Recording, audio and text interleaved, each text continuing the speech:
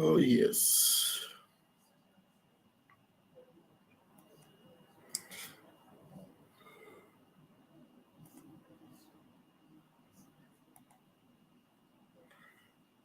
Welcome, welcome, welcome, welcome, welcome, welcome, welcome, you welcome, you welcome, you welcome, you welcome, you welcome, you welcome, you welcome. All right, without wasting further time, stop the screen, share another screen.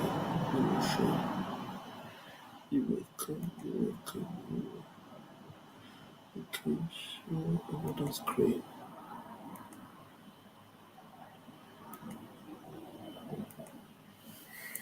Share another screen.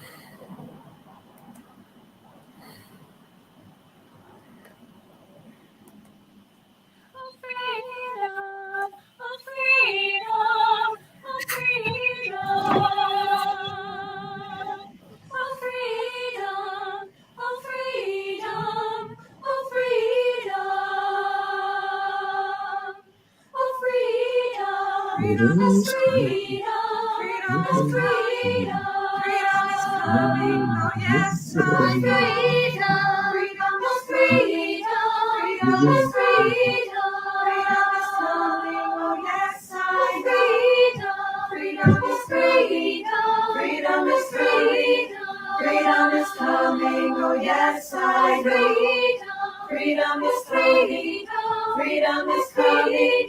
Freedom is coming, oh yes I, oh yes I, oh yes I, oh yes I know, yes I, oh yes I, oh yes I, oh yes I know, yes I know. Justice is coming, justice is coming, justice is coming, oh yes I know. Justice is coming, justice is coming, justice is coming, oh yes I know, oh yes I know, oh yes I know, oh yes I know, yes I know, oh yes I know, oh yes I know, oh yes I know, yes I know. Freedom is coming, freedom is coming. Freedom is coming, oh yes I know. Freedom is coming, freedom is coming, freedom is coming, oh yes I know. Oh yes I know, oh yes I know, oh yes I know, oh yes I know, oh yes I know, oh yes I know, oh yes I know, yes I know.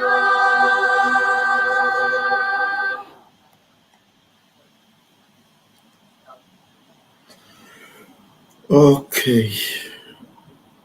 Okay. Thank you. Thank you.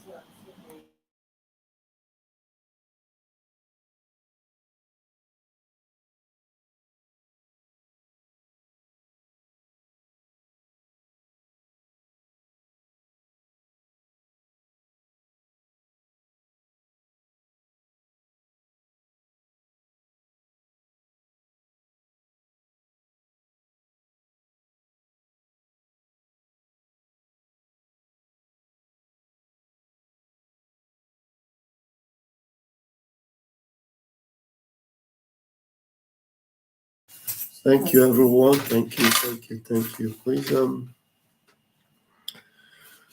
let's,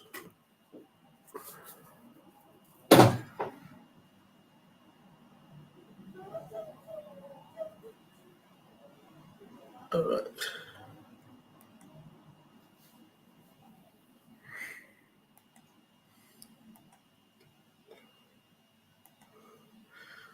We will continue from where I stopped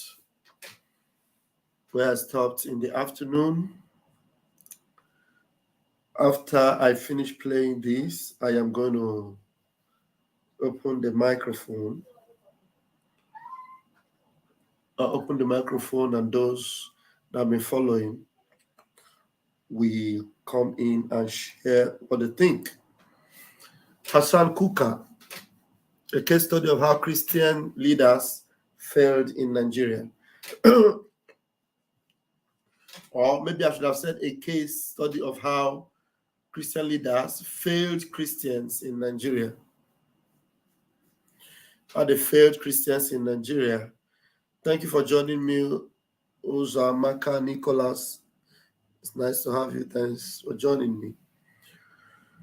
All right, we've been on these topics in the afternoon, and our joint broadcast interrupted it, and we're going to go back to it now and play it from the top. We're going to play that video from the top, and whenever there is need, I will stop, interject, and make some analysis. Let's go.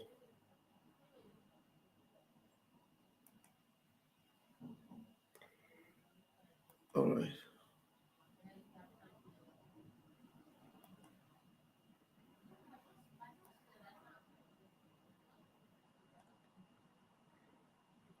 That many of you may already be nervous as to what Bishop Kukah is going to say. I feel like Miriam Makeba, the late Miriam Makeba. She said that every time I stand up to speak, they will say, here comes the troublemaker. But President Uhuru Kenyatta. Now, for those of you that don't know what's happening here, this is Bishop Matthew Hasan Kukah, or Bishop Hasan Matthew Kukah, whichever way you have it. He is named thus, Matthew Hasan and Kukah, and he is the bishop, Catholic bishop in Sokoto, and he was the one that answered the call of this Janjaweed to come and speak on behalf of you Christians. And so I don't know what you're going to make of it, but just listen carefully.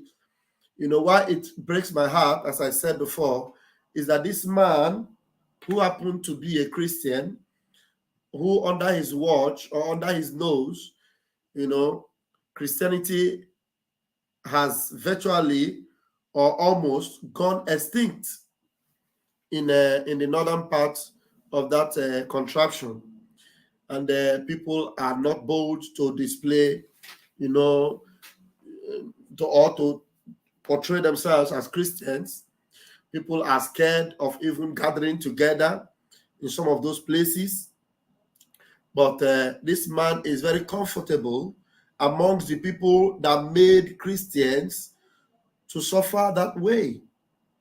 Nigeria happened to be the worst place for Christians right now all over the world. Whatever anyone might want to make of it, go and look at the statistics and you will prove me right.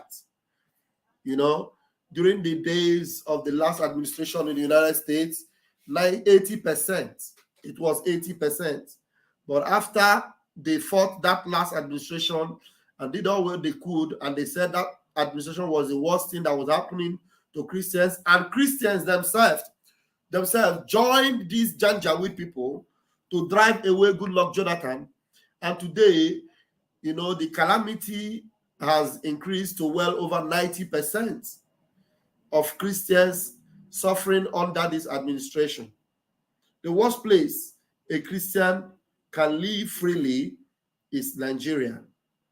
Nigeria has become that bad. And this man who we are using as our case study today happened to be a bishop located in that particular region where these, you know, atrocities against Christians and against Christianity is taking place. In fact, that is the epicenter of all this evil and this mayhem against Christians. And you are going to see him talk. You're going to hear him talk, his body language, his speech, and then you ask yourself, what sort of a leader in Christianity is this that is feeling so at ease with these enemies of Christianity? What sort of a leader is this that is not confronting this evil headlong and telling them to their face that you are the evil that has happened to us. And we are not safe anymore because of you. He's not bold enough to say that because he has become one of them. He is definitely, obviously, one of them. You know, either by, I don't know his origin, whatever, but you can see even his identity. You understand? What sort of a Christian bears that name? Hasan. And then I begin to wonder, who is he representing? Is he representing you as a Christian, or is he a stooge for these enemies of Christianity working against you and pretending to work for you? So, and we're going to analyze his speech at this inaugural, lecture for the Presidiot Select of the Zoological Republic of Animal Kingdom, Tifnubu, and his Vice Presidiot Select, Shetima. He was invited and he honored the invitation. Excuse me, honoring the invitation in the first place, I consider it a slap on the face of Christianity. Honoring the invitation and feeling free to do so, I consider it an insult to your faith as a Christian. And if you do not consider it an insult, and you maybe think that, yes, he should have honored it so that he will use the opportunity to speak to them the truth or to tell them what you are suffering, you are going to hear him talk. And then I want you to come in during the time my lines will be opened today to tell me if he actually represented you, or if he told them the truth to their face, or if he actually stood in defense of Christianity. I will allow you to be the judge tonight. I am not going to allow this program to take so long because we've been live for a little bit now, and we're going to see how quick this can go. Let's move it. Okay. Let's move it right now. I really want to thank you. I mean, your most eloquent speech struck a chord. And had I received a copy of your speech earlier, I think that even that alone should have broadened the scope of our conversation. As you can see, the accolade here is for Uhuru Kenyatta. I'll take it back. The accolade here, the first accolade here was for Uhuru Kenyatta, the man who presided over the kidnapping of Mazi Nnamdi Kanu from Kenya. The president of Kenya at the time. Who was the president of Kenya while Mazi Nnamdi Kanu was kidnapped from Kenya and renditioned to Nigeria? And this man, when at finding out, if he didn't know about it, at finding out that this man that was kidnapped was in his territory, and how he left unofficially and kidnapped by another country, this man did not take it to Nigeria to say, oh no, take this man back to my country. How dare you do that? He didn't question that. But he has become the best friend of Nigeria. Now, have you guys noticed something? That Uhuru Kenyatta has become one of the best friends of Nigeria since after the kidnapping of Mazi Nnamdi Kanu. In recent history, I have never seen, even from my time growing up, I have not seen Nigeria being so close to Kenya like this. I have not seen Nigerian presidents, making, Kenyan president as one of the best presidents that they will invite to occasions like this. It started happening since after the kidnapping of Mazi Nnamdi Kanu. The kidnapping of Mazi Nnamdi Kanu made Uhuru Kenyatta the best friend of the zoo presidency. Is anybody going to contest that with me tonight? Do you agree with me over that? Uhuru Kenyatta has become one of the best friends of the zoo presidency since after the kidnapping of Mazi Nnamdi Kanu. So what do you think? What do you smell? Kenyan presidents have never been so close to Nigerian presidency before the kidnap of Mazi Nnamdi Kanu. It started happening after the kidnapping of Mazi Nnamdi Kanu. They've made him their friend because he supported and gave them a smooth operation. The operation was very smooth because Uhuru Kenyatta bought into it. Uhuru Kenyatta, he has become the friend of Nigeria. Anything they're doing, they invite him. When Boko Haram, the impostor, immediately after Mazi Nnamdi Kanu was kidnapped, he and Uhuru Kenyatta were the presidents that visited London. Not even up to 1 month after Mazi Nnamdi Kanu kidnapped. They were together with Gordon Brown in the UK, exchanging pleasantries. We have been following these things from the day one. We have been following. And so, if this Hasan Kukah, bishop, unquote, bishop, if this Hasan Kukah is truly a man of God or a lover of righteousness, didn't you know all these things? If he's not part and parcel of this evil collaboration. So I just brought that to your notice so that you will know that we are aware. We are aware. We are Biafrans and we'll follow everything. We'll follow the details. Everything. Everything is what we follow. I put it back on the larger screen so that I'll play the video. Let's go. Please hit the like button and share this broadcast because I've noticed that a lot of people don't know that I am back live right now. Our Prime Minister is not live yet, and I don't think there's other platforms that are live like at this time. And so there's no reason why people should not know that they need to hear this. Honestly, they need to hear this. And if you are here to share this, please share. If you are here to like it, please like. If you are here to post it everywhere, please post. Let me quickly share the link to Twitter so that our Twitter, people on Twitter will know that we are live. We know that we are live. So please just share. Hit the like button as you are coming in and share. Let people know that we are here. Because when people start coming in now, I will be forced to start going back and forth to refresh people's memories. So it will be better the house is full early enough so that it will save me that particular stress of going back and forth to refresh memories of people that are actually, listening and following. So please just try and share. Try and share. Thank you very much. Try and share. Let's go. Makeba. She said that every time I stand up to speak, they will say, here comes the troublemaker. But President Uhuru Kenyatta, I really want to thank you. I mean, your most eloquent speech struck a chord.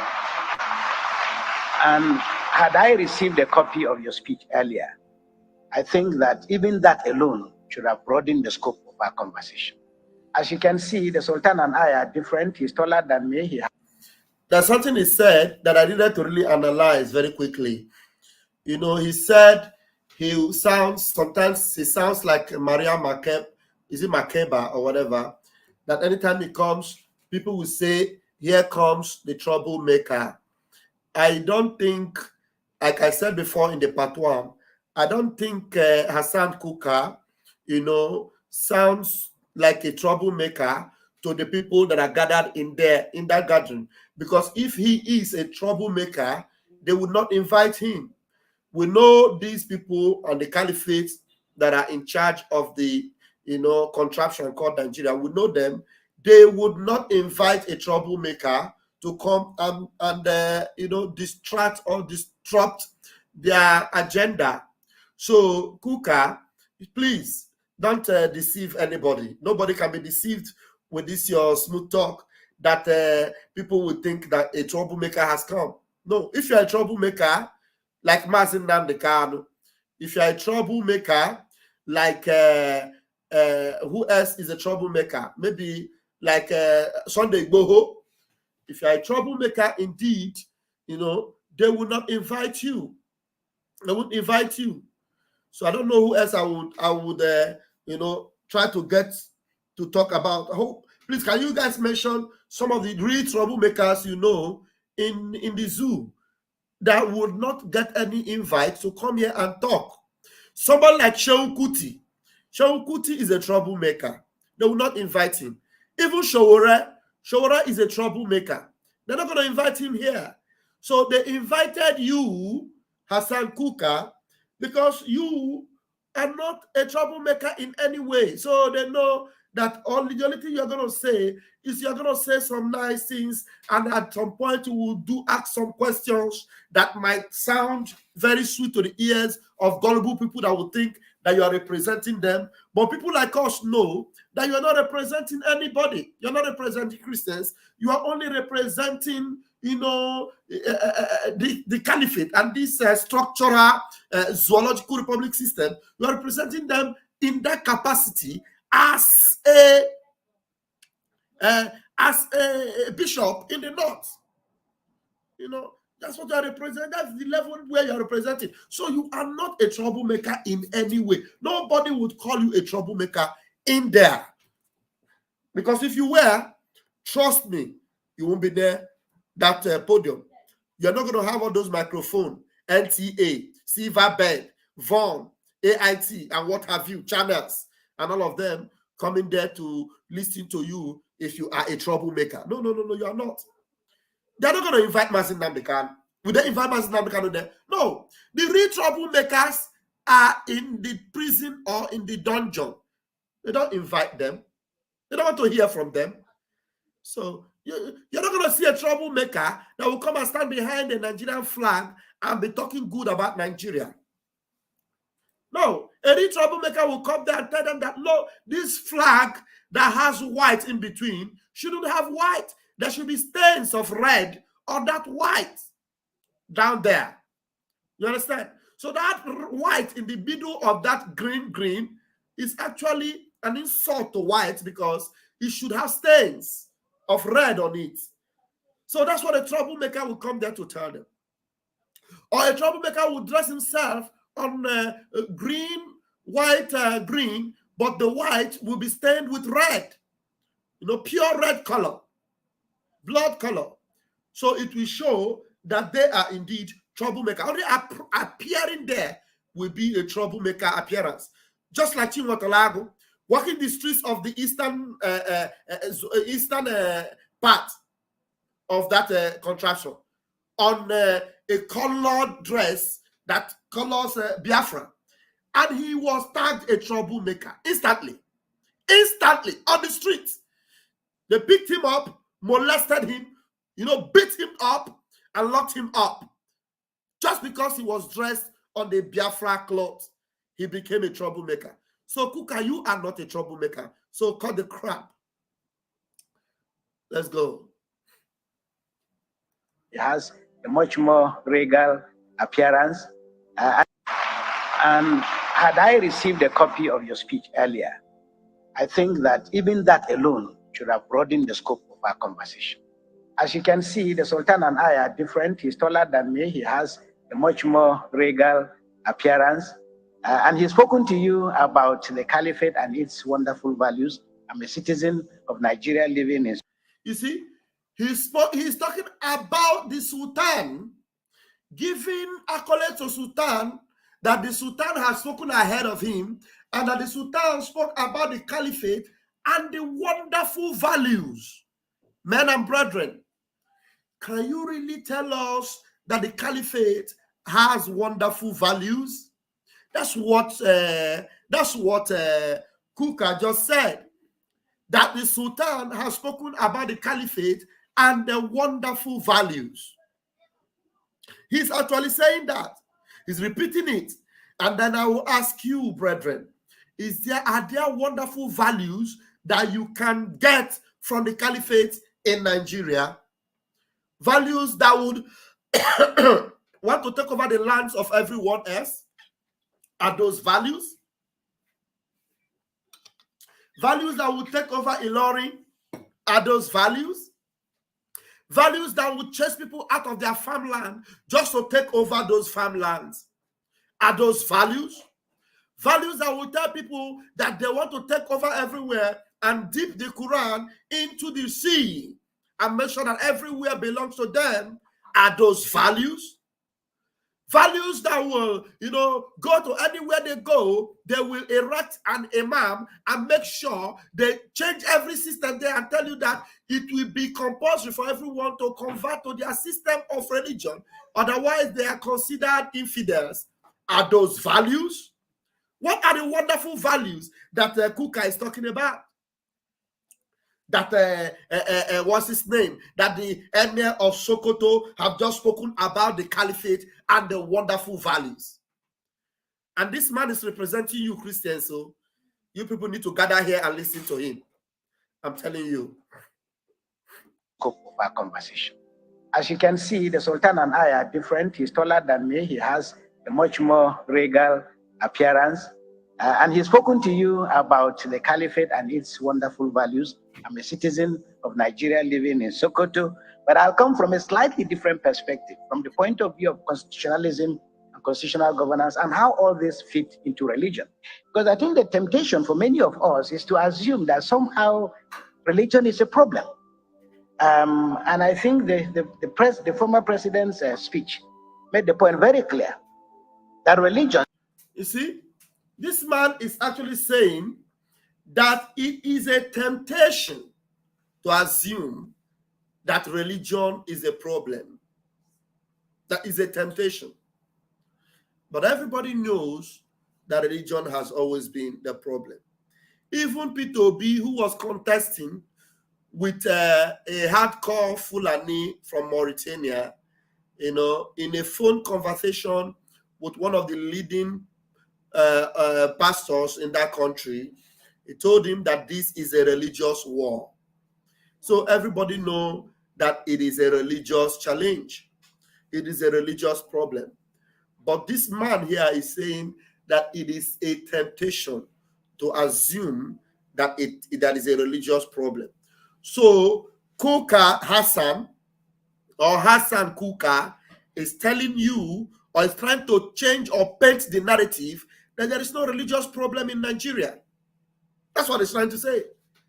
That there is no religious problem in Nigeria. He's just trying to tell you that it depends on how you see it. So from his own perspective, he doesn't consider it a religious problem. No, he doesn't see it. So now the question to Kukah is, what are the beliefs? You just listen to the caliphate system that I'm talking to Kukah now because I didn't listen to it. None of us listened to it except if you were there.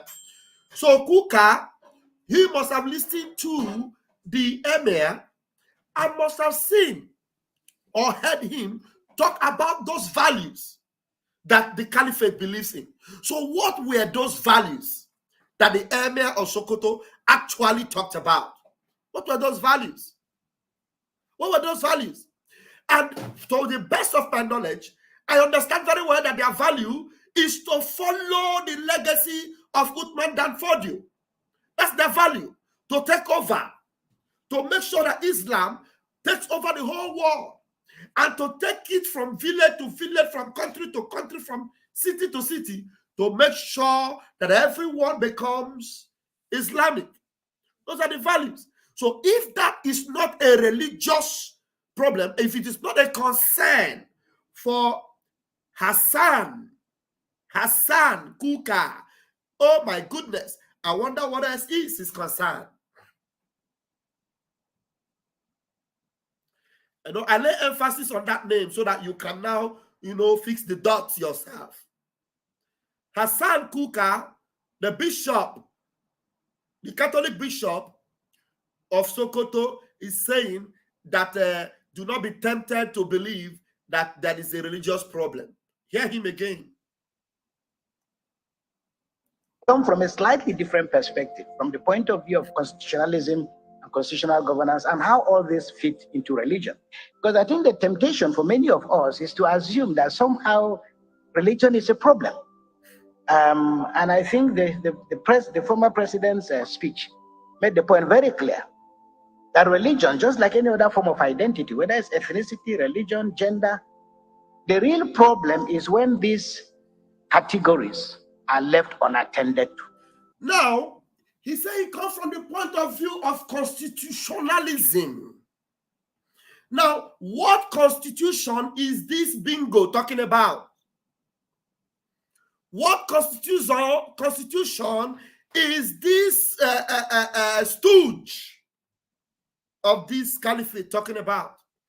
Is it not the same constitution that you and I know that in it contains Sharia, Sharia, Sharia, Sharia, and no word of Christianity in that constitution?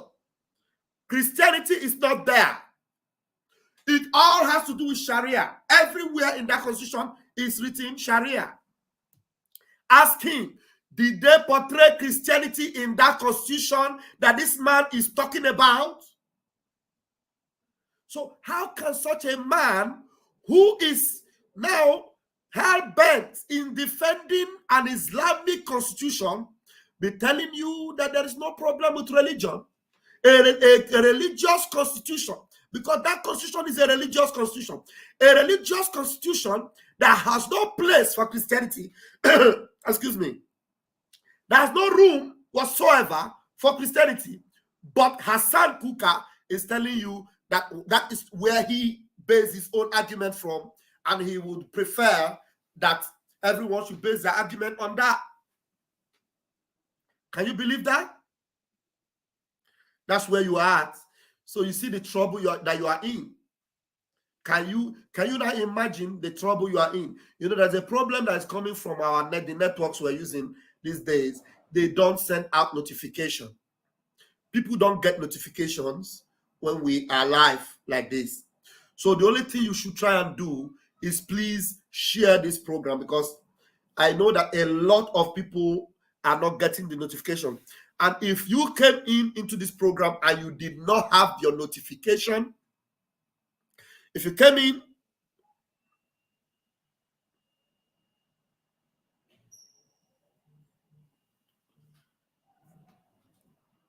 hold on, somebody is trying to call me. Hello? I am on a live broadcast. I don't know if you are aware. Okay, I'm on a live broadcast. So, I don't know. So please, if you are watching and you have not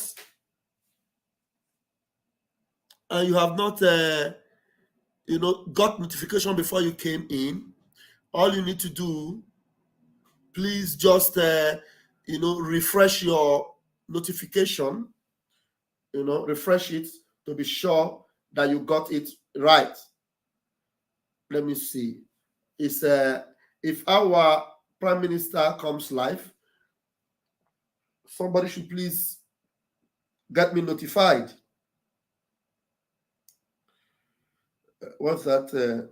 Mommy Ayakus is writing a sermon on, or is it an old? Mommy, where did you get that from? Sermon is not on. At least I'm seeing the Twitter. If someone is on, the Twitter will be on before people will be asked to leave the Twitter. It's not on, okay? So I know what to do. I will just I will set up my Enter Biafra so that I'll keep peeping in there to know when he comes live, so that we're not going to be needing someone to remind us now and then. I'm checking the Enter Biafra. Okay. Enter Biafra. I'm there right now. And there's no broadcast on Enter Biafra. Okay. There's no broadcast on Enter Biafra. Just be sure if there is any broadcast on Enter Biafra, we are going to start it live together from here. So don't just worry yourself about that. You can just tell me if you get to see it before me, and then I will I will connect immediately. Thank you for joining me, my beloved sister Dolo Fox. Thank you for joining us. So this man, Hasan Kukah, is talking about, believing and actually supporting the Constitution.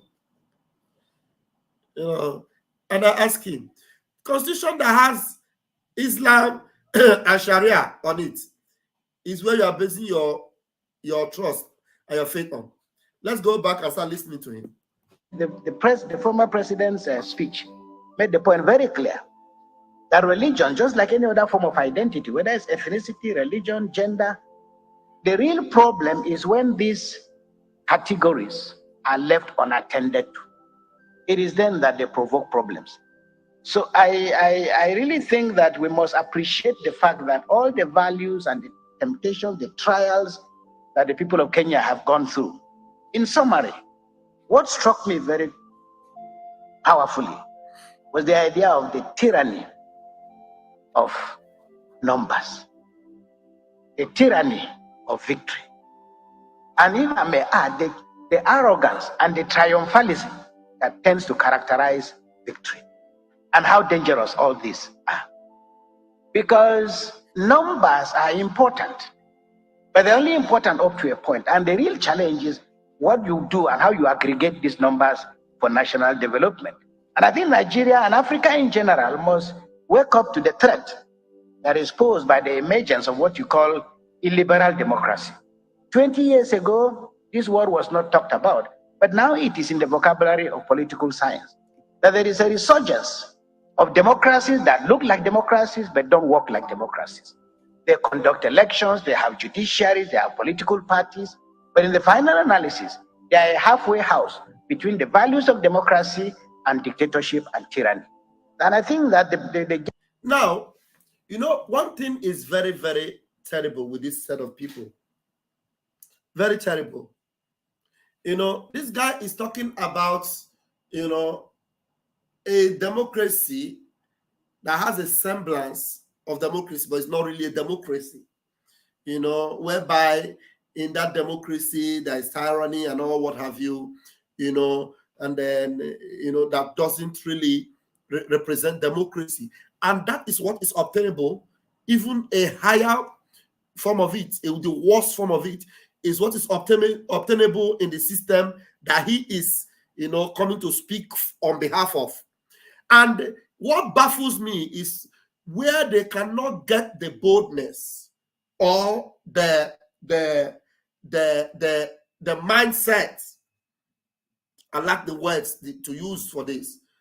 The mind to really confront these people and tell them that, look, these things that you are doing are terrible. Can you call this democracy? Or maybe they invite you to a place like this. You know that there is no way they are inviting you to speak the truth to them, because some things you will say there might get you into trouble.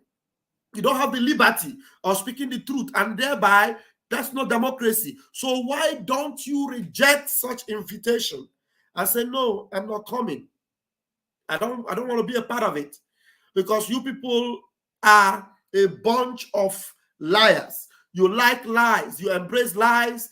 There's no truth in you. And when anybody tells you the truth, you hate them and you punish them.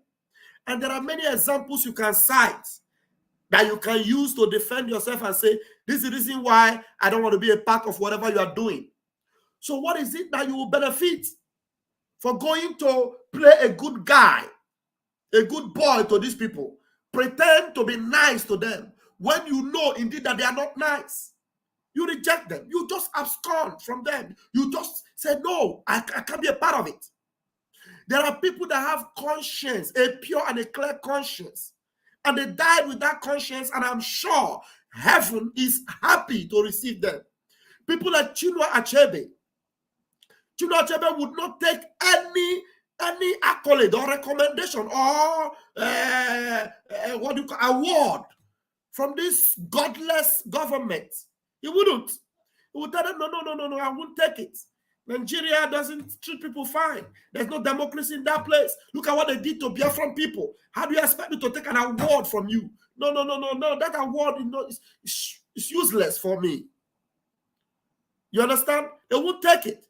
Those are people that have conscience. There are people of integrity that when you invite them to a gathering like this, they will tell you, hell no, I'm not going to be there. And you tell you, when they ask them why, they will tell them, look, the scripture says, has nothing to do with them. Come out from among them and be ye separate, because you're a man of God. There are scriptures to back that up. And if they cannot respect you because you are obeying your scriptures, and then you know for sure that that's the reason why you shouldn't be there. But you come there, Hasan Kukah. You are talking about democracy. You are trying to lecture them on democracy. And you know that thing you are talking about is what they do. And you don't even have the balls to tell them to their face that this thing you people are practicing here is not democracy. Hasan Kukah, what are you doing there talking to this bunch of evil people when you know that the election that just ended, which they are still fighting in their court system that is shredded and covered with,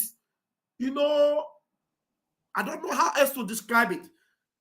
The court system that is covered with manipulation, lies and deceit. They don't obey court orders.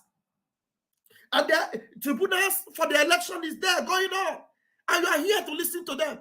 An election where there was bloodletting everywhere, killing of people, butchering people, blood everywhere. And you are here. Who are you representing? What are you doing there? And if you want to really stand for truth, you cannot boldly speak in there. Except if you really want to speak the truth, then we will know. You tell them, you invite me, then have it in mind that I'm going to tell you what you don't like. And I should be free to speak my mind. Let me see that we invite you. If you give them that condition. Give them that condition, and they're not going to invite you. They're going to tell you, okay, we're not inviting you, but keep your mouth shut wherever you are. Some pastors prophesied and gave prophecy about the election. They prophesied, they saw vision of who is going to be in the Asorok and who is going to be arrested at the end of the day. Many of them are in prison right now as we speak. Some of them, they hang women on their neck that they are rapists. I'm telling you, are you not representing Christians? Some pastors that are supposed to be looking up to you have been arrested, and allegations of what they know nothing about is being laid upon them because they said something against these people you are coming to speak good about, and you are there. You want me to believe that you are a Christian? Shame. Pathetic. Okay, let's go.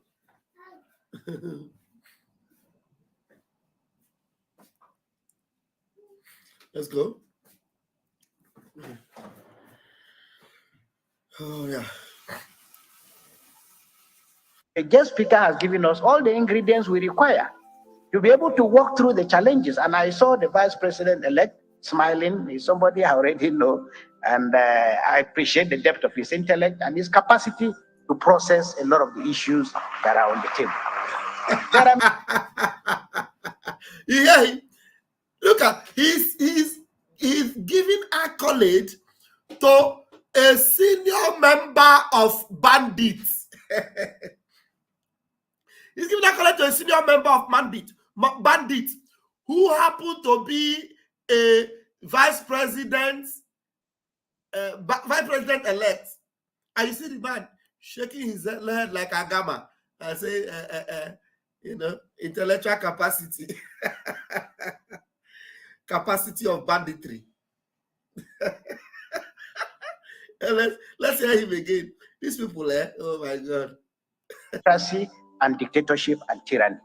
And I think that the guest speaker has given us all the ingredients we require to be able to walk through the challenges. And I saw the vice president-elect smiling. He's somebody I already know. And I appreciate the depth of his intellect and his capacity to process a lot of the issues that are on the table. He has a lot of capacity to process the issues on the table. I said it before in the afternoon.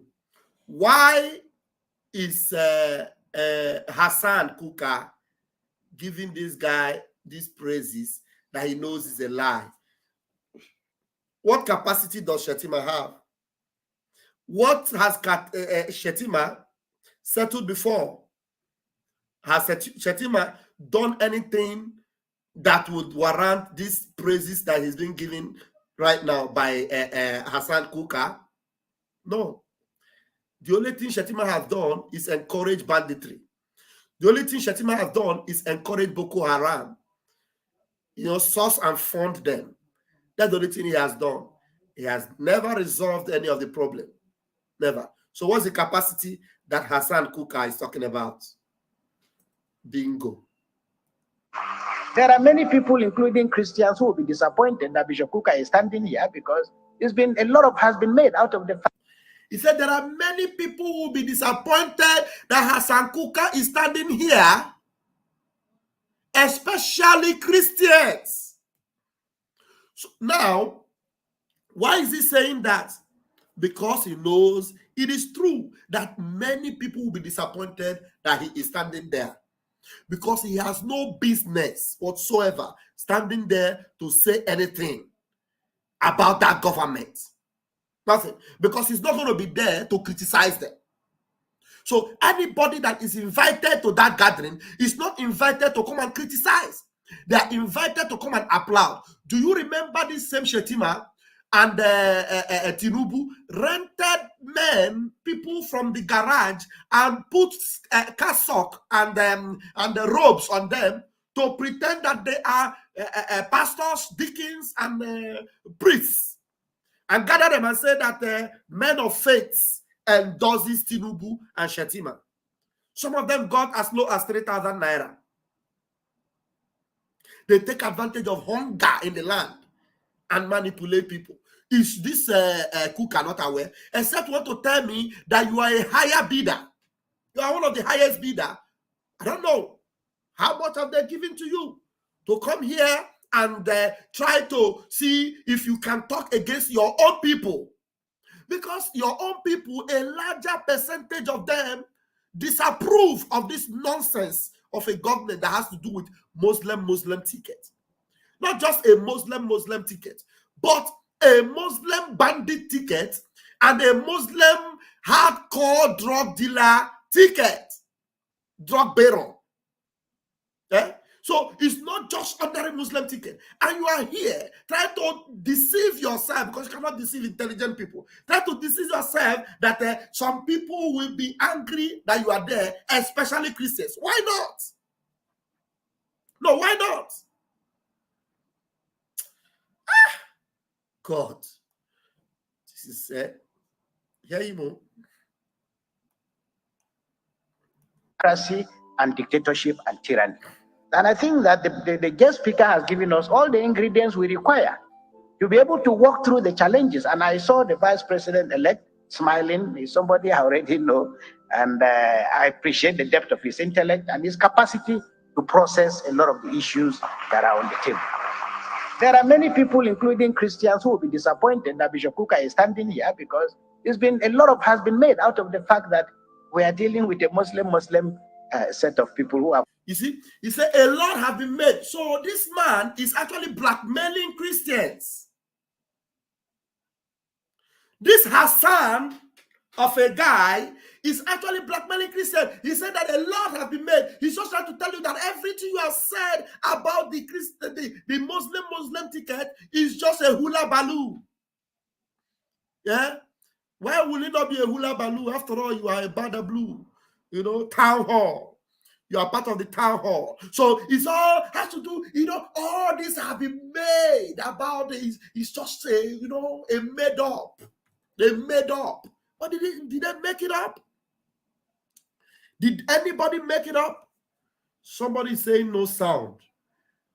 I hate it when people come and say no sound, but there is sound. You know what it means? It means that you are distracting me.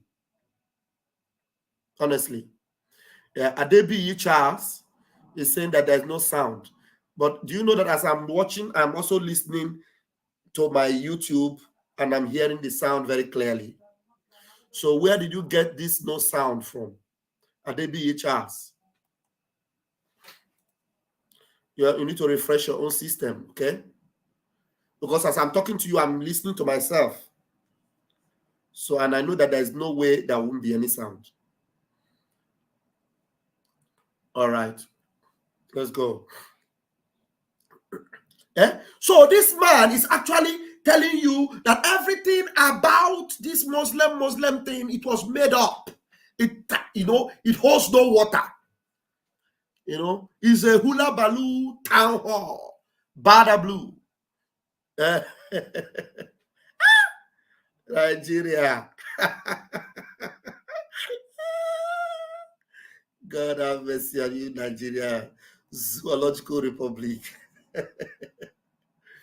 Issues that are on the table.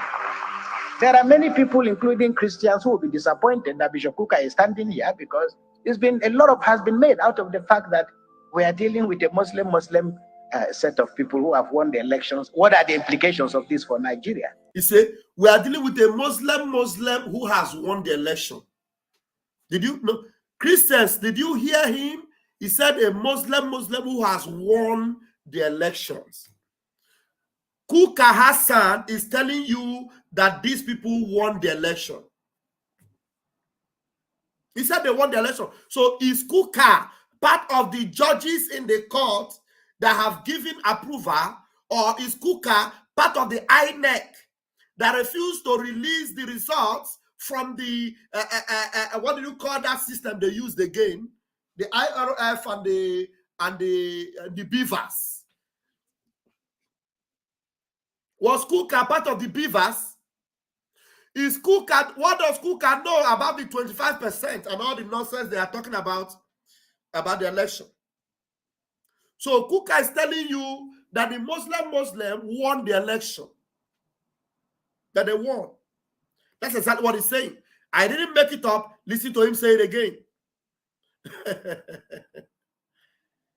So that you understand where you are at. People, including Christians, who will be disappointed that Bishop Kukah is standing here because has been made out of the fact that we are dealing with a Muslim set of people who have won the elections. What are the implications of this for Nigeria? You see, a Muslim who has won the election. So Kukah is telling you that Obi did not win the election. Obi went to all the churches of all these people. Hey, una never see anything. Una never see anything. He said they won. He said Tinubu won the election. That's what he's saying. That's what he's saying. He said Muslim that won the election. So as far as he's concerned, he doesn't care for you, a Christian. He is a Muslim bishop. Kukah is a Muslim bishop, so he doesn't care about you, Christians. His name is Hasan Kukah. He doesn't care about you. You don't consign him. What should they talk about Muslim or whatever? You don't consign him. Now in brothers, now them win. So do not identify this man going forward to be part of your Christianity, if indeed you believe in that Christianity. And you should now understand that these people are working together to bring to pass that Islamic agenda that they have been working on. That is why Biafra is intensifying every effort, everything. We are putting everything on the table to make sure we exit Nigeria this year. Everything is on the table. Everything to exit Nigeria, including embracing demons and Satan. For those that are waiting to hug Transformer, because we are going to embrace demons and Satan, even if it has to be that. Those idiots that are telling me that because I say I will hug Satan and demons, I will bring hell if it has to get to that. As long as it means breaking away from Nigeria, I'll bring hell to that contraption. We must leave that nonsense called Nigeria. It must end. We must end any relationship we have with that zoological republic. We've had enough. We've had enough. We must not continue there. So that's why Mazi Nnamdi Kanu, no, people used to think that this man has anything to offer. You are going to hear the one that will shock you today. Just hold on. Chebina here today. I want to analyze this video, and I mean it. Let's go. Share this broadcast if you are yet to do so. And hit the like button if you haven't done so. And of course, with one side of our mouth, we also say as Nigerians that we want people to be able to govern us, who love us, who cherish us, and who understands the principles of the management of diversity. Now, he said from one side of the mouth, we are also saying that we want people who love us to govern us, who care about us, who understand how to manage the diversity. So, Shetima knows how to manage diversity. Tifnubu knows how to manage diversity. Okay? Kukah, you deserve Mbadang. This Kukah deserve Mbadang treatment. I'm telling you. Honestly, listen to him. You know, vomiting this gibberish from his mouth. Honestly, unbelievable. Unbelievable. This for Nigeria. And of course, with one side of our mouth, we also say as Nigerians that we want people to be able to govern us, who love us, who cherish us, and who understands the principles of the management of diversity. Now, we will not be nervous, and we really should not be nervous. You see, this man is saying that we would not be nervous, and we really should not be nervous. Just less than 1 week before this man stood there and started talking this nonsense, over 200 Christians has been massacred in Plateau. As this man is still talking, many Christians are running away from their homes in Benue. They are hunting them down. And already in Lagos and other places, they have told them that every church should prepare to close down because their people are coming into government. And he's telling them that they should not be nervous. They should not panic. Guys, are you listening to this bingo? No, are you listening to him? This man is a bishop, a Christian bishop, representing Pope. In fact, this man is Pope. He is in the capacity of Pope in the northern Nigeria. He's representing Pope in Nigeria. So this man has some authority in the Catholic Church. Very high level of authority. So he is at that level where governments pay attention to him. And he claims he's a Christian. Christians are dying on daily basis. Christians are being chased out of their homes. Christians cannot gather together and pray. And this man is telling them that they should not be nervous.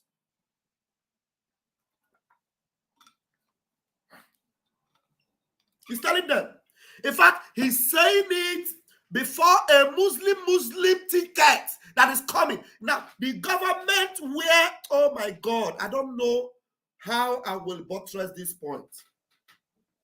Did you know that the government in power right now is a Muslim and a pastor? And this evil is besieging Christians. A Muslim and a pastor is in power already. And there is calamity already for Christians. Just tell me what will become of Christians when two Muslims come into power. Not just ordinary two Muslims. One of them is a high-level is it fanatist? What's the word? Is it fanatist? Fanatical Muslim. Fanatical.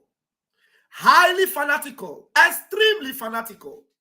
Eats and dines with bandits. Let me tell you, let me make you understand.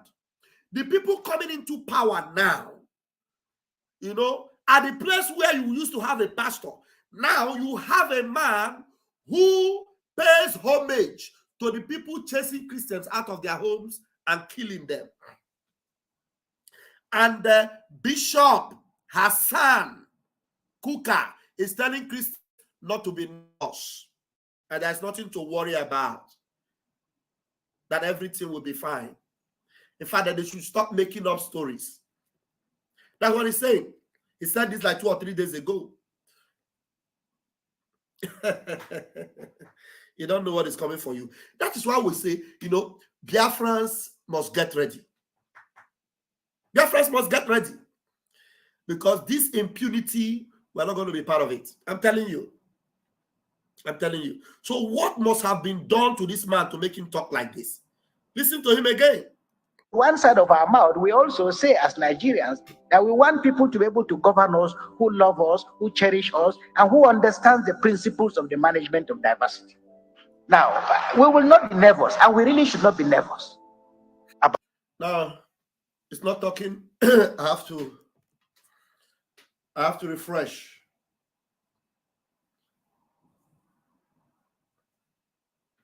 I have to refresh it.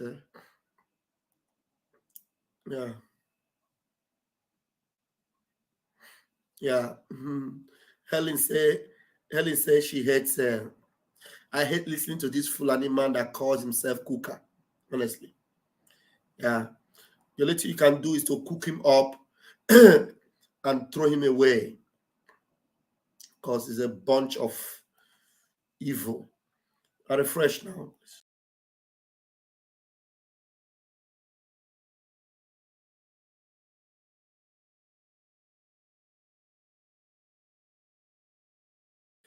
Evil is an understatement. This one is just a stooge. A stooge working with these blood-sucking demons.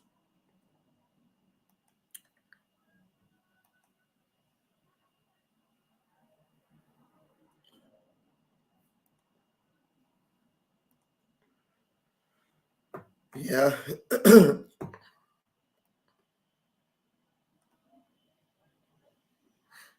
I don't know if I am there now.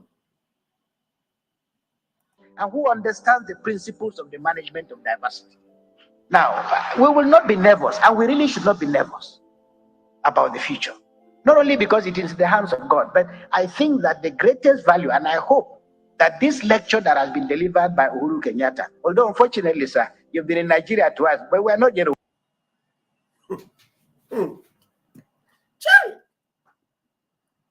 You say you should not be nervous about the future. You should not be nervous about the future. So you should welcome these terrorist governments with your 2 hands and allow them finish their job. Hey, Chineke. Ndishioji. He said not only because it is the hand of God. Let me hear him again. How did he actually put his mouth when he's saying these things? These evil things he's just saying now. Not only because it is the hands of God, but I think that the great and who understands the principles of the management of diversity.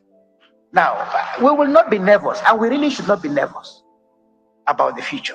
Not only because it is the hands of God, but I think that the greatest value, and I hope that this lecture... So he's telling you that he said you should not be nervous about the future because it's in the hand of God, and not just because it is in the hand of God. And he has more things to say. They would always bring God into it to make you feel that God will care for you, God will take care of you. God. And this amounts to calling the name of God in vain. Because God will not allow you to wait when men who are ruthless are coming to kill you. He's not going to allow you to wait. God, the God you serve, they say is the God of Israel. Did Israel wait? Did they not take precaution? Israel have what we call the Iron Dome. That's why the fact that they are formidable and they are strong. These enemies are around, and there is United Nations that are supposed to tell the whole world, look, Israel is not a nation, allow them. No. United Nations will not speak to the Palestinians to stop. They will not speak to Iran or Syria to stop. These people keep firing rockets into Israel from Lebanon, from Amman, from Jordan, from Syria. Now Iran is planning to build a nuclear warhead that they will use to target Jerusalem.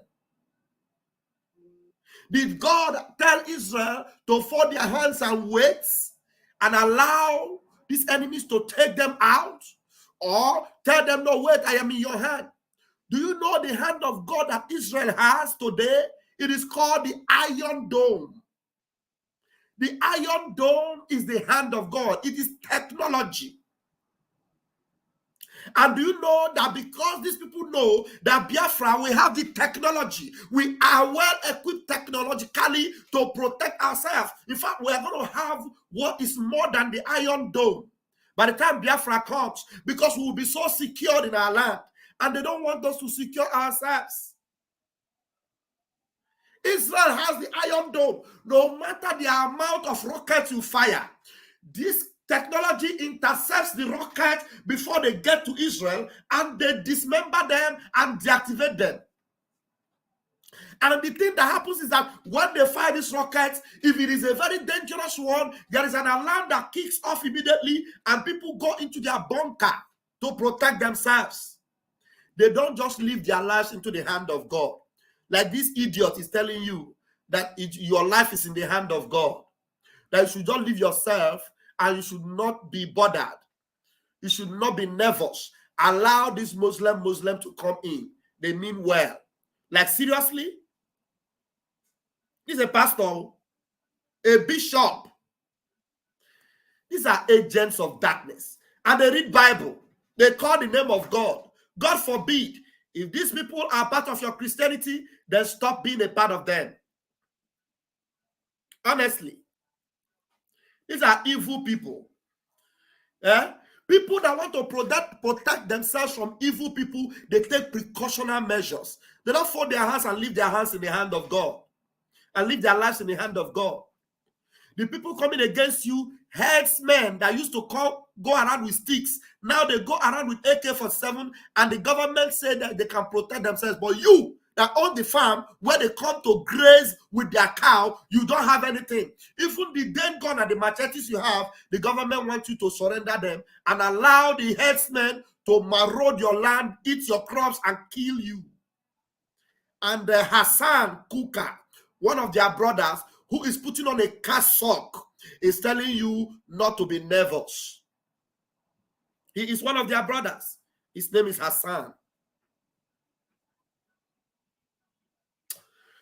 Oh, my goodness. Let's go. All right. We will not be nervous, and we really should not be nervous about the future. Not only because it is in the hands of God, but I think that the greatest value, and I hope that this lecture that has been delivered by Uhuru Kenyatta, although unfortunately, sir, you've been in Nigeria twice, but we're not yet Uhuru. We are aspiring. We're not yet Uhuru yet. But you see, he's acknowledged the fact that this man has been to Nigeria twice. Now, have you asked yourself, what suddenly gave this man the love for Nigeria? You know? What is the thing about Nigeria that Uhuru Kenyatta has loved so much? Look at the way this terrorist sympathizing second in command is smiling and looking at Uhuru. Look at him. Shetima. Look at the way he's looking at him. See that? And then look at the impostor, the mannequin. The mannequin is also smiling. And Uhuru, who suddenly has become a friend of Nigeria, is also laughing out loud. This man has become a good friend of Nigeria after surrendering or handing Mazin Nnamdi Kanu over to these evil people. He became their friend, and he has been to Nigeria twice. Bishop Kukah knows about this. And he's reminding him, you have been to Nigeria twice, but it is not Uhuru yet. And it will never be Uhuru for the zoo, because the zoo is gone. So the coming of Uhuru will never bring Uhuru to you. You are far from Uhuru, because your end is now. Listen to him. Listen to him. And I hope that this lecture that has been delivered by Uhuru Kenyatta, although unfortunately, sir, you've been in Nigeria twice, but we're not yet Uhuru. We are aspiring. We're not yet Uhuru yet.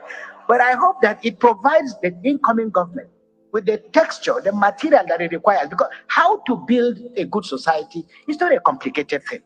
It is not a complicated thing. And the principles and the question, because one of the things that SGF said to me was also the fact that we'll be talking about the fact that as Nigerians, we are better together. Everybody knows that we are better together. But the first question to ask is, who are we? After you see, this is the worst thing to ever do is to be selling the narrative that we are better together. We are better together. We are better together. There's nowhere in this world where diverse cultures, diverse system, diverse worship, diverse everything has ever been better together. It hasn't worked anywhere. It has not worked at any point in Nigeria. And now, why is this man and other people that claim to have the interests of the common man at heart, why are they insisting on these lies that we are better together? We are not better together. The diversity is dangerous, is evil, is satanic, is ungodly, is not allowed, not by God or nature. We are not better together, and they know it. And this man is here on Kasok in the name of God, telling people that in Nigeria we are better together. How evil can a man be to tell these kind of lies in this 21st century, that we are better together? Look at what the diversity have done to us. Look at how it has destroyed us. You know, even in selecting people in their government, you want to know where they are from. Where are you from? Are you Igbo? Even in the last election that just conducted, this election that this idiot is trying to validate, you know, it also exposed the diversity, that we are not better in any way. Where in Lagos, people were told, if you are Igbo, you cannot vote here. Where during election, some of them in campaign will say that they are not Igbo and they are never Igbo. But when it comes to them looking for their real position, you know, before the campaign, they say they are not Igbo. But when it comes to campaigning for their position, they go to that same place where they say they are not Igbo, excuse me, and they begin to tell you how Igbo they are. Someone like Wike, someone like Amechi, someone like was the deputy to Atiku, the governor of Delta State, Ifeanyi Okowa. They will tell you they are not Igbo. So how can we be better together? How? You are selling that dangerous ideas to people in this 21st century. And you know how evil it is. And you are supposedly a man of God. Supposedly. God. I think maybe I should allow this thing to flow. I'll allow it to flow, and then I'll make we'll just make some of the points out, and I'll open the line. Because I want to pick it line by line. There's a lot of things to say to trash this nonsense that this man is talking about here. Said to me was also the fact that we'll be talking about the fact that as Nigerians, we are better together. Everybody knows that we are better together. But the first question to ask is, who are we? After 9/11, the American political scientists were asking the question, who are we? Because there was a problem in terms of who people are. And I think if you live in Nigeria, all of us know. And this is why those who listen to me will attest to the fact that I don't like to talk about religion, in part because I don't believe there is a religious problem. But somehow the West... You see, he's telling you that he doesn't believe that there's a religious problem. You see how evil this man is. He said he doesn't believe, he said he doesn't like talking about religion because he doesn't believe that there's a religious problem. You see that? But in reality, he knows that there is a religious problem. In reality, because if there is no religious problem, why now you are trying to tell people that there's no religious problem there? If you are not a hypocrite and there's no religion, why can't you ask them there? Why was it a problem for you just simply picking a Christian vice president if religion is not a problem? If religion is not a problem, What would it cost your so-called APC from picking a Christian vice president? They won't pick a Christian vice president. You know why? Because religion is a problem. Religion is a problem. They know religion is a problem. But you, who is actually suffering the brunt, bearing the brunt, you, who your own people are actually the ones that are paying the price, you are there supporting their own narrative that religion is not a problem. They have not even denied. These people have not denied that religion is a problem. But you are denying for them. My people, this will not be juju? The people that are causing the religious problem are not denying that religion is a problem. They're not denying it. They know, and they don't care because of their impunity. But this slave, this one here, is telling them, no, don't worry. The religion is not the problem. And they tell me what they will call you if they look at you. They will look at you and say, look at this fool. We are the ones that are creating and fomenting the religious problem. We know there's a problem. There's a religious problem. So you are deceiving your people, telling them that there's no religious problem. What's your benefit? Nigeria, all of us know. And this is why those who listen to me will attest to the fact that I don't like to talk about religion, in part because I don't believe there is a religious problem. But somehow the Western media, the Nigerian media, and the political elite have assumed the fact that there is something between religions and that there is a conflict between religions. There is absolutely no conflict, between religions. I said to people, assuming, for example, we all have knives in our houses. Assuming you come back from work and your wife is in the kitchen, and she comes to welcome you with a knife in her back with which she's been slicing onions, you will have no problem entering the house. But if you had a fight with your wife before you left the house, and your husband comes back and knocks on the door, and you see your wife with a knife, you will pull back. So knives by themselves are not a problem. It's what you do with them. In the same way that, identity. You see this idiot. You see the narrative is giving. Now you are saying that, okay, now the knife by themselves. For example, let me now give you the narrative. If normally, we used to know that the Fulani herdsmen, they used to go out with sticks to shepherd their cows. And we have no problem with them moving around with sticks. And they don't normally come into the farms of people to eat up their crops. And they were friendly with people at that time when they were, trying to acclimatize with our environment. But today, the same people that used to come with sticks are now coming with guns. Now, the problem is not even the gun. The problem is what they're going to do with the gun. Now, can you see that you are so completely out of touch, Kukah?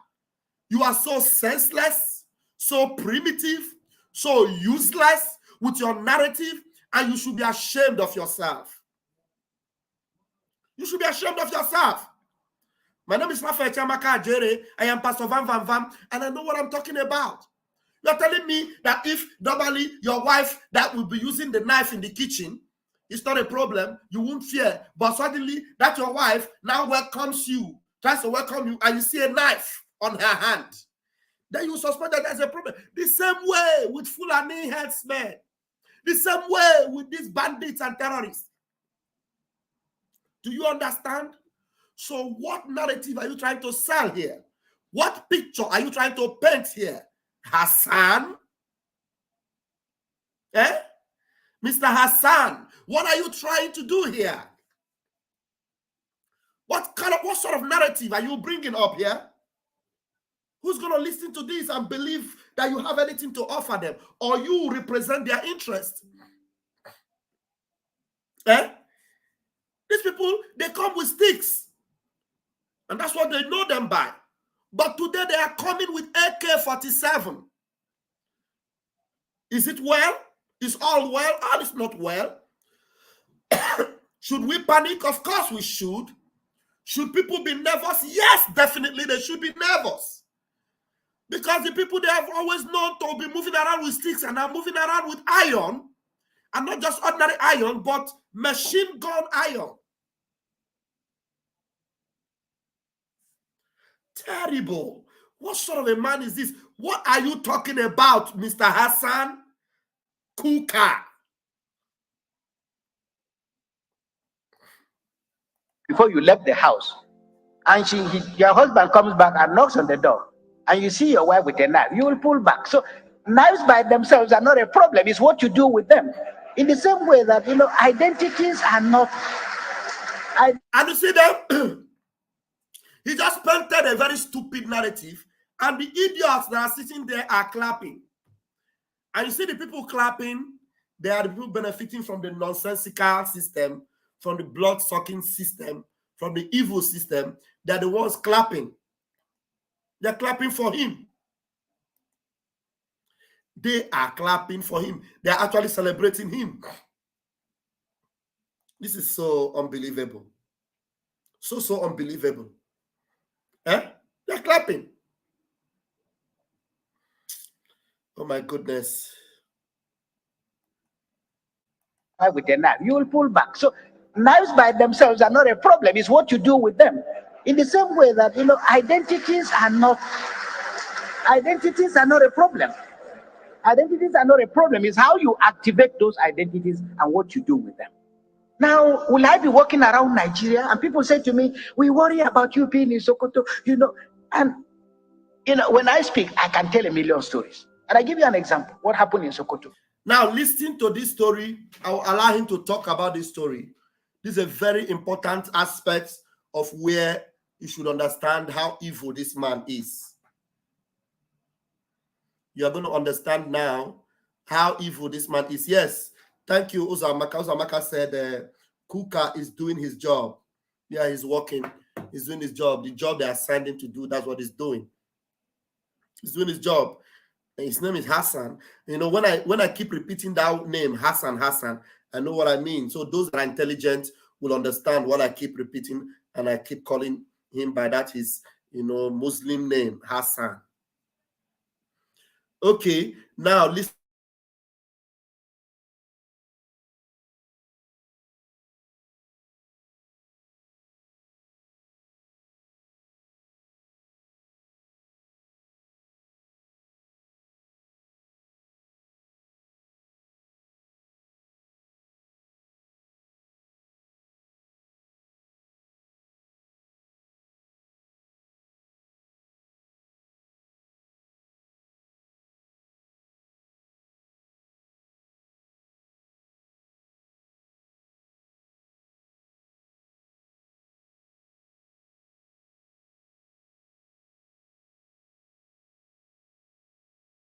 Listen to this particular story he wants to talk about. Hold on, guys.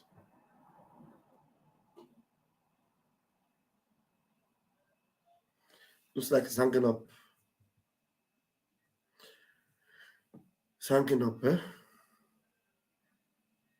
Let me see 1 minute. My priest called me to say, look, this is what is happening. And I got to Abuja, and I got telephone calls from everywhere. Where are you? I said, I'm in Abuja. He said, okay, I need to take it back. He's talking now. When I speak, I can tell a million stories. And I give you an example. What happened in Sokoto? With the tragic story of Deborah. I had gone for a burial of the father of one of my priests, and I was on my way back in a car when I got a call to say that one of my priests called me to say, look, this is what is happening. And I got to Abuja, and I got telephone calls from everywhere. Where are you? I said, I'm in Abuja. He said, I hope you remain in Abuja. I hope you're not going back to Sokoto anytime soon. My family members who called me, I said, so what am I supposed to do? No, remain in Abuja. Some people say, leave the country. And I said, to go where? And people could not understand. When I had to go back to Sokoto the next day, people said to me, I had to just tell my friend, where are you? I told them I'm in Abuja. But when I got to Sokoto, I walked to my house. And for me, it's a very powerful image. As I entered my house, just as I got to the gate, I saw an armored tank, soldiers, their numbers, guarding my house. And I was touched. I came out of the vehicles and I greeted all the soldiers. I shook all of them. But I saw from their faces, they looked to me very much like Fulani people.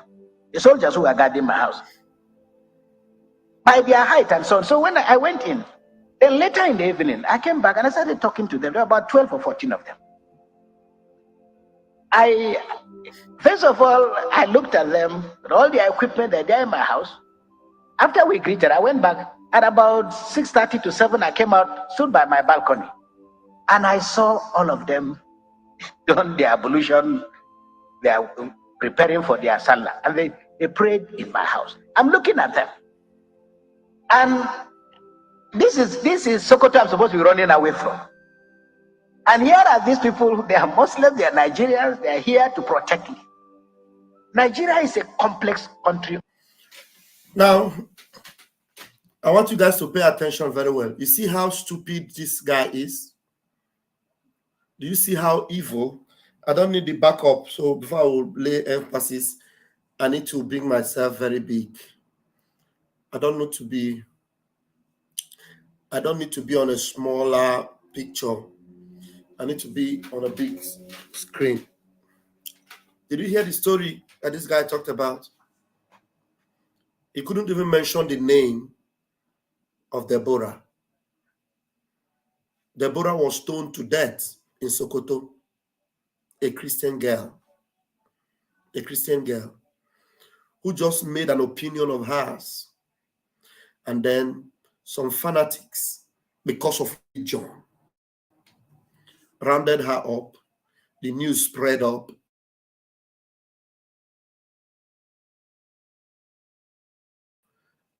And they recorded it. It was everywhere. So when they did this thing went viral.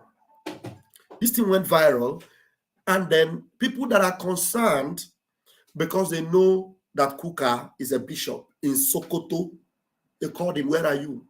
Don't go back to Sokoto." Because they were concerned. They knew that his life will be in danger if indeed he's really a Christian. Because as far as you were a Christian, at that period, your life was in danger. The death of Deborah sparked up more killings and more destruction of Christian stores, churches, and what have you in that area. They were angry. The mobs were everywhere. I see what this man, they called him and they were telling him what happened. He couldn't even boldly, in this kind of gathering, he couldn't even, did you hear him mention Deborah? Was it not, is the name of this lady not known? Was the case not raised? Did people not talk about it? Kukah, who is telling you now that there's no religious problem, he's even afraid to mention the name of a Christian sister that was murdered in cold blood in Sokoto because she's a Christian. So Hasan Kukah, that one is not religious problem, isn't it? As if that was not enough. He told the people that he's in Abuja. Then from Abuja, he traveled down to Sokoto. And while he was getting to Sokoto, to him, there's no religious problem. In his house, there were armored tanks and military personnel in his house. Military personnel were not in the houses of other Christians that were not known. They were exposed to the danger. Those that couldn't run away were brutally either murdered or chased or injured because there's no military tank to protect them. Kukah was not around, but there were military tanks already waiting to protect him. So how would there be a religious problem to him? He's not around there waiting to protect him. He gets there, he greets them with pleasantries and all that, and he goes into his house. And other brethren are running helter-skelter. Not only in Sokoto, this thing happened in Sokoto. Deborah was killed in Sokoto, not just killed, stoned to death in Sokoto.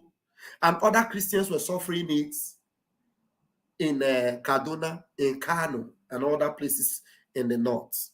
But Hasan Kukah is telling you and I that should believe in him, that he's representing us, that there is no religious problem. But military tanks and personnel were in his house to protect him. And he greeted them. After greeting them, he goes up into his balcony and he said that they were Fulani men. Why is he particular about Fulani men? Because he's trying to send the narrative that Fulani people are good people to protect him. And he's trying to paint the picture that these people are good people. But they were there to protect him. Not to protect other Christians, but to protect him. So if there is no religious problem, why are they protecting you? Why are they doing your house? You know, you should just walk in like every other Christian and then walk out and walk the streets and be safe. This Hasan Kukah of a guy is even ashamed to mention the name of his sister that was stoned to death. He cannot even boldly say what happened in that particular event. But he's here telling people that there is no Muslim problem. There's no religious problem. And then he's there again telling us that they were in my house and they did their salah and they prayed. And he's now telling you that these are the people that they are telling me to run away from. No, they're not the ones that we are telling you to run away from. The ordinary men on the streets that stoned Deborah to death, whom even if these people were there, some of them were there while Deborah was being stoned. Did they stop them? Did they say anything? No. But they will protect you because they want you to come and do the damage control for them, which you are doing right now.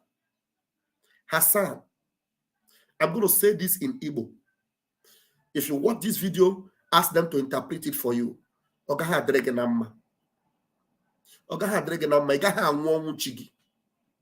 telling you. Ọbara Deborah ga-achụ gị, chụgide gị, chụgbuo gị, ga-enwụnụ anya. I'm telling you. You know, how can you have the mind? You have the mind to even forget or care less about what happened to that poor girl. And then you are here to paint a narrative, a different narrative to the Muslim community and to the world, to people like Joe Biden, ruthless and wicked people around the world that care less about what's happening to Christians. And you are there telling us that these are the people that you were asked to run away from. They are praying in your house. I am angry right now. I'm very, very angry. Honestly. Tell me why people like this, you know, and then we have a God in heaven, and it allows people like this to be parading themselves and then brandishing themselves as, you know, preachers of gospel, traveling the world. You're going to hear the words from him. I'm still going to play it more. This guy is so evil, pathetic. Can you believe that? Oh, Jesus. Yeah, thank you. I see a comment now. Can Fulani clerics allow Christian soldiers come to their house to protect them? Big shame. Big shame. Thank you. Thank you. Thank you. Thank you for this. Thank you. Let me go back to the playing and listening mood. Excuse me. Let's go back there and listen to him again. Let's listen to him again. Hope I have removed the comment. Okay, I did. Let's see. This is completely unbelievable. Unbelievable. Unbelievable. Eh? Unbelievable. Look at how he's painting the picture that these people are good people. They murdered Deborah for goodness sake. 6:30 to 7, I came out, stood by my balcony, and I saw all of them done their ablution. They are preparing for their salah, and they prayed in my house. I'm looking at them, and this is Sokoto I'm supposed to be running away from. And here are these people. They are Muslims, they are Nigerians, they are here to protect me. Nigeria is They are here to protect me. Did you see that? Did you hear what he said? He said these people are here to protect me, not to protect other Christians. So they are here to protect me. You see the self-interest idiot. They are there to protect him, not to protect other Christians. So you are now judging what is happening to other Christians based on the protection you are getting because you are a Fulani stooge. So because you are a Fulani stooge, and they would send their legion of armies to protect you, now you are now painting the same picture to other Christians in Benue, in Plateau, in Southern Kaduna, in Biafra land. If it is not for ESN, whom you know, they are going after ESN. If not for ESN, there would be IDP camp everywhere in Biafra land. But we didn't let that happen.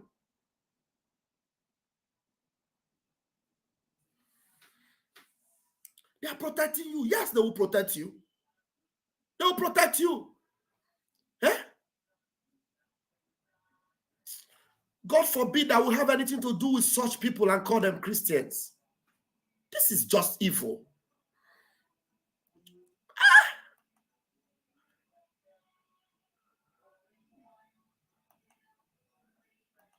Done the ablution, they are preparing for their Salah, and they prayed in my house. I'm looking at them. And this is Sokoto I'm supposed to be running away from. And here are these people, they are Muslims, they are Nigerians, they are here to protect me. Nigeria is a complex country of great possibilities, great contradictions, about which... You see? Did you see? He gives them reason to be clapping over this nonsense he just said. And they're clapping over it. Nigeria is a great nation with great complex and great complex. This is just unbelievable. This is just so annoying. I just feel like throwing up. Can you imagine what this man is saying? In my house, I'm looking at them. And this is Sokoto I'm supposed to be running away from. And here are these people, they are Muslims, they are Nigerians, they are here to protect me. Nigeria is a complex country of great possibilities, great contradictions, about which we will not be in this crisis. Managing diversity is a science. The World Bank knows this. My brother, Dr. Akuyumi, is here. He's going to talk about all this. They understand. And no country, no business, no family, no organization has a future if you don't figure out how to manage diversity. I want to conclude by saying... So this man, I thought the diversity has been managed already. So you are still trying to figure out how to manage the diversity. So all these things that this idiot has been saying is just that they have to figure out how to manage this diversity. Do you understand? How to manage the diversity.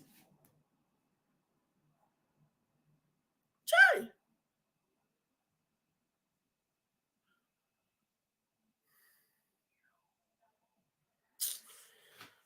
Oh, God.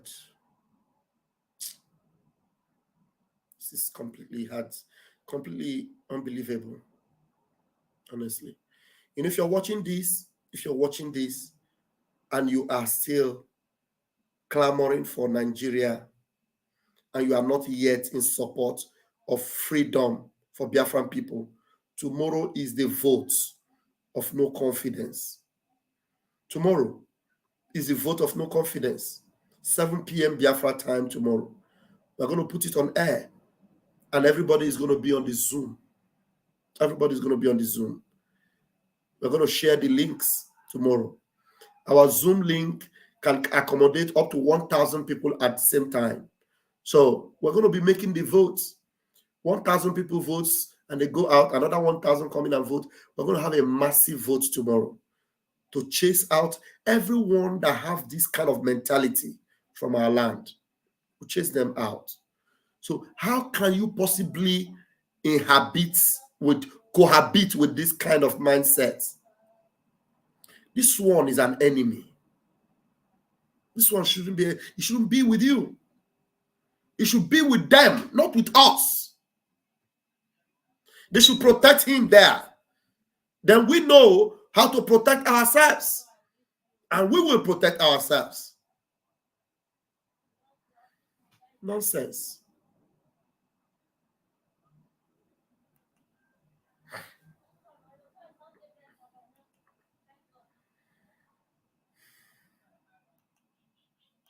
We will not be in this crisis. Managing diversity is a science. The World Bank knows this. My brother, Dr. Akunyumi, is here. He's going to talk about all this. They understand. And no country, no business, no family, no organization has a future if you don't figure out how to manage diversity. I want to conclude by saying religion has been turned into... You see this guy? There's this guy now. There's this guy sitting with the emir. How I wish I could have made this a bigger screen. You know, some of these people are the people that are actually sucking people dry. This guy here, I've forgotten his name, but I know him quite well. He's the owner of some airports. I think he owns 2 airports in the UK. I think Gatwick Airport belongs to him and one other airport. He's one of the guys that people were expecting that what is his name? Obasanjo would be, you know, submitting for presidency. This guy, you see him there? I don't know if anybody that knows his name can say it. This guy owns airports in the UK. Gatwick Airport, one of the owners of Gatwick Airport. So these are people. He's a Yoruba guy. He's a Yoruba guy. You know, he's coming there now to, you know, support Tinubu.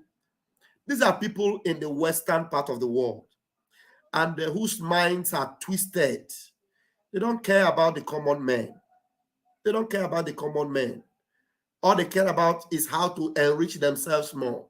So that's why they can align with the caliphate. As long as this one is looking for more airports that he will own. Maybe by the time Tinubu comes in now, he will monopolize the Murtala Mohammed Airport. And then he will monopolize another airport in other parts of Yoruba land and become a full-time, you know, monopoly of the Zoological Republic. You know, he will make more money in the zoo than he's even making in the UK.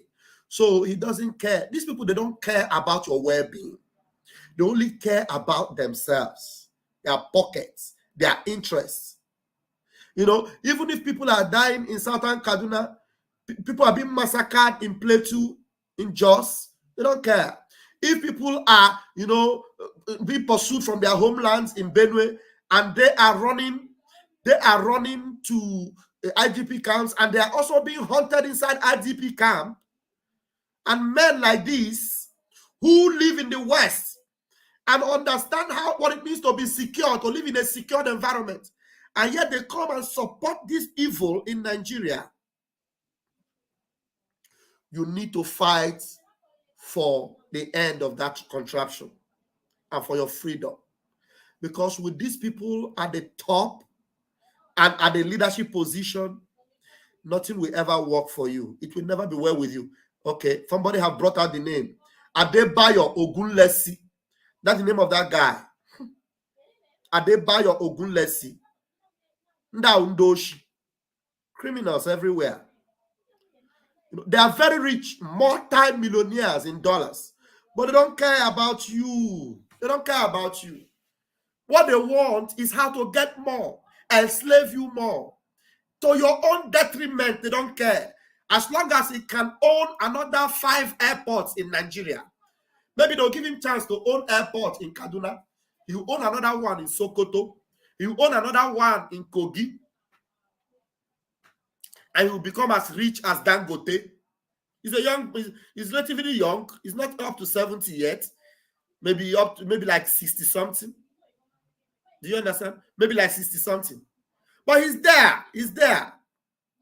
The people dying in Southern Kaduna doesn't freak him anyway.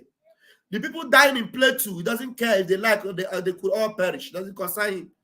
Let it be Muslim ticket to the end of the world. As long as he can own more airports. Who cares? Yes, that's the guy. Adebayo Ogunlesi. That's the guy I'm showing you there. That's the one. He's the one sitting down there with the emir. or Sokoto, the caliphate. Adebayo Ogunlesi, that's the guy. They are the ones that are encouraging this impunity. Something that cannot happen where they are. The country where he owns airports and he is striving and doing well, this impunity cannot happen there. But he flies from London to come and validate a criminal government. These are evil people, vampires. That's what they are. And Chukwu Okike Abiama will punish them. Chukwu Okike Abiama will punish them. All of them. It will shock them because Biafrans are ready to go. And at all costs, we must go this year. At all costs. And we are calling upon you. You know, the truth is that you need to understand that those of us here, you know, we don't have so much to lose, but our freedom is at stake. Because as it is right now, these people don't care. They have all the money to even pay the government of the countries where we are to do anything to us. But if we get your support, and we go out en masse and do this vote of no confidence, and you support ESN, our Biafran Liberation Army, we have all it takes to protect our land. Even if we fly down home, we will engage them. We will engage them. And then we will know that we are equipped. That's what we tell you. Your $1 is very important. Your $5 is very important. Your $10 is very important to support what we're doing. www.ipobinusa.org/donate. Go there. Put in your dollars. $5, $10. If 1,000 of you tonight will put in $10, it will go a long way. If 1 million of you tonight, Biafrans, can put in $1.50, each of you, 1 million Biafrans, $1.50, and you are doing like that every week, or you do like that 3 times in a week, every equipment we need to sustain the onslaught, we will get it already. Do you understand? We need you to support for us to sustain. Please. Okay. That was just by the way. I just saw that man and it got my attention. And you ask yourself, what are they doing there? Ogunlesi. Adebayo Ogunlesi. What's he doing there? With all these criminals, with all these blood-sucking demons. What's he doing there? He's also looking for his own courts. They're never tired of exploiting the gullible ones. They're never tired. But it has come to an end.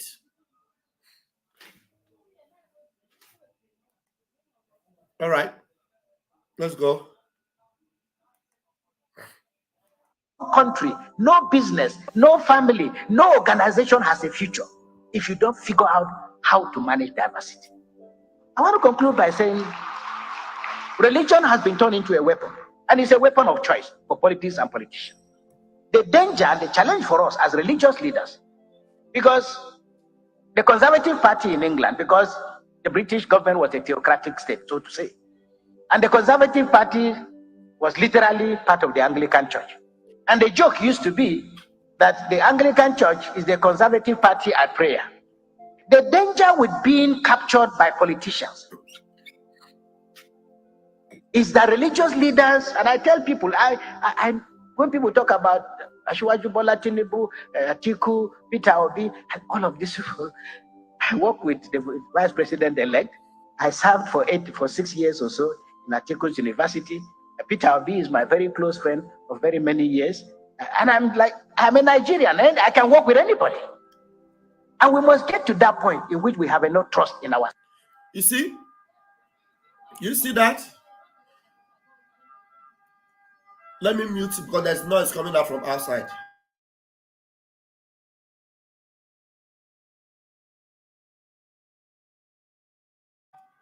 Okay. There was noise from the ambulance passing by. You see? He has worked with Shetima. So do you want to tell me that Hassan doesn't know that Shetima has roots with the bandits? He has worked with Sheshima. He has worked with Atiku, and Peter Obi is his very close friend. So you see, your interest is not in his heart. He doesn't care about your interests. But yet, he's representing you, a Christian. He doesn't care about your interest. Even the Peter Obi that you people are fighting for now, tomorrow you will see what he will begin to do with Tinubu. Is it not the same Peter Obi that was calling Atiku his boss? My boss, my boss. Tomorrow you will still hear him say Tinubu is his boss, his boss, his boss. Your freedom is sacrosanct, and you must fight for it. You will fight for your freedom. Leave those people. They are fighting for Nigeria. You cannot fight for Nigeria. Nigeria is not for you. Nigeria is not for you. Yeah. Before I go, I'm going to play. I know some of you might not like it, but I will play. I'll try. I don't know if I can play it from the background. No, man, let me just forget about it. You already knows about that pig that was telling them how many times will they tell you before you know that Nigeria is not for you. But right now he's fighting for Nigeria. You know, he's just like when we play the voice of the video of Gumi of DOS. You hear what he was saying when his eyes was clear. You know, some of these people are just evil. They don't represent your interest. He knows them. He knows Peter Obi. He knows Atiku. He has even worked very closely with the terrorist supporter there. What's his name? Shetima. People, we must be wise and fight for our freedom. We must be wise. Let's go. I work with the vice president-elect. I served for 6 years or so. It's the religious leaders, and I tell people, I when people talk about Asiwaju Bola Tinubu, Atiku, Peter Obi, and all of these people, I work with the vice president-elect. I served for 6 years or so in Atiku's university. Peter Obi is my very close friend of very many years. And I'm a Nigerian, and I can work with anybody.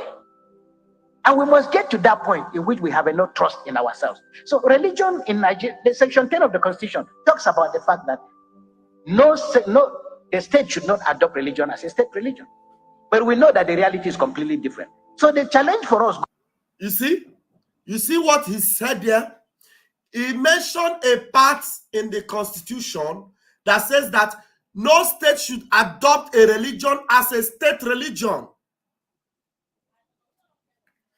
And then he knows very well that they have made Islam a state religion. He knows very well that Islam has been made not just a state religion, but a national religion. He is shakingly saying that the reality on ground is not the case. I will replay it again. He quoted their constitution.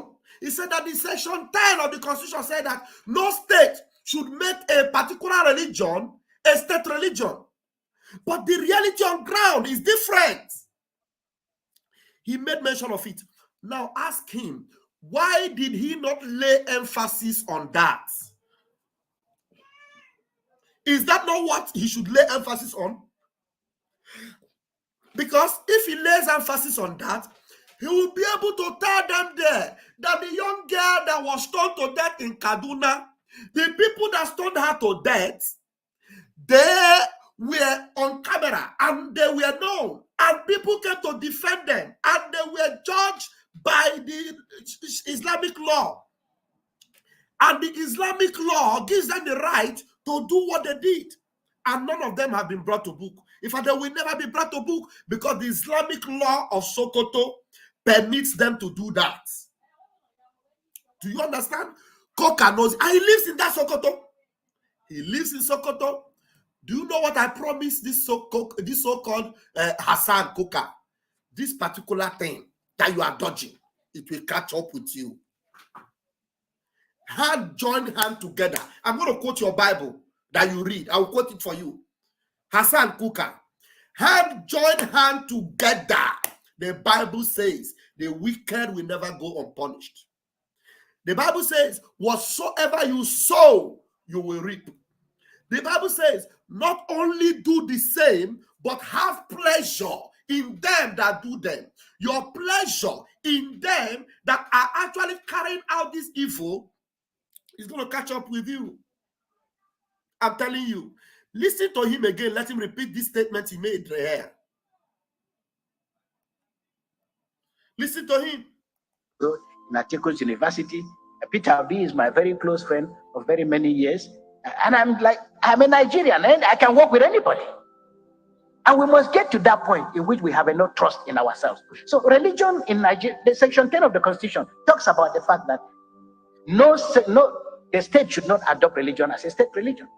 But we know that the reality is completely different. So you see, he just said it vaguely, but we know that the reality is completely different. Now, words spoken carelessly like that, after you have laid, he lays emphasis on heaping praises on these people. And when it comes to speaking the truth, he will just say it vaguely and it just waka pass. Reality says differently. He will just say it like that casually, as if that point is not important. That particular point is the most important thing, and you should deliberate on that, lay emphasis on that. In fact, dwell on it. Remain on that. Ask them questions there. Let them answer you. Ask them, why is it that this law in Sokoto is different from the law in Lagos? Why is it that the law in Sokoto is different from the law in Delta? Why? Why is it that the money that is coming from the brewery in my village, the tax coming from the brewery in my village, is being used to pay for projects taking place in Sokoto where Sharia law is in place, where they will not allow them to drink the beer that is being brewed in my village or in Onitsha or brewed in Lagos?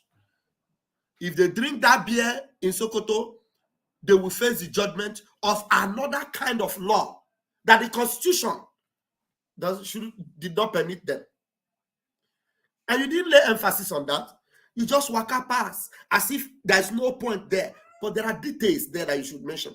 You know why Kukah will not mention it? Because he knows that it will fly nowhere. He knows that DSS will visit him. He knows that what happened to Obadiah Mailafia will also happen to him. So Kukah, he loves his life. But the Bible says, and they love not their lives, even unto death. But this one loves his life so much, he doesn't want anything to happen to him.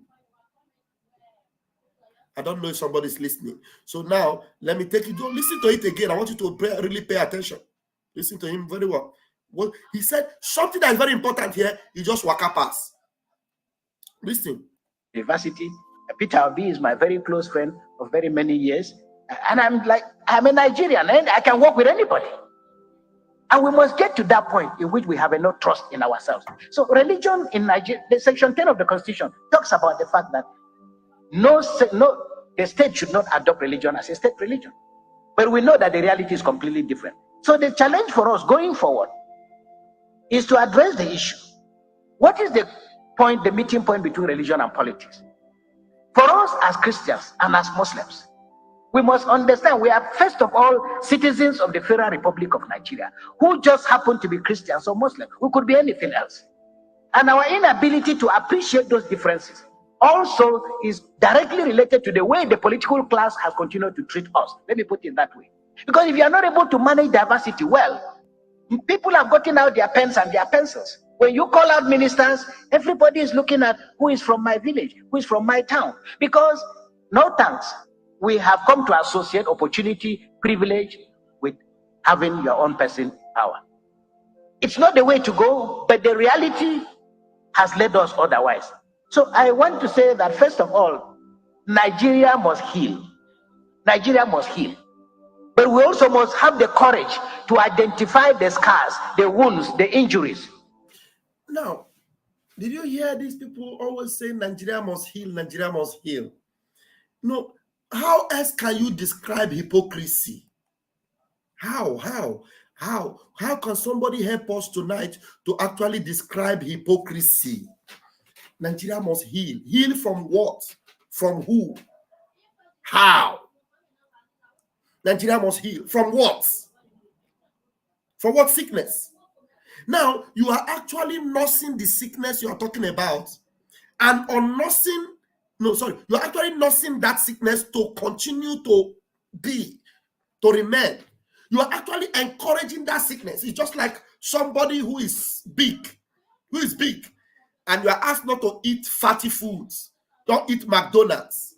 And the person preaching don't eat McDonald's is actually with a box of burger, and is giving you a box of burger, and is telling you, please watch your weight, watch your weight. I love you.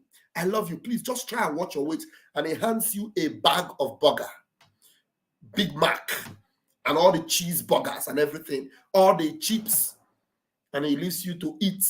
And tomorrow he comes back again. I told you yesterday to watch your weight, and he hands you another bag. That's exactly what this Kukah is doing, and many of them. Election was just conducted, and it was a manipulation. It was criminal. It was fake. It was Jesus Christ. And you are there opening your mouth to say they won. You open your mouth there, Kukah, you say they won. And you are also saying that Nigeria will heal. How will Nigeria heal?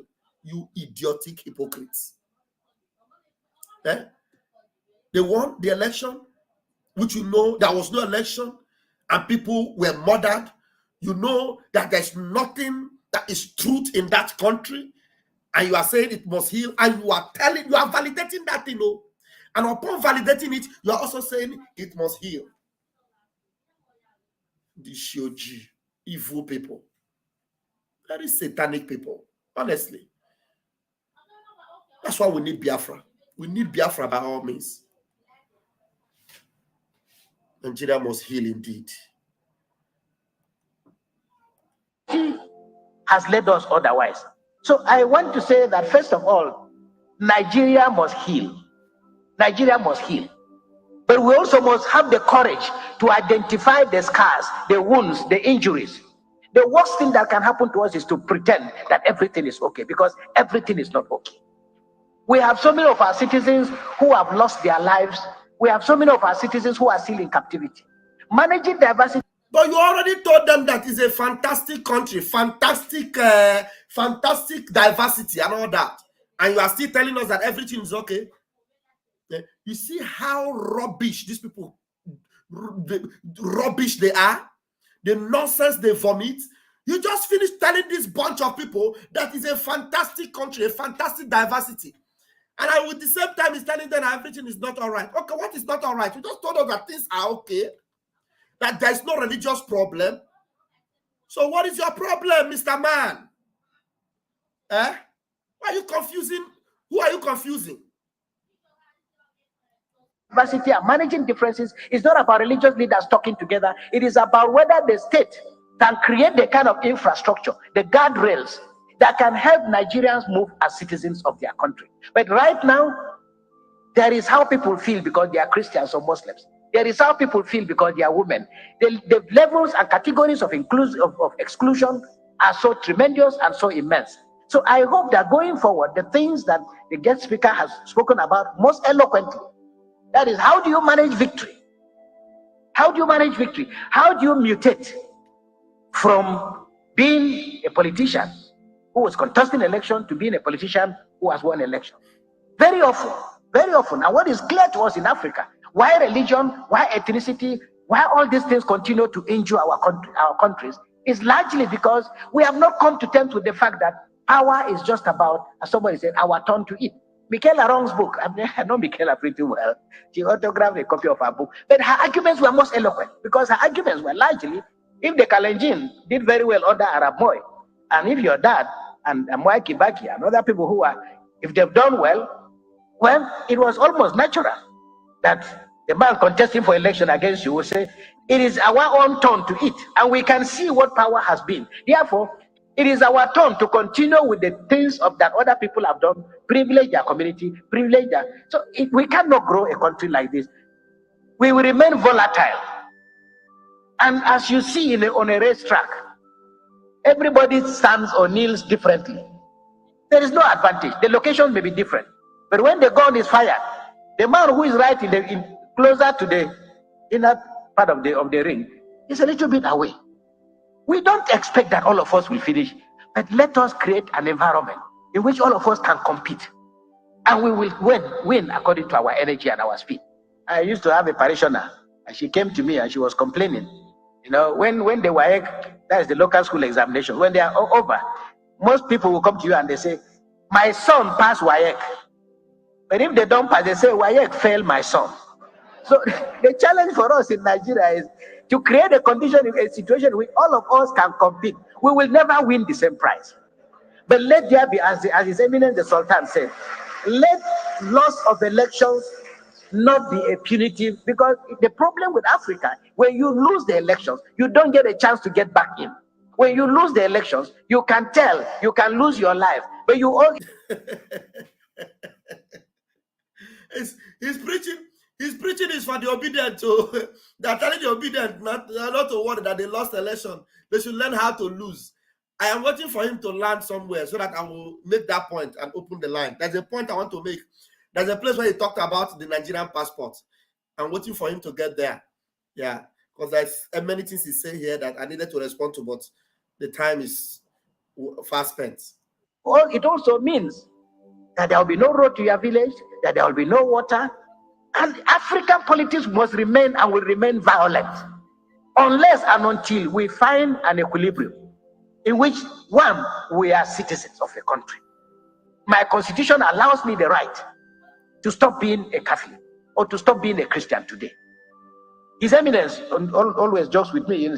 He says to me, you know, they sent you to Sokoto so that we can convert you and make you a Muslim. And the constitution allows that.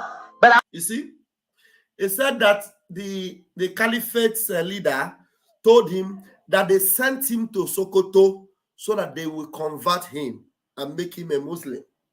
You know, the truth is that he is already a Muslim. Is he not? I don't know. Somebody should help me. Is Hasan not a Muslim name? You know, he's already a Muslim, but it's just all these are mere formalities of him being a Christian bishop and all that. He's only playing the card of Muslims. You understand? So he said the emir is always telling him that they brought him to Sokoto so that they could convert him. You know, and that's why if they haven't converted him, at least they have gotten him to be playing their card. Even if they have not converted him officially, at least he is doing their job for them. He's doing the damage control for them. So he's doing what they actually brought him there to do. I don't know if you guys heard him when he said that they brought him to convert him in Sokoto. Listen to that again. No road to your village, that there will be no water, and African politics must remain and will remain violent unless and until we find an equilibrium in which, one, we are citizens of a country. My constitution allows me the right to stop being a Catholic or to stop being a Christian today. His Eminence always jokes with me. He says to me, you know, they sent you to Sokoto so that we can convert you and make you a Muslim. And the constitution allows that. But I also let him know that I'm looking forward to the day that I will also either baptize him. But we can talk about that. You see? So when he said the emir jokes with him, he said the emir, I'm going to repeat this thing again. It's very important. The reaction meant a lot to me. The reaction they had, both on the one he called a joke from the emir and the one he himself called a joke, and the reaction of the audience. Now listen, I am Pastor Van Van Van, and we have the eyes of the eagle. Now, he said the emir used to joke to him, telling him that they brought him to Sokoto so that they will convert him. Nobody really paid so much attention by laughing or clapping, whatever, because they knew that that is very easy to do, something easy, or they knew that he was actually doing their job. You understand? Okay, somebody's saying Hasan. I was saying Hasan and Isa, Musa, and not a Muslim names. Okay. All right. I stand to be corrected. I don't know who this Emmanuel Ofo is. Anyway, whatever. And then the other part of the joke on his own side, where he said that maybe he is there to convert the imam or the emir, everybody started laughing because they knew it is impossible. That one itself is the joke. You know, so there are two things he called joke there. The first one from the imam telling him that he was to convert him. That's why they brought him to Sokoto. That one was not a joke. That's why people didn't laugh. They didn't really laugh. But when he actually cracked the main joke was when he said that one day he would baptize the imam, and everybody started laughing because that one was a joke, because it's impossible. It will never happen. I'm going to take it back so that you understand why I put so much importance to that particular aspect of his speech. Let me make it bigger so that you will hear it and you will really appreciate the point I'm making here. I take it back. All right. You can tell you can lose your life, but it also means that there will be no road to your village, that there will be no water, and African politics must remain and will remain violent unless and until we find an equilibrium in which, one, we are citizens of a country.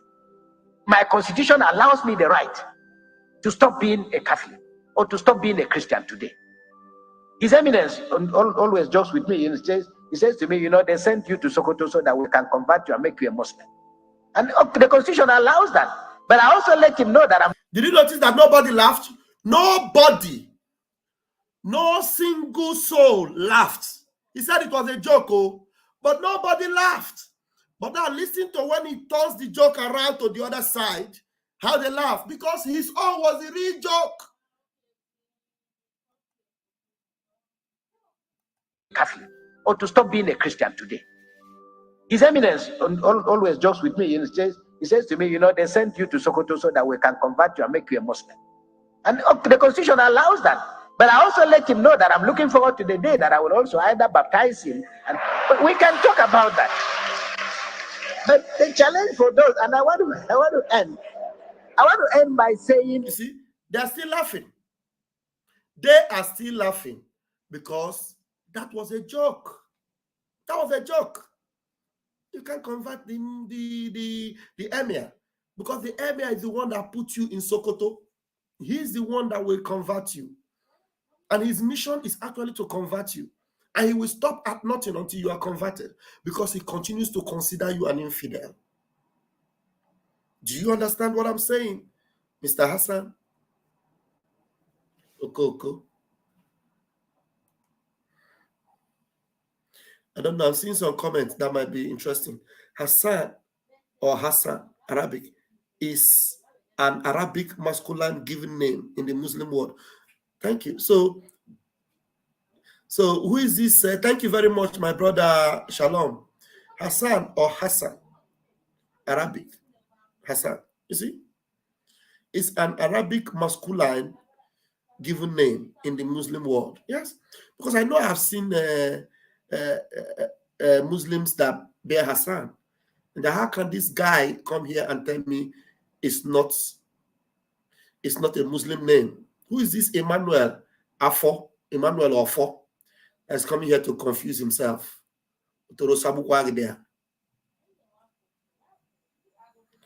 They sent you. Where are my admins?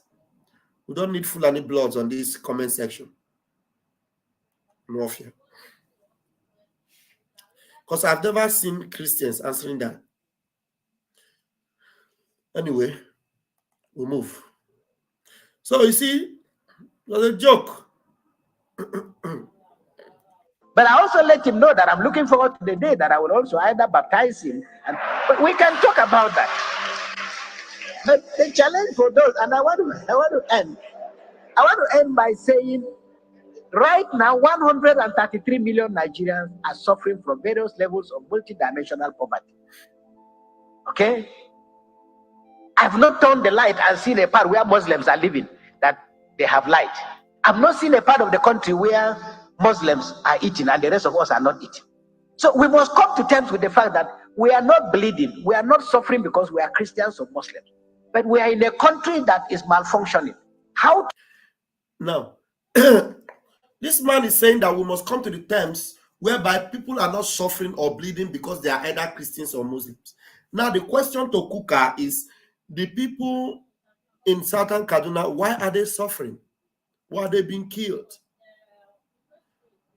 The people in Plateau, over 200 within the last few days, why have they been killed? Why are they suffering? And you are here talking nonsense. You're just talking nonsense. These are the realities that you should talk about, not to come here preaching. A preaching that you know will not fly, it won't cross the ceiling. These people have an agenda. Obadiah Lafia told you. And don't pretend as if you don't know it. Mazin Nandekano have repeatedly said that. And you are still here living in your own delusion, as if these men didn't know what they were saying. Everything they have ever said is coming to pass. Yeah? These people walk into army cantonments and do whatever they want to do and get away with it. These people come in neighborhood and promote and raise down the communities. You know, execute those they want to execute and they go away. They spend hours and there's no military. When they finish and they leave, that's when the military will come and start looking around. Where are they? Where are they? But when these people get angry and then they stop one cow from grazing in their farm, the military come and they arrest the people that stopped a cow. And you're here pretending as if you don't know about all these things. We wanted to come to a point in time where people will not be suffering because these Muslims are not suffering in the north. They are the ones that are actually, Christians are the ones at the receiving end. Christians are the ones at the receiving end.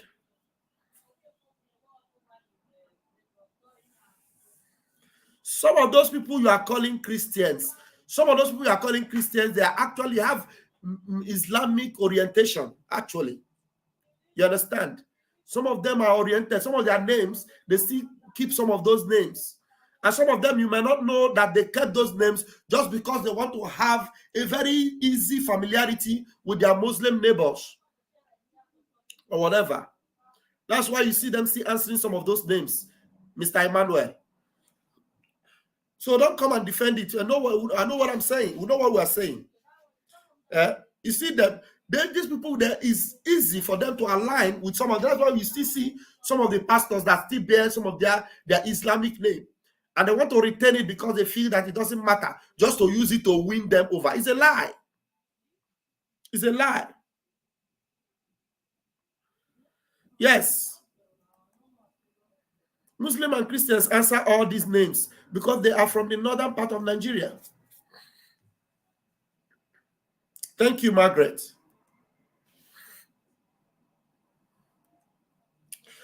Let's go. How to make that country work for the rich, for the poor, for the aged, and for everybody is a challenge. It's not a challenge that everybody can win, but I think it's a challenge that a government that appreciates it doesn't have all the answers. Must come to terms with the fact that there is a way of looking for and finding answers. I would like to just end by saying, and I make the point very clearly, it is in the struggle with the problems of Nigeria, I remain exceptionally optimistic. I travel the world.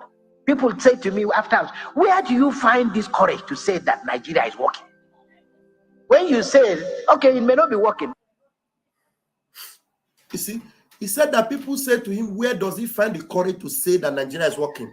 So the people that are talking to you, they're actually asking you, where do you find the courage to lie that Nigeria is working? Because for you to say that Nigeria is working, it is a lie.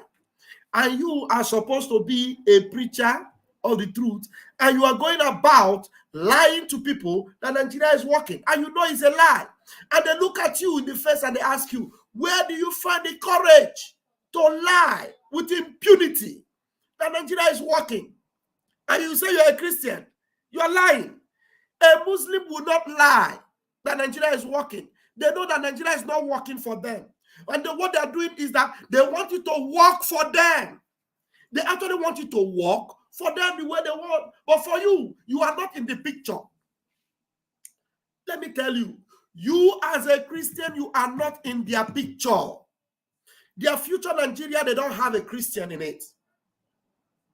They don't have a Christian in it. That's why Christian is not on the Constitution. The Constitution doesn't have Christian. You know, you have what do you call Sharia and all those, they are Muslim, whatever. They don't have Christian in it. So you are not in their agenda. They don't see you in their future. But why are you forcing yourself into a future that you don't belong? Is it not evil for you to be seeing yourself in a future that you are not part of? You are not part of that future. So erase it. Delete yourself from that future because you are not there. Remove yourself already because you are not in that future. Get out of that future. Get yourself enlisted in the country of liberty. The land of the rising sun. Look at the flag right here behind me. That's who you are. That's where you belong. That's your only hope. This may not be the flag you will adopt in your own in your own country as you will choose. But I'm telling you, this is your hope, your pathway to freedom. It is called Biafra.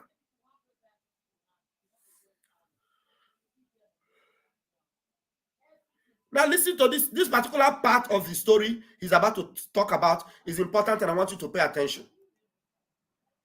Saying, and I make the point very clearly, it is in the struggle with the problems of Nigeria. I remain exceptionally optimistic. I travel the world.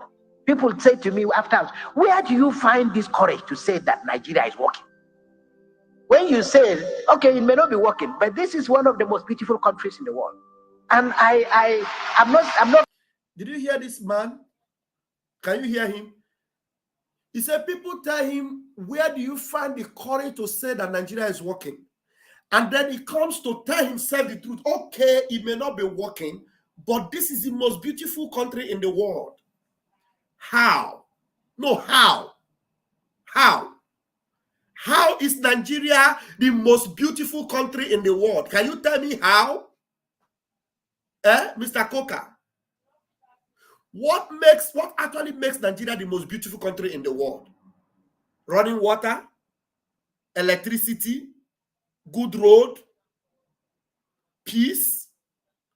Can you just tell me one thing that makes Nigeria the most beautiful country in the world? A good resource centers? But actually, the best place to travel to? Do they have good airlines? What makes Nigeria the most beautiful country? Do they have infrastructures? Do they produce anything? What is it that makes Nigeria the most beautiful country in the world? So you are always lying with impunity. Impunity, you lie. You look at people in the face with your Bible in your left hand and you lie to them. You tell them that Nigeria is the most beautiful country. Who does that? Who does that? Listen to him. It is in the struggle with the problems of Nigeria. I remain exceptionally optimistic.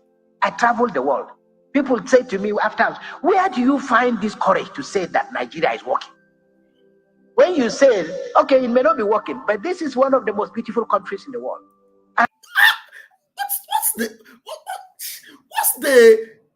What's the yardstick? How? I don't understand. For the mind of me, for how? You suddenly, already as you're saying that, your mind pricks you immediately. You know you are lying, and then suddenly you say, yes, it may not be the best, it may not be, working, it may not be working, but it is the best country. A country, you lie to them that it's not working, and suddenly you admit it may not be working, and then at the same time you are saying it's the best country in the world, a country that is not working. Because here you have said so many lies in 1 minute. In less than 1 minute, you just said so many lies. You told them it is the best country. They disapprove of it. They don't believe you. They say, how did you get the courage to say that? And you said, okay, it may not be working. That means you admitted it's not working. And then at the same time, in the same vein, you are telling them that it is the best country in the world, a country that is not working. What sort of a human being is this? That is why any scripture, any gospel these people are preaching to you is a second-hand gospel. It's not the true gospel. Everything they preach to you from the Bible is a lie. Let me tell you one thing. Let me tell you one thing that you must take home today, brethren. No liar can tell you the truth. You can't get truth from a lying tongue. As long as it is coming from a lying tongue, forget it. It is not true. Because a sweet water and a bitter water cannot be coming out from the same source. If he's a liar, everything that comes out from his mouth is always a lie. So don't pay attention to him. Don't listen to him. Don't take him seriously, because everything about him is a lie. It's a lie.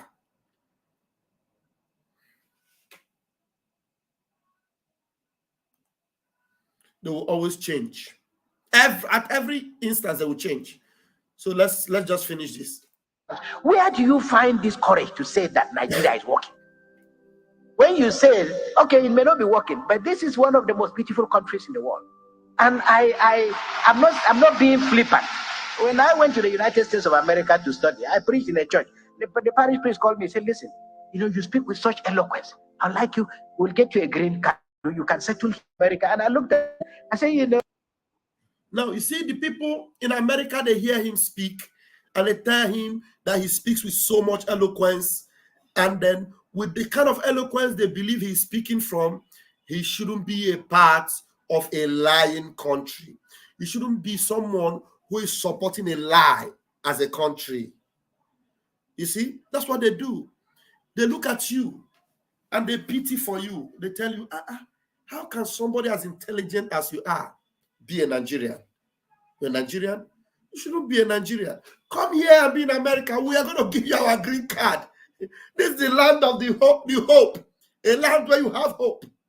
A land for the future. Where you will make something for yourself. Where you have hope for your future. It's not in Nigeria. And with all your eloquence, with all your intelligence, and you are still there in that Nigeria. That country is a fluke. Come here. Do you think they're just telling you to come and become an American because they want you? No. It is because they know that there is no future in Nigeria. It's because they know that there is no hope for you in Nigeria. That's what they are prescribing for you, America. They'll prescribe for you. Say, come, let's make you a citizen in America. We'll give you a green card. And now listen to the mumu. Listen to the mumu when they told him they will give him green card. Listen to what he said. And then you understand that he has a stake in Nigeria. It is only those that have a stake in Nigeria. People that have no stake there, that know that the land is a hopeless land. When they get that, they don't even wait to get that kind of opportunity. They do what we call jackpot. They jackpot. But this one will not jackpot. You know why? Because he is in Sokoto with the caliphate. He can get the money in Ghana must go. That money he will work for in America for 1 year. The government will give it to him in the Ghana must go. When they are killing people of the same faith like him, they will send armies to come and protect him. He won't get that kind of protection, or to guide him and protect him in America. They will give it to him exclusive to him in Nigeria. So why would he relinquish that for an American green card. No, he won't make that free money he's making in Nigeria, in America. In America, he will work for the money. At least, even if it is to talk, this speech he will make, he will be making speech, and then people will pay him for talking. He will not just sit down and make money. You work for it and you will make the money. You make the money, but you work for it. But in the zoo, he doesn't need to work. All he needs to do is just to support the impunity, and he will get the money in Ghana must go. He will get Fulani armies protecting him, and they will be praying in his compound, and he will be happy. After praying in his compound, they will send them to Southeast to go and be looking for ESN. They will send them to Chineke Bere Mebere. And this one will say he's a Christian. Chineke no Nyebere. These people. Listen to him. That's the last story he said, and then we'll conclude it here. I'm not being flippant. When I went to the United States of America to study, I preached in a church. The parish priest called me and said, listen, you speak with such eloquence. I'd like you, we'll get you a green card. You can settle here in America. And I looked at him. I said, this God is a wonderful God. You're giving me a green card. My passport is actually a green passport. So what am I doing with a green card? You see, so he's not trying to make a joke or fun out of it. The pastor where he preached, they told him they will offer him a green card. And he's telling them that you are offering me a green card. My passport is a green passport. Mr. Kukah, your passport is a green passport, and nobody respects you in that green passport. The green card is not your traveling document. The green card is your residence document. The traveling passport of an American is blue. Is blue. And the sky is blue. The ocean, the sea is blue. It is respected. It's not green. Do you understand? So the green card they are giving you is not traveling document. It's their residence document. When you travel with passport. And their passport is not green. And so you have a green passport. Go to America. When you are traveling, tell us the experiences you've had traveling with that passport. Don't come and tell us this cock and bull story of what transpired between the interjection between you and another pulpit man that told you he will give you a green card, and you're telling him about your green passport. Tell us what happened when you were passing through Heathrow with your green passport. Tell us what happened when you traveled to America and you landed and you were with your green passport. Tell us what happened when you came to Europe and you were traveling with your green passport. Tell us your experiences, Kukah. Kukah, tell us. Narrate to us what actually happened when you were on that queue and that you saw people with Italian passports on this side, please. Those with other passports on this other side. And those with other passports, when they are passing through, they see you with your green, they say, wait here. And you are a black man, they say, wait here. The other passports, maybe German, Finland, they'll be passing them. And then when they finish attending to them, they will not ask you, where are you going to? What are you doing in America? Who are you seeing in America? How many days are you spending here? What do you have with you? What is in your bag? Kukah, can you tell us all those experiences you had? Sometimes when they have to get you in somewhere, they want to probably naked you to see if you're carrying something. Oh, look.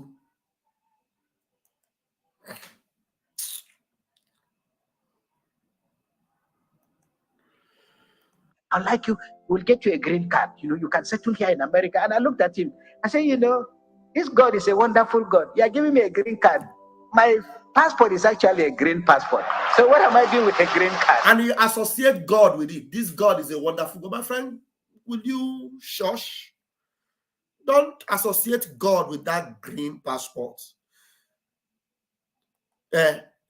This God is a wonderful God, and you have to link God with a zoo passport. You want to link God with zoo? What it concern God concerns zoo passport, for goodness sake. What it concern God concerns the zoo passport. So the young Nigerians who are living in our country, I always say to them, no, I'm not worried. Really, I'm not worried.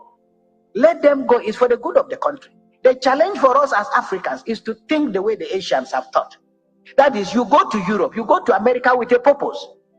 But that purpose means coming back to develop your country. But it also means that that country must create an environment in which you can feel confident to come and present the gifts that God has given you. You know, I have two young men.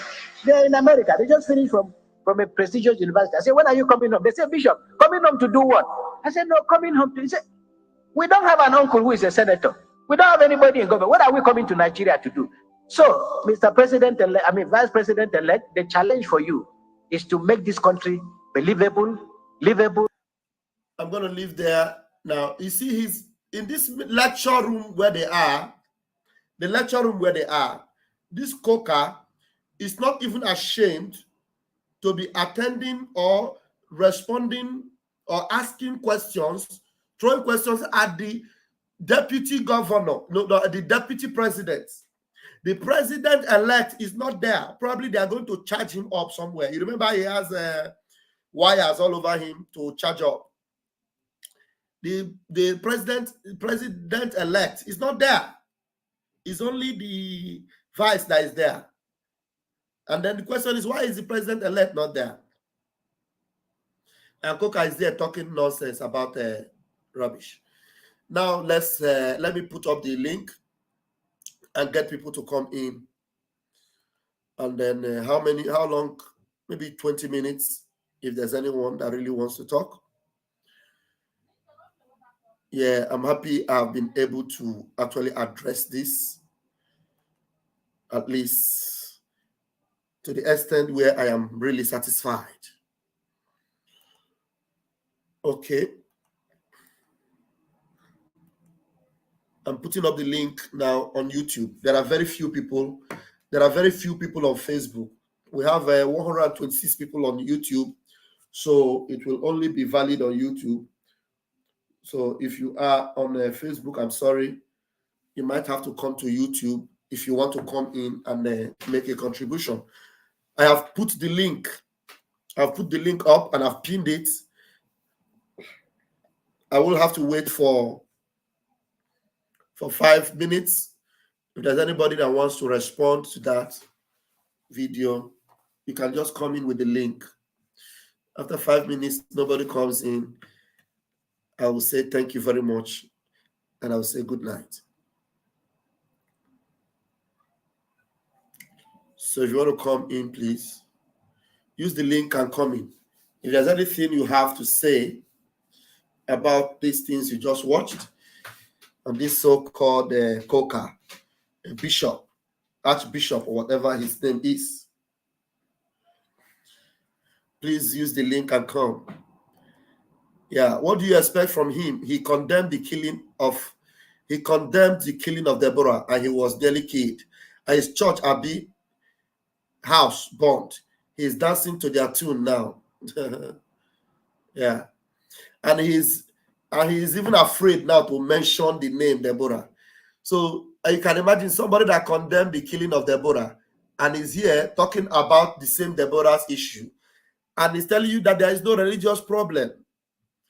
And he's even scared to even mention Deborah's name.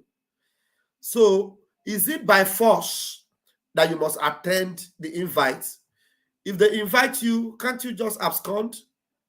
Can't you say, I can't make it, I won't be able to come? Is it by force? You must not come there. You can tell them you are busy. You can just travel. You can go away and attend some other important things. You understand?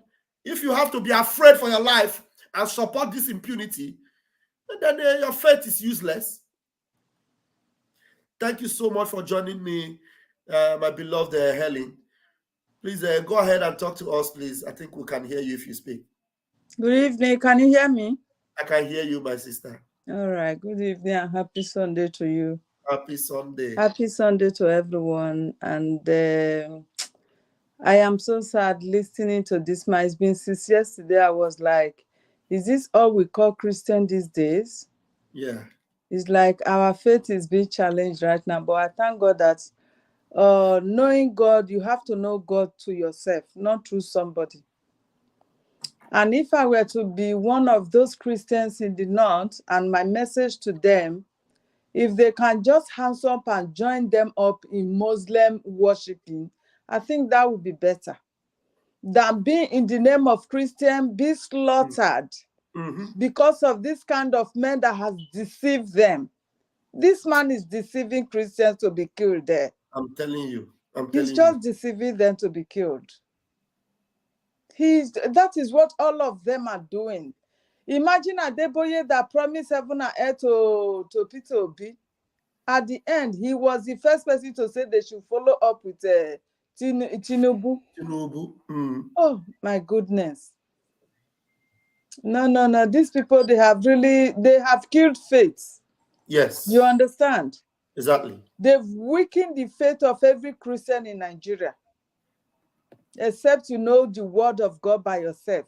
And you can be praying by yourself. If not, it does not worth it going to the house of the so-called whatsoever their gathering is there in Nigeria. It doesn't worth it. If I am there, I will never step my foot on any of them. To do what now? I will never. Which God is this man going to be talking about? What a where he's not even bold to defend his faith. Oh, when the Bible says, God. do not be unequally yoked together with these unbelievers. What communion has light with darkness? That are being slaughtered because they are Christians in the north. Yes. This man is passing message to the world that there is no Christian persecution in Nigeria. Yes, he said there's no religion. There's no religion problem. God, my dear.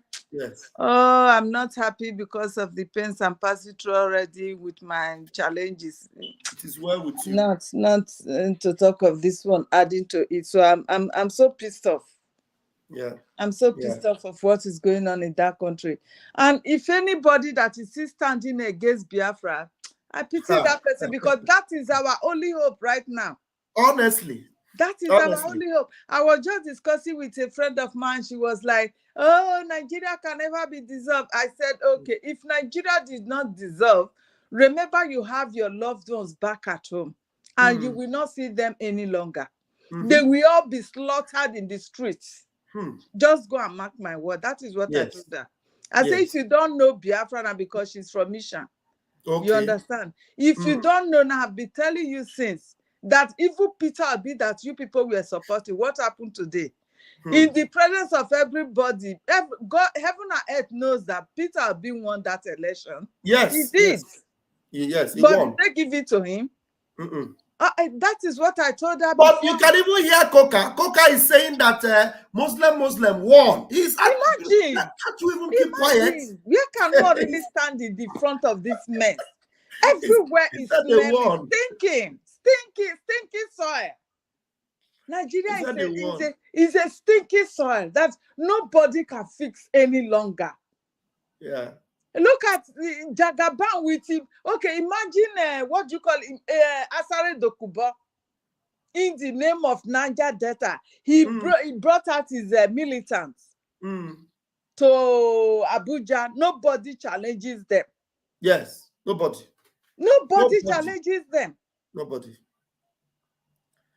Even the so-called idiots, as many as they are, they could not come out to say we want to protest against what is going on. No, none of them. They are all in the social media crying. If they come out, Obi will tell them no. As if he cannot already see that it is revolution that will save the situation. Only revolution. My brother, I am so tired of tomorrow you will hear him talk. Maybe you hear them talking about Mandela. They talk about the other one in China. You know, he still bamboozled them. He's still telling them that they are still going to win their mandates. That is what he was telling them. Hey, my brother, I don't know where we are going. The funny thing is that we have told the people, even if by miracle, because I heard one of them saying yesterday, that the ICC are preparing up lawyers or whatever, and the Interpol, whatever, that they are going to arrest Tinubu on that inauguration. Where? Those are the people that hand over power to Tinubu. No, they are not aware. My sister, let me tell you something. Hey. There is something I keep telling them that they are finding it difficult to grasp. Now, your prayer should be that these people should be there while you fight for your freedom. Because if by any chance Peter Obi gets the chance to be your president, it will even be worse. the worst. That's the It worst thing will that be will happen the to worst. you. It will be the worst. That's the worst thing that will happen to If you. the mandate is given to Peter Obi, my dear, Nigeria will be run over under 1 month.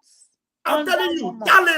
Taliban will come It and will be join them. run over under 1 month. So as they are holding it now, may God protect our leader, MNK there. May he preserve him, strengthen him while we are going as we are going on now. By the grace of God, he will be released. Then we get our Biafra. If not, we will be gone. We have no home to go again. I'm telling you. We have no home to go. If I think of it, I am so bitter. Coupled with this idiot that came up now to come and be speaking rubbish just because he wants to protect his life. Yeah. He's afraid. Yes. They have told him, go and say this to the world, the rest of the world, that Christians That's are what not he being came to do. He persecuted. came to do damage control for Yes. them and to suit America. And then America will say, you know, they are inviting Americans on Monday to come and represent them. The They're already in the city. They're already there. Yeah. So even the Christian leader is saying that there's no religious problem. So what are we talking about? Hey. Thank you very much, my sister. The God academic bless you, Jare. I beg, carry on. May God protect every one of you in Jesus' name. All right, then. Bye. Thank you so much. Thank you. Yeah. My beloved Joy, please, do you have the link? What is it that Mbaka has said? I really need to see what Mbaka said. Say, Chabaka, if we are blaming Kukah, what about our own Igbo priest, Mbaka? Did you hear his recent? I didn't hear his recent broadcast, though. The problem of Christianity in Nigeria is Catholic Church. Yes, it's possible. I would like to see that Mbaka on. That's why I really don't like heaping praises on Christian leaders, whether they are Catholic or Pentecostals or whatever. I find it difficult. His Academic Highness, you are welcome. The topic I have been talking about today, in fact, is mind-blowing. What Bishop Hasan Kukah said. I don't know if you watch it. Sokoto man. Sokoto yes. Bishop. Yes. Did you hear? First of all, I have to panegyrize and to recognize all the donors of yesterday's ESN fundraising, because it was so mind-blowing. You know something happened. So praises to all of them. I've already dropped some expositions concerning. It's like we had a telepathy, in religious syncretism today, and it's very important that we decolonize our people religiously in terms of foreign and otherwise, because based on what I have been telling our people, starting from the Adams to the Eves of this discussion, that our people are being caged via 3 methods: the academical method, the religious method, and the political method. That is parallel to the triangular system of Nigeria, that is Hausa, Igbo, and Yoruba. All are deceived. Now, coming close, paragonizing it to what you're saying today, don't be surprised that Archbishop Kukah is talking zigzag. According to Nnamdi Kanu, chapter 1 to the end, he was lamenting and cautioning Archbishop Kukah, the Catholic Archbishop, Black Reverend Father. He has been cautioning him. You know one thing, I told our people that if we are not yet understanding that the colonial master used appeasement, I use political jargon to express my dictums. They used, these colonial masters use appeasement. Appeasement has to do with a soft way of making people to be down, at the first time. Academic Highness. Yes. Yes. I hope you will be able to contain it. I'm going to do something now. I'm going to allow you to continue to talk. I'm going to go out of the screen now, so you continue to address the Go on. crowd. Go on. I talk to my people, man. I talk to Okay, my go ahead. people. So they use what you call appeasement. Appeasement is like in the language of Arab, what you call takia system, or to condition our people to believing that what they used to do is wrong, but what the colonial masters brought or what the Fulanese are bringing is the correct way. Practically speaking, an average believed Nigerian, somebody that believe that I have got money, if you want to show that he has money in terms of raffiguration, what you wear, what I mean by raffiguration, the difference between me and all other intellectuals is that when I speak grammar, I will tell you in understandable language. In terms of raffiguration, they will wear agbada because we are talking to our people. And the stupidity has reached to the level that somebody nowadays is conducting Igbo traditional marriage. You will see the man wearing white agbada, and the wife will maintain Igbo traditional attire. What is the meaning of that? You man that is wearing that agbada, are you a Fulani man or are you an Igbo man? Why don't you wear as an Igbo person? Fulani man, if he's wearing, if he's doing conducting marriage, he doesn't wear Igbo attire. He does wear either Fulani or the Mauritania attire together with the wife in their marriage. But you, an Igbo man or Southerner, why do you wear as a man the Fulani cap?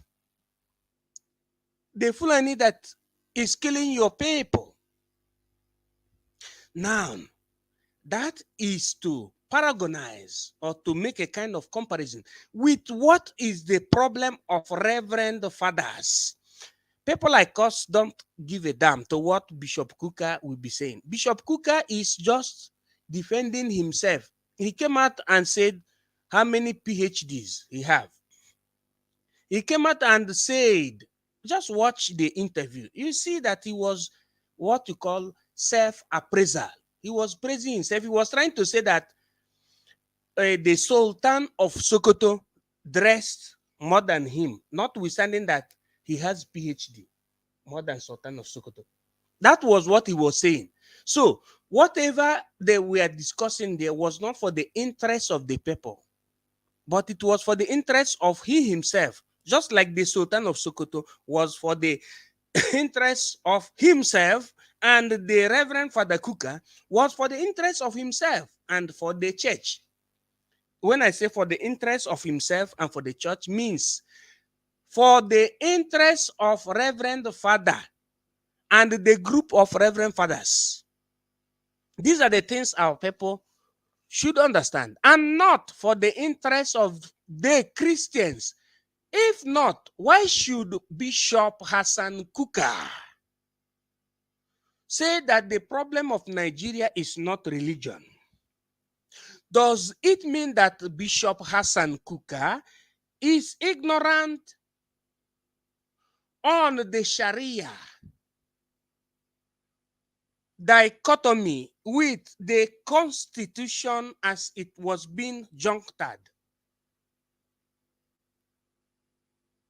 Does it mean that he is ignorant about this?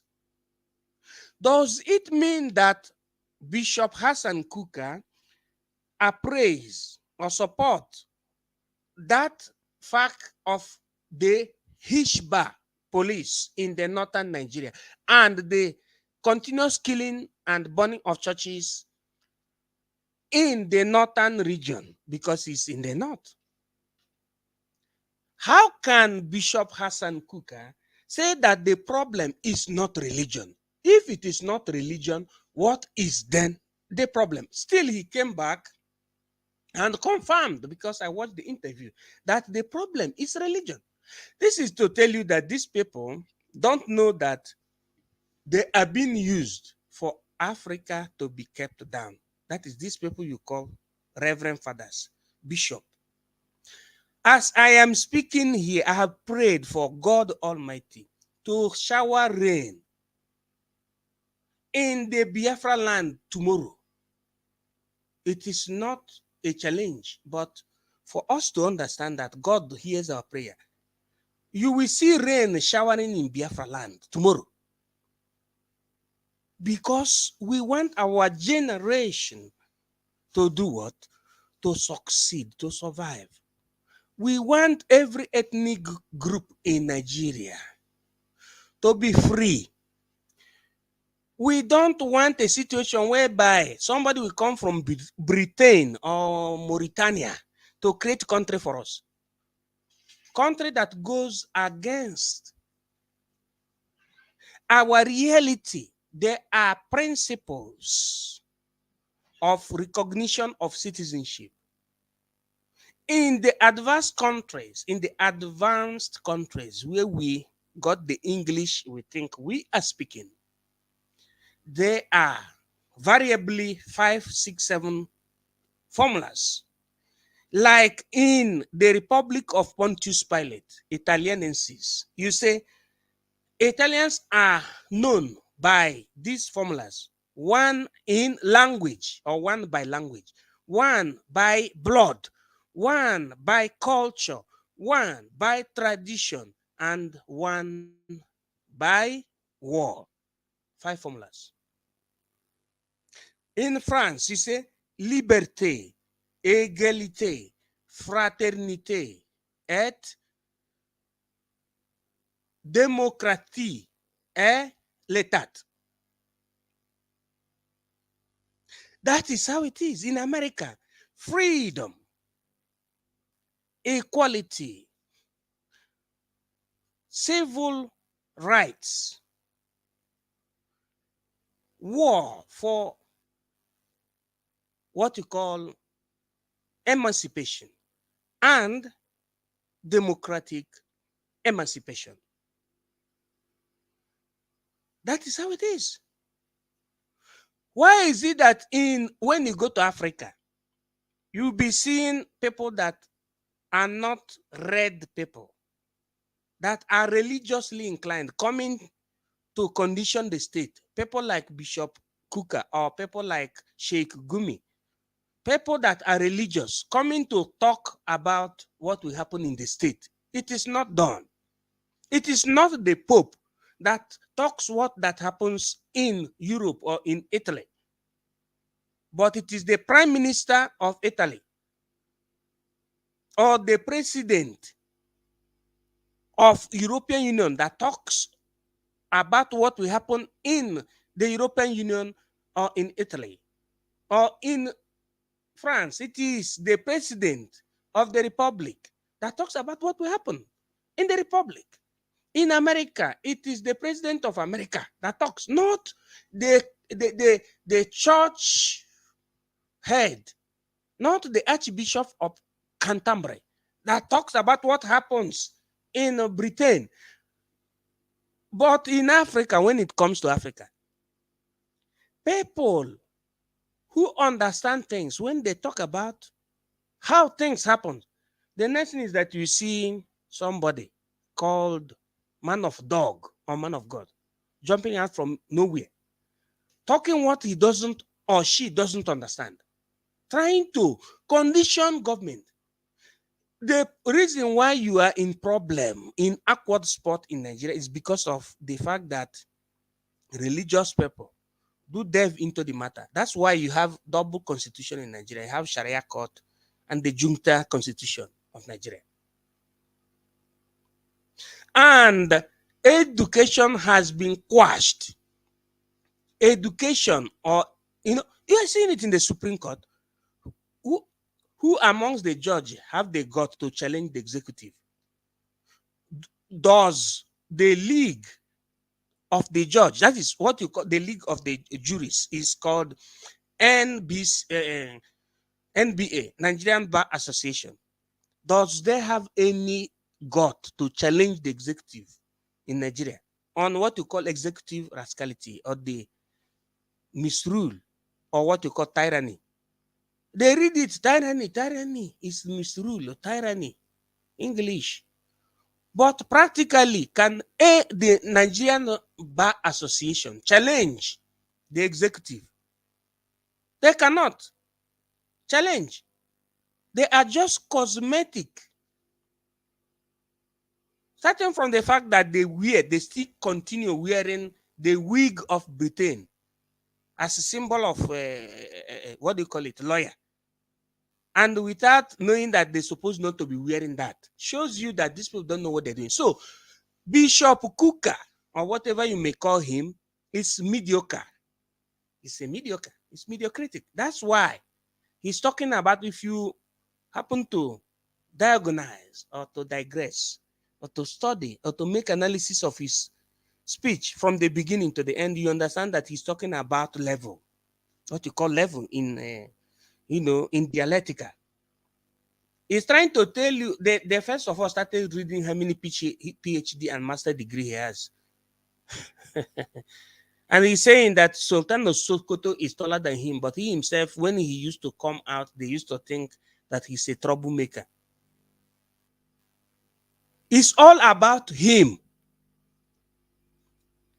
Mazi Nnamdi Kanu has spoken a lot, trying to let these black reverend fathers and the Nigerian reverend fathers to understand that what they are doing is wasting of time, that they should go back to the origin and study the history and do the necessary. Because a state that is controlled by religion is destined to a fanatic and extremist state, not a state of freedom.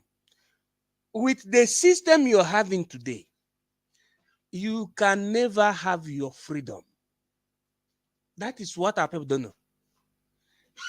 And if you are not questioning the invasion of Ottoman Danfodio, and you are only talking about going to heaven, you will find it difficult to understand where the ball will land to. That is how it is. Because the bottom line should be this, because philologically, you say, this Nigeria we're talking about, how did this started? Who were the Aboriginal Nigerians? You have the Jukuns. You have northern Nigeria. You have Southern. You have the Middle Beltons. You have the Eastern. You have the Western Nigeria. These people were the indigenous people, but there was a tribe that invaded Nigeria in 1804. That is the history. And that is the tribe that continue giving people problem. Because of the simplicity of our people, they allowed them to enter. And they later eliminated many princes of the north, of the northern Nigeria. They started introducing what you call Islamic religion. Before, there was nothing like Islamic religion in our area. Then after the first conquest, the Ottoman expedition, what you call the Ottoman Danfodio expedition, came on board around 1806. And they used ferocious system, hostile, to dethron the Aboriginal people. Recall that around 1804, the people that wanted to colonize Nigeria were the Francophones, the French government. I remember what I read from the book of Pompidou, President Pompidou.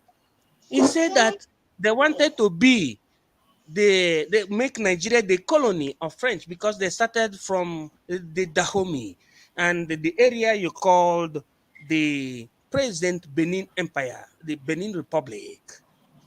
You see, and when they were reaching the area known as Badagry, there was an accord made. That was around 1804. for ending in Badagry, Accord of Badagry. Before even the balkanization of 1884. So Nigeria was that the place they used to call, that is the United African Company was the name, was being ceded to the merchants of the United African Company that later muted to Royal Niger Company because the Queen Elizabeth Regia, that is the kingship bought, or the queenship bought the United African Company from the merchants, and it therefore was called Royal Niger Company. Okay. But in 1808, the Uthman Danfodio expedition was able to conquer the old Kano Borno Empire, what you call Kanem-Borno Empire, and introduce the second caliphate you had in Africa, while the first caliphate you had is in Sudan, where you had the ulamas and the bazaars. In Africa, the Horn of Africa. Now they introduced the caliphate. You call it Califato Sokoto. That is what is called in the history. Now, why is it that Bishop Kukah didn't know it? Do you know that it was the gods of our ancestors that stopped the construction of the caliphate of the southeast? That is in the axis of the place you had the first construction of Christendom. In the Kogi state, within the axis between Kogi state and Benue state, by Bishop Ajayi Crowder. That is, they named the church as Bishop Ajayi Crowder. It was called Methodist Church, something like that. You know, the gods of our ancestors pushed them back. Bees attacked the caliphate of Yeah, we have a full house. We have a full house now. It's academic. we have your men here. We have Rasta Man in the house, and Charles for Biafra is in the house.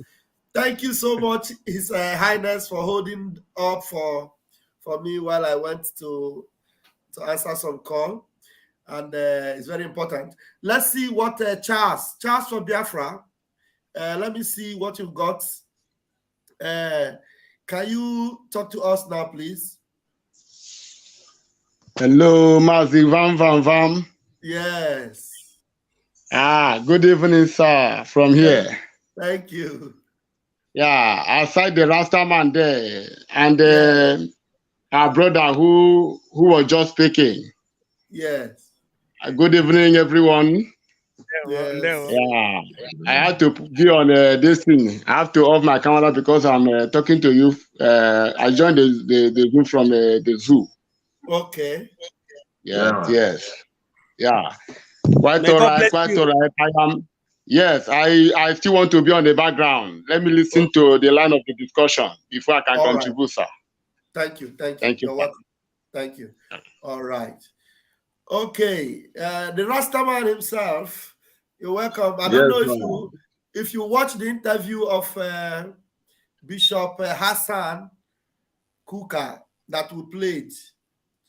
You know, the interview he granted, not interview, speech. He made a speech. He made a speech at the swearing in, or when they were swearing for. You know what they actually do in Nigeria is they swear for them. They swear for them, then they swear them in. They swear for them. Yeah, when they were swearing for Tifnubu and Shetima, the bishop had something to say. I don't know if you saw it. I did not see it, but I just listened to His Academic Highness. I just had a bit, but of course, like him, I am not surprised, you know, because we know how they roll. So nobody then is a free human being. He said that there is no religious problem. The problem in Nigeria is not a religion problem. That it is the diversity is something that can be controlled. That he doesn't speak about religion problem. That Nigeria will be great, and Nigeria is the best. He said Nigeria is the best country in the world. And I had a lot of questions to ask him. What exactly makes Nigeria the best country? And he also said that Tinubu and Shetima won the election, and that people should be calm, that they should not be worried, they should not be nervous, that there's no problem, you know. So I don't know what we have to say. It still boils down to the problem we have been trying to, the awareness we are creating about Islam and all these things that are going on. Most definitely, because I've been trying actually to log in for a while now, but I don't know why my computer is requesting the Chrome, and I download the Chrome, it's still misbehaving for ages now. I decided to come in with my handy, with my mobile phone, because I wanted to be showing scriptures now where Muhammad said that he's been made prosperous with terror. You know what I mean? So, but anyway, I can also prosperous with terror. With terror. So this is what they're doing. You see them attack you, and they themselves will begin. Imagine they said El-Rufai said that he's going to, instead of be with wind, they go to war. Another person will say something again. The Sultan will say that that the Taliban of Nigeria is their warriors. I think something like that. I have the screenshot somewhere. And Gumi will say, and Obi, after saying my daddy on the telephone, say that this is a religious war, this is now that every one of them pointing at you are the one creating war, you are the one, but these are the people demolishing churches. Yes. So they twist it upside down, and things like this. So, and there is a program, a Somalian ex-Muslim. They are actually a couple. They left Islam.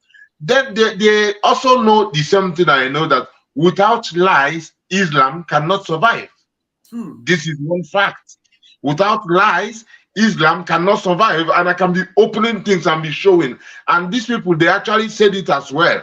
So this and person who they lie, they like me, they take lie, go behind them. Exactly. And before you know, he go even point finger at you first of all. Say they lie you, but he go accuse you. That attack becomes the best defense for him, because a gullible person will be on the side, but if this person will do such a thing, how could the person be accusing somebody?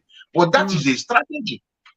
So now, all of them, both also these people we are going to vote out tomorrow, they know the truth. But you see, when they slaughter people in the Hamuf and everywhere, they don't talk. They are dumb. They don't talk. Do you think they don't see it? They see, just like Kukah. This is why if any person there says any small thing that is positive, praise the person.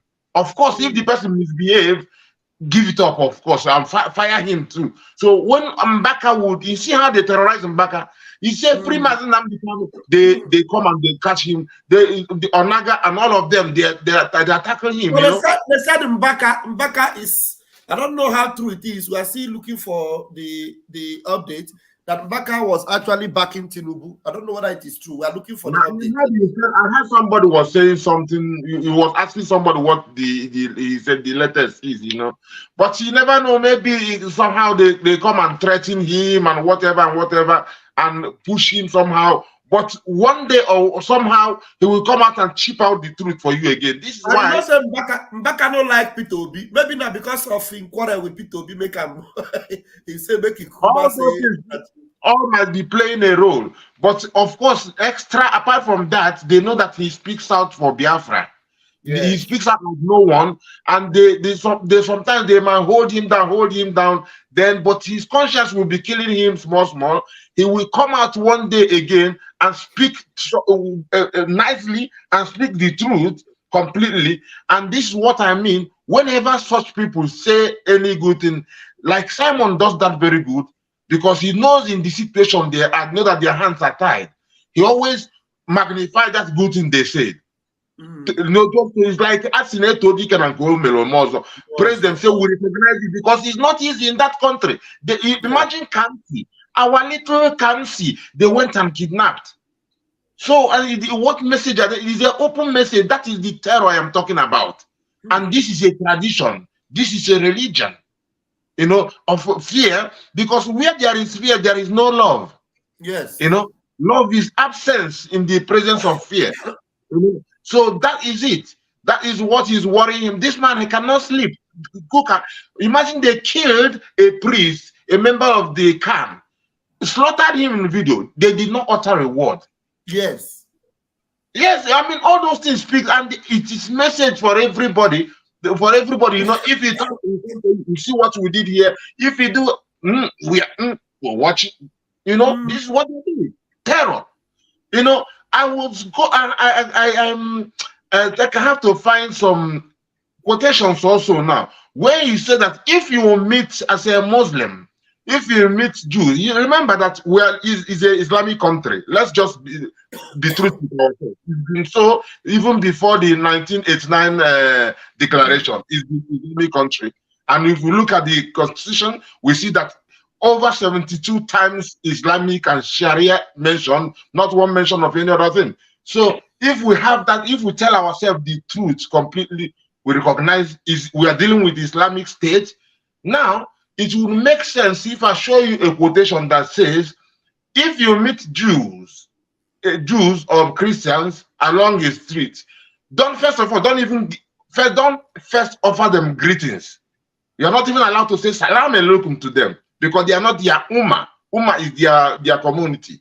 So, and then the next thing is that don't even give them way. You force them to the narrow road. Force them to the narrow end, you know, and no one says that let them be hard to them. Don't yield to them. You show them, strike over their neck, and don't yield to them. Let them see hardness in you. So that is the mentality that is pushing people. But what we have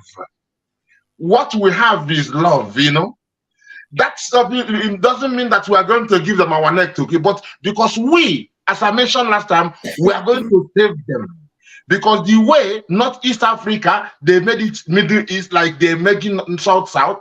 I said they made it, and the same way we go see what's in the happen for Middle Belt. We say this thing, then they aim our side before they did the Quran in the Atlantic. We know that we have to speak for the Middle Belt. When we're speaking for them, we're speaking for ourselves. So now, if we recognize what happened in Northeast Africa, how it's changed completely. If we recognize it, we know that if we bow to these people and they annihilate us, they themselves will be annihilated. So if we check it out, we see that love is what we bring it for them. Because like what I mentioned the other day, tapping on Adam's left shoulder, black man, on the right shoulder, white man for the paradise and black man for the hell. I saw a brethren, a Duduwa brethren yesterday in a space of a good man. So he was talking about it. You know, I don't know if he saw because this Duduwa brethren is always with Biafran people, you know. I don't possibly he watched that video and recognized it, or he saw it somehow else. He was talking about it, you know. So, and now that is a thing that most Fulani don't even know. That is the thing that many of them, and many things like that, they don't know, and it is in their book. But these things, those people don't talk about it, because without lies, they cannot survive. So the truth is the light, and the light is universal. It's not limited to Biafrans alone. Because when you are teaching a child, they feel like you are hating them. But when time comes, they realize, my parents did love me. This is why they say don't spare the rod and spoil the child. So when we're going to slap them, slap that juju way they put for their head out of their head, it might be painful for them, but as time goes on, they will recognize Biafra saved us. And it's not even limited to even them. It starts with us, Biafrans and black people as a whole.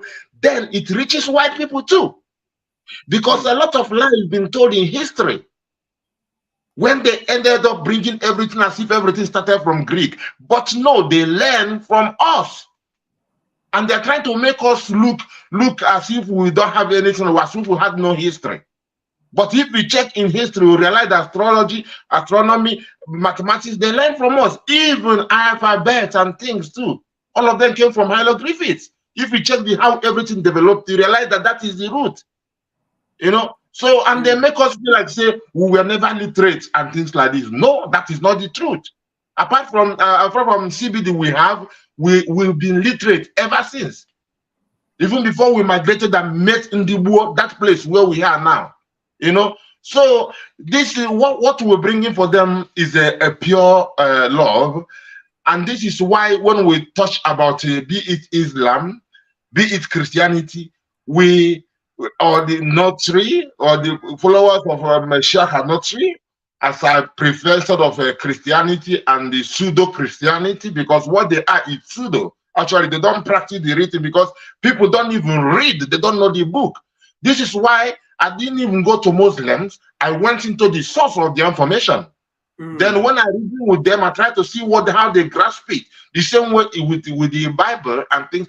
I swim inside it. Not only that I swim inside it, I start going linguistically. I start going into Hebrew to understand how the message was portrayed and to understand it better. Because if the word is God, the closer you are to the word, the better you understand.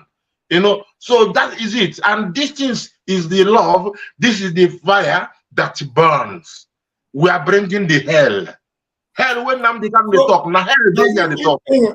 Does it mean that in Islam, do they have commandment in Islam? Do they have a command? Do they have like we have 10 commandments in Christianity?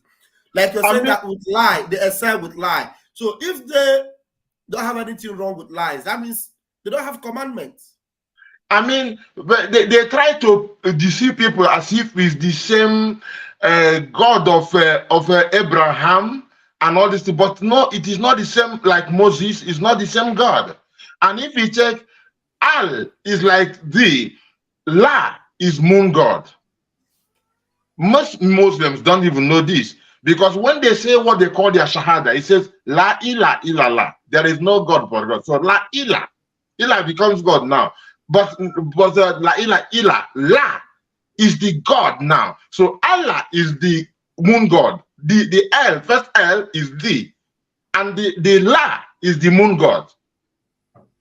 So now they don't, most of them don't know this, and in the confusion in it, even they said that how they portrayed Abraham and things like this, it show how because even Arabs those days, they call Muhammad ear, because he opened the ear very well and grabbing things from the Jews and grabbing things from the Injil and grabbing things from fairy tales of Arabia and grabbing things from Apocrypha and taking things, and then some things that randomly come, they put, Abu Bakr, his scribe, actually, sometimes when he told him to write something, Abu Bakr wrote it in a certain way, added some words and made it poetic. He was like, yeah, you put it like that.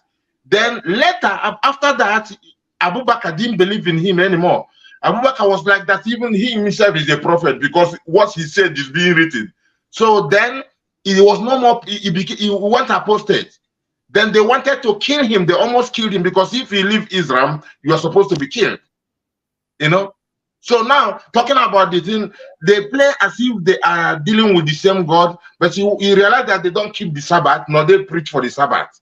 Exactly. So, yeah, and then they don't call Yahweh, they associate or how Moses called him Yahweh, or Ahaya, Asha, however they want to say it in the real way, and all these things. So, and then if you check, they don't have extra commandment like 10 commandments, but they count Moses, count Adam. They start from Adam actually as the first prophet, and Moses, Aaron, Solomon, everybody, David, all of them are their prophets. They talk about 240 prophets, So and that will give you automatic feeling of the same Torah, but everything is not identical. Because now when you go into the commands that you should go and kill the unbelievers, the Christians are seen as idolaters.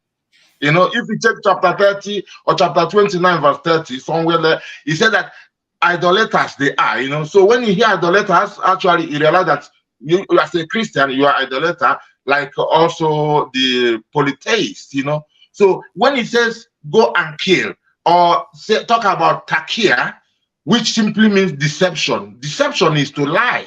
Simple. It's just like they say it in a different way, but it simply means to lie, to deceive somebody. You know, and in some places even encourages them so that although you're telling them lie, but your heart really hates them. But just because they are in the majority, you have to act in a certain way. But when the power is in your hand, you slaughter. So when the power is in your hand, you slaughter like you know, like a Christmas goat to everybody. So the lie is in a lot of things. A lot of things. I mean, we will be breaking them down. We'll be bringing things and how they twist and the contradictions in the book itself. You know, which makes anybody who really studies it, who really seeks and studies it, leaves completely. Unless most of them are scared. A lot of Fulanis are even converting nowadays. But of course, it is not easy for them to come and speak up because these ones, they will kill them. It's called honor killing. Their family can even slaughter them. You know what I mean? So it will take time for slaughter. And anyone who converts will not believe in jihad anymore. Because, you know, then they even trying to convert people and preaching people, their own thing becomes a different thing. But they know, of course, those who believe in slaughter and all these things. And when we check it out, we realize that Yeshua told us this time comes when people will be slaughtering you and they will be believing that they are doing the work of God. So it does not contradict now when they are killing our people, they say Allahu Akbar.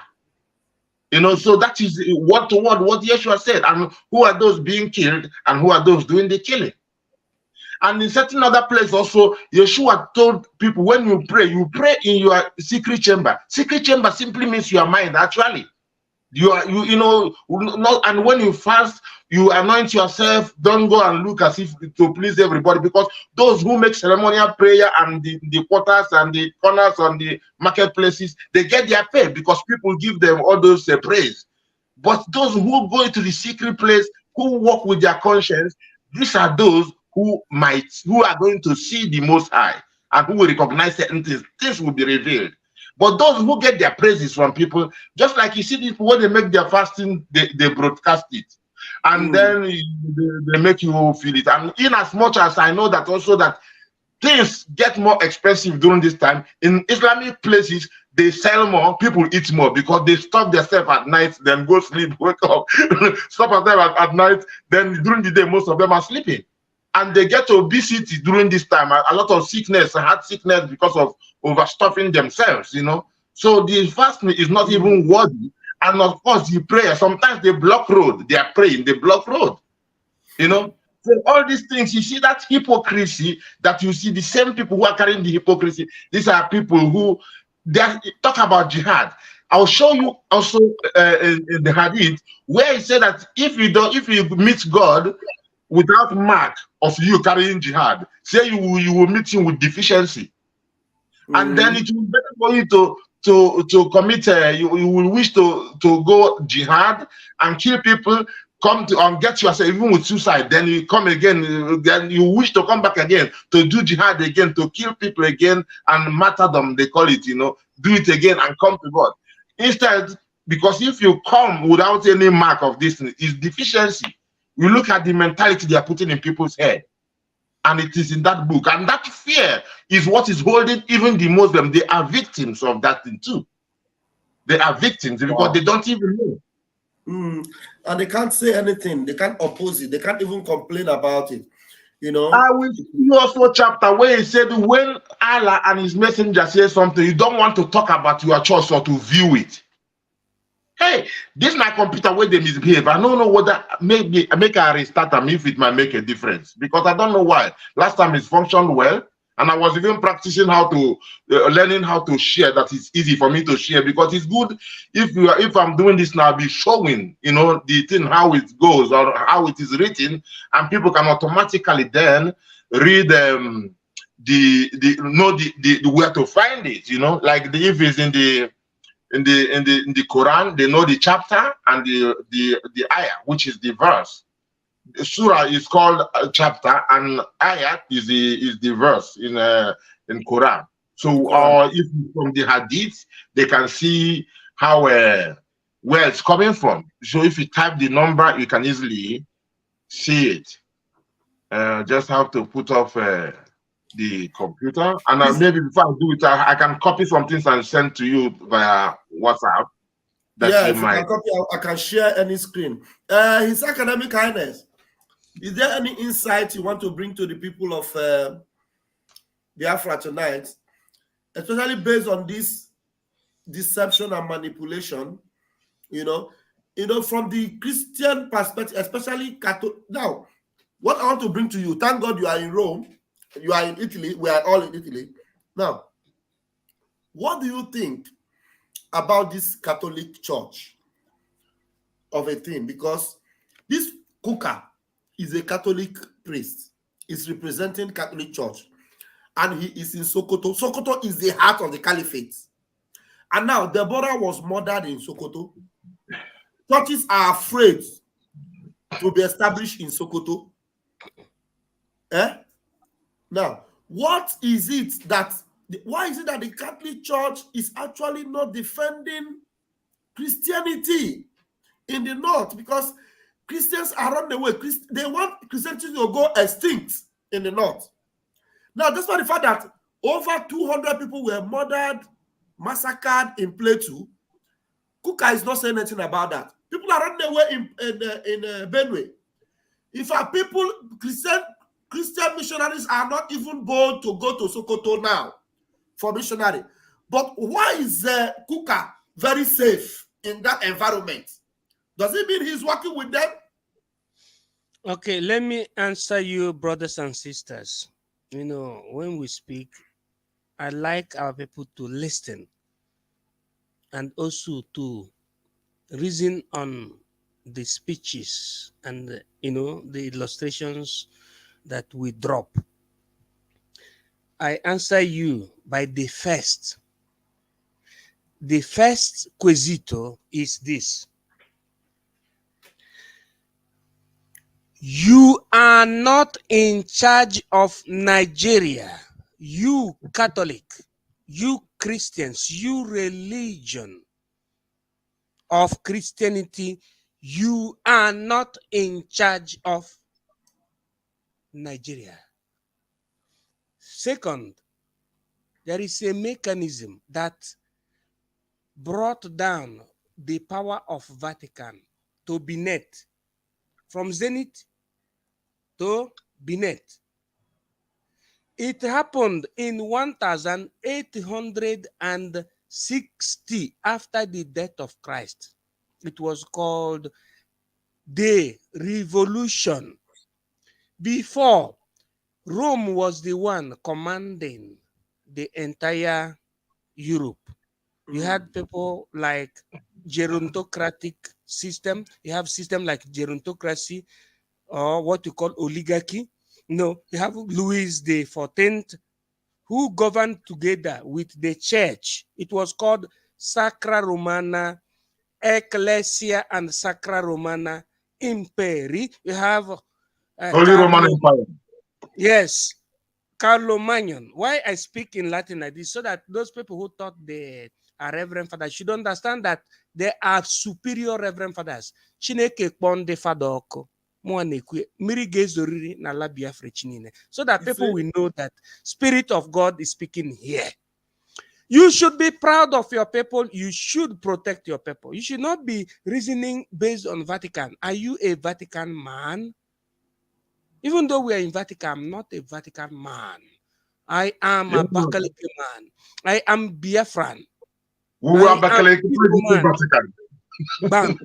So that is how it is. So you should not, these people are not, he is not, is it Jukun? He's not the Sokoto man, but he is reasoning based on the limit he has under the auspices of Catholicism. And he is very comfortable with the system, you know, of Reverend Father. Reverend Father doesn't pay house rent from Nigeria to overseas. He doesn't have family.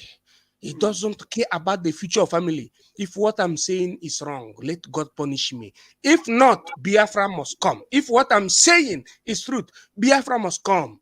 These people are persona non grata, the people that are holding the liberation of our people. You see, instead of siding the plight of the people, they are siding mediocrity and mediocrity. If you watch him when he was making the speech, he was comparing himself with the Sultan of Sokoto.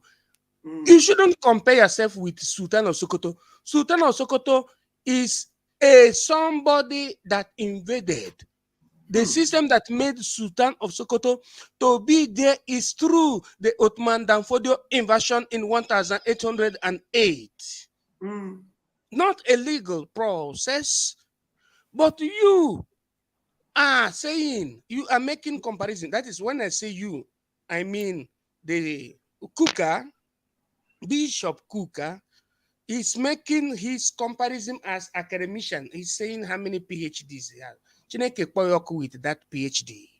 The PhD that you have that cannot make you to be in charge of your government of Sokoto as a country, the country of Christians. They speak English, but they don't understand English. How can somebody from Britain be coming to create country for us? You believe in toto, in whatever British people did. British, you say, you from Igbo should forcefully become a brother to somebody from Yoruba and forcefully become a brother to caliphate of the north. You say it is okay. Then you say it is Jesus you're preaching. Jesus does not do like that. Jesus said, the temple of my Father is not for business. Therefore, he chased away Reverend Fathers, scribes, and Pharisees. Is it not how it happened? That is how it happened. Exactly. Okay, that is how it happened. So, these people have brainwashed our people, and our people, they will find it difficilous to recover themselves because they're looking at Reverend Father. In Nigeria, instead of thinking about being a citizen, enjoying yourself and working in a safe environment, you are thinking about where your soul will go and when you go to heaven and hellfire, without knowing that it was somebody that created the word heaven or hellfire. And heaven means, moreover, a place of peace. In this terrain, a terrain of peace. Hellfire means bad condition. Because it is not Abakaleke language, it is not Igbo language. Thank you. They say you are making too much sense. That I should ring bell for you. That you are making too much sense. Thank They you. say, Van, ring your bell for our academic highness. They are doing well. God bless you. God bless Rastaman. Bless you too, academic highness. Right now, I think you're gonna get. I mean, bam. You're going to get. I'm going to send you now a couple of quotations that then we can go through them a bit and get idea, so that our people get idea of who we are dealing with. Mentality, because there is nothing like understanding who you are dealing with, whatever it may be, good or bad. Let's reason, because this is what makes us different from animals, you know. So, because there is no peace for the wicked, because the wicked know not heaven. Heaven is a place where, when you speak the truth, it gives you joy. This is when I would like to say, the truth of Biafra covers me with goosebumps body. That is reality. It's not, I just don't say it. It's what happens and I just feel it. Yes, man. So that is where you see we get the truth. But others, now their mind, they fly out when they hear the truth and they try to hide it. And that is when they say you run to the rock, you run to the sea. The sea is the mystery. Try to mystify it. Then somebody who carry common sense go show you, say, this is where the talk saying I'm mysterious something. Look at it here. Now, not be there, not be the 1 + 1, not be content 2, or 1 + 1, where it talk 3, in the form like when man meet woman, you get your child, it becomes Trinity. We say, he say, and all these things like this. Anyway, make with the waka they go forward. So waiting the board now. This one is Quran 9, verse 73. It says, O prophet, strive hard against the unbelievers and the hypocrites and be unyielding to them. Now, in this context, who do they actually refer to as unbelievers? Unbeliever is any person who doesn't believe in the religion of truth, aka Islam. Who doesn't believe that Muhammad is, because to be a Muslim, you have to say the Shahada. Shahada is what here, La ilaha illallah Muhammad Rasulullah. There is no God but Allah, and Muhammad is the prophet. So if you don't accept these two, you are automatically disqualified and you are in the category. You are an unbeliever. Yeah, you are unbeliever. And hypocrite could mean also a Muslim who didn't stand with these things, who is not living up to all these commands, so to say. These are commands. It's a commandment as well. If you talk about commandment, it's a command. And I guess I don't know if I posted it as well, where he said that if anybody goes against what they decide, that that the person has no choice. I don't think I have it here anyway. But I mean, I have a lot of things there. We can check it. I can find it as well. I wanted to chip something in there, Rastaman. Yeah, bro. Okay. When you say Allah illallah, it was the doctrine of Muhammad II, the Almahides. Introduced it, the one that conquered Mecca around 260 after the death of Christ. You know, no, the first, but it's 600 and not 200. What I'm trying to say is this: the first Muhammad, because all these secret Europeans, you know, they conceived and they that is when I say they conceived, I mean to say that they reserved some secrets. They said that the first Muhammad was the one that defended Yahweh Yeshua. That one was, that is, they chased him, they wanted to kill him in Medina. And he ran away and saved his life in Abyssinia. Abyssinia is in Ethiopia. Now the other one took over. Now the people, the followers of the radical Muhammad introduced all these La ilallah and the jihad radical, the most radical jihad system. So not following the step of the first Muhammad, because the first Muhammad was mulatto, meaning the color near to our color, and the first Muhammad defended Yahweh Yeshua. So that was the secret, they said. And the first Muhammad, the followers of the first Muhammad, are the people you call, not exactly the followers, but they are trying to follow the people you call the Shiites. But the followers of the second Muhammad are the people you call the Sunna al-Islam, the radical Islamists. So that is the reason why Ayatollah Khomeini tried to moderate the system of Islam by removing long title names in Iran and making Iran to be a kind of, you know, a scientific Islam, not the Islam that, you know, that is so rigid, something like that. So, however, our people have to understand that we have to maintain our own. All these rigmaroles has to do with we understanding that God was not a mistaken God by creating continents. Africa is not progressing because Africa followed the template of the colonial master. Africa should incorporate the works and the artifacts of the fathers and maintain it. Don't you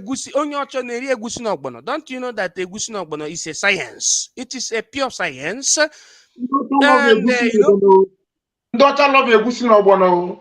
But it is our own science. I just don't know how they say if you take a time for them, you go catch them straight. Okay. Thank you. Seriously. It is our own. Okay, let's go. Let's analyze this scripture because we have about 17 minutes more. I just want this to end at 4 hours. 4 hours program is already long enough. Okay. This one says Surah 2 verse 106. whatever communications we abrogate or cause to be forgotten, we bring one better than it or like it. Do you not know that Allah has power over all things? What are they trying to say here? This is abrogation, because there are some times now some Muslims which will quote certain things in Quran that might sound very, very good. But they will not tell you that there is this principle of abrogation, which you just read. If something comes later now and contradicts the first one, they stay with this one because it abrogates the first one. The first one is of no more effect. But they can use it completely different from what you have in the scripture. In the scripture, you are not permitted to add or remove. Yes, but this is a practical open takia now, open deception now, and it's not even the deception, because deception is something that also, if you are lying, you are hiding, you are doing it secretly. It's kind of secret, but this one is even forcing you, because you see it written before that if you kill one person, it's like you have killed the whole mankind. Meanwhile, that was taken from the Talmud. Because even they always forget to quote the beginning, because it say, "O children of Israel." So, but they always remove that particular "O children" and quote it. So, but later in that particular same verse, now you realize that that they tell you now, "Oh, you believers, you fight against the unbelievers and the idolaters until they pay you jizya," for example. So, and this now abrogates this first one, because when you say you strive and you fight them, it doesn't mean self-defense or that they're coming for you. You have to even chase all of them out of the Arabia Peninsula. That is what Muhammad boasted of doing, and they did it actually. Muhammad was killed by a Jewish woman when that he slaughtered her family. Thank you. Slaughtered I want her to chip her father, but this man, because he's so much into, is a sex freak. He was a sex freak, and upon having his 13 women and slave women he has and all those things, and if they conquer you and take you, they take the people, women, just like they come and rape our women. The same thing, you know. So now that woman offered to cook for her. She roasted meat. It was a lamb goat. He poisoned her. One of the few prophecies that this man said that came true, he said that if somebody would lie in the name of God and say things or fabricate things, that his big artery will be on, how is it called, altar or something, I forget the exact name, that it will be slashed or something like this. So, but now that is what happened to him when the poison in that goat hand started killing him small.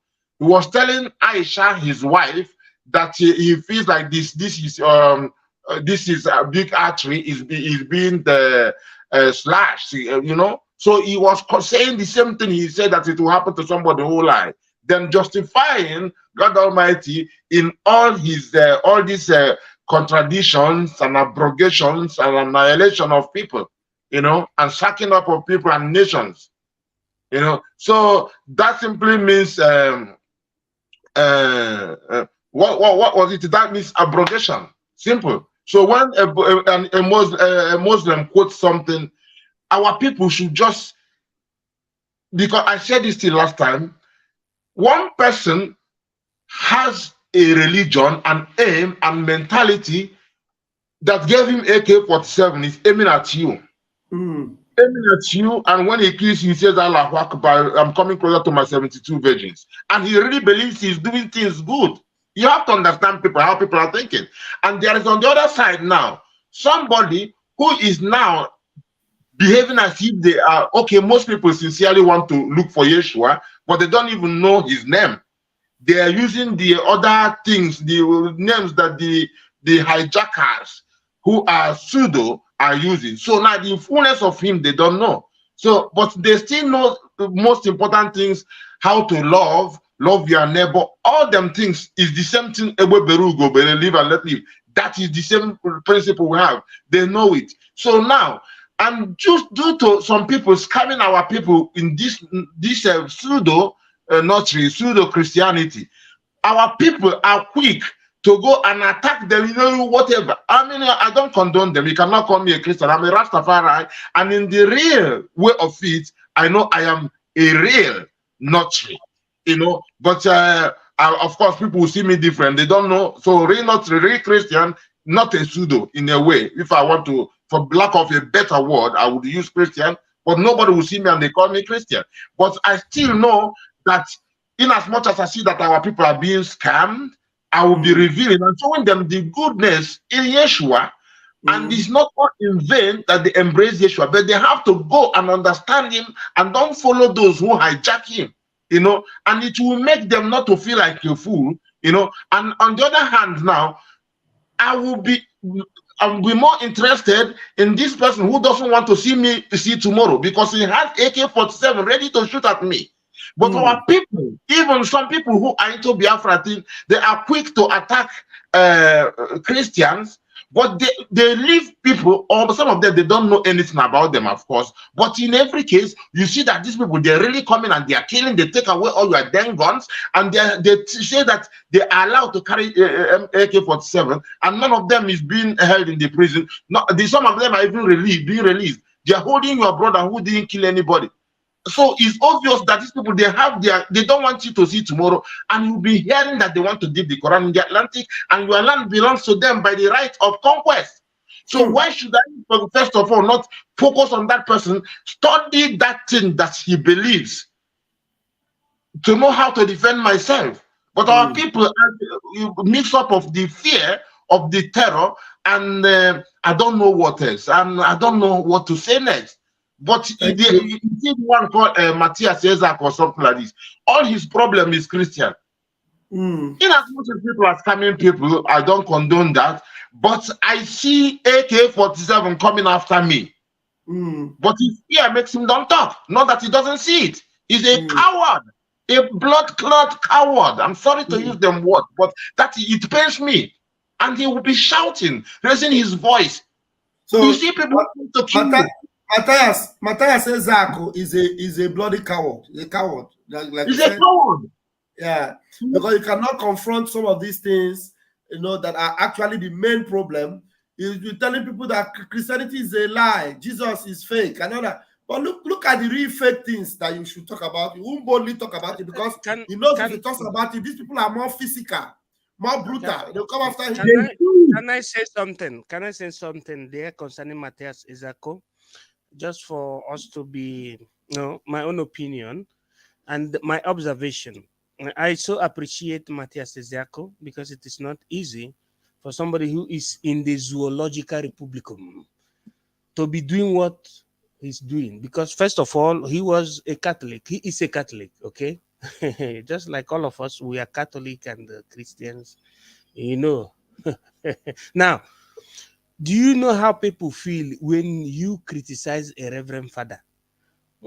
Reverend father, Reverend father fuck up no. But you need to understand the context where myself and the Rasta man. Yes, I know. Matthias goes ahead to burn Bible and tell you that Christians. Okay. Yes, I want to. I am at his defense. Cool down. Allow me to talk. You should have blamed the academicians for not explaining. Do you know that it is only good people that listen to us? There are people that if we are talking now, they will say, these people, they will be missing issue. They will be saying, they'll be reasoning like animals. If Ngozi Okonjo will be calling freedom fighters miscreant, Ngozi Okonjo, how many degrees does she have? Can she enter where I enter? In my age, at my age, can she enter where I enter? Did she enter? But they will be covered with the cobwebs. What I'm trying to say is this, that we have been rubbished for decades. It is because of the activities of Reverend Fathers that, what do you call him? Matthias Ezako called Jesus Christ 419. Jesus Christ is not 419. Now, it is somebody like me can never. I don't even call Muhammad 419. But I will tell you the difference between Muhammad first and Muhammad second and the traitors. I will start from the book of Genesis, telling you the difference and even condemn what the action of Abraham or Abram. They said that God changed the name of Abram to Abraham. You see all those discrepancies. I will try to let people to understand that white Reverend Father do protect their citizens. But why is it that Black Reverend Father is not protecting the citizen, but it goes against their citizen? It is because of the way Nigerian Reverend Fathers and pastors do behave that Matthias, Isaac, and the cohorts burn Bible. Somebody like me don't burn book. I don't burn Koharan because I am educated in a deep way, because it is called history book like this one now. It is the history of Tehran. I sing it. I don't burn it. But if somebody saw that where he is, he or she is, somebody said that this Bible does miracle, and practically he's seen that it is a manipulation, he can get annoyed and burn the Bible for you to see that you are a fake person. So it is because of the Reverend Fathers that he made that mistake. It is left for us to educate him, to let him to understand that now even Jesus is a black man, and African Reverend Father is misusing the interpretation of Christianity and the misuse of Christianity, including my sister that is a Reverend sister and my in-law that is a Reverend Father. All of them are idiots, but Jesus Christ is real. Thank you.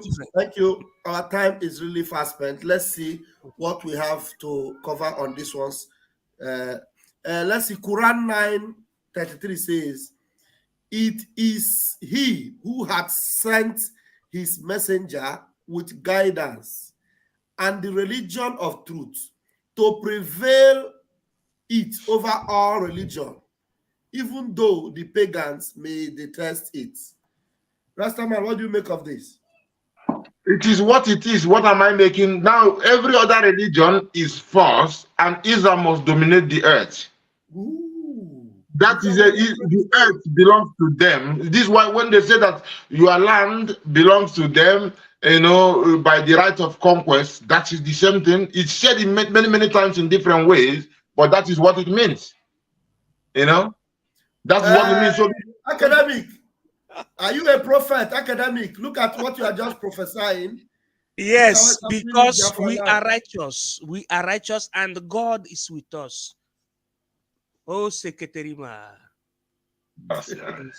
Academic prophesied immediately he came here that he is calling upon rain to start raining in Biafra land. And we are still speaking. And Academic wants it to rain tomorrow. I hope that he comes tomorrow too, and shower our people with blessings. And then wash away the iniquity of Fulani Janjaweed and the British puppeteer masters. Yes. It will happen. It is happening because it is onye kwechi ekwe. We are gathering. People who know me know who is my father, because God and Jesus said, "I know my sheep and my sheep know me." That is how. Man, see this one. Oh, this one is serious. They say it's Sahih al-Bukhari. Okay, this one is not Quran. This one is a writing of somebody else. It's Hadith. That is the sayings of Muhammad. That is, it's called Hadith. Hadith. Okay. Yes. Sahih means authentic. His Islamic religion, then I can't even pronounce this because Buy of him. YouTube. Buy him. Buy him. Buy him. Slaughter him. Simple, straightforward. Bam. So this is why apostates now. This is why many people cannot say, because if they do it to themselves, even this one said they themselves are victims of fear. So love, all these things are just oppression. I didn't know that I'm not displaying it on the screen. I'm sorry. I didn't know it was not showing on the screen. Yeah. You can enlarge it if you can make it more large so that people can really read it better. Yeah, I'm trying to. That's the highest. Okay. You know, I'm using StreamYard. StreamYard, that's the highest it can go. If I want to go higher, it will become. I will lose the. Okay, I thought I'll make it like this. That people can read it back and forth. Sahih al-Bukhari.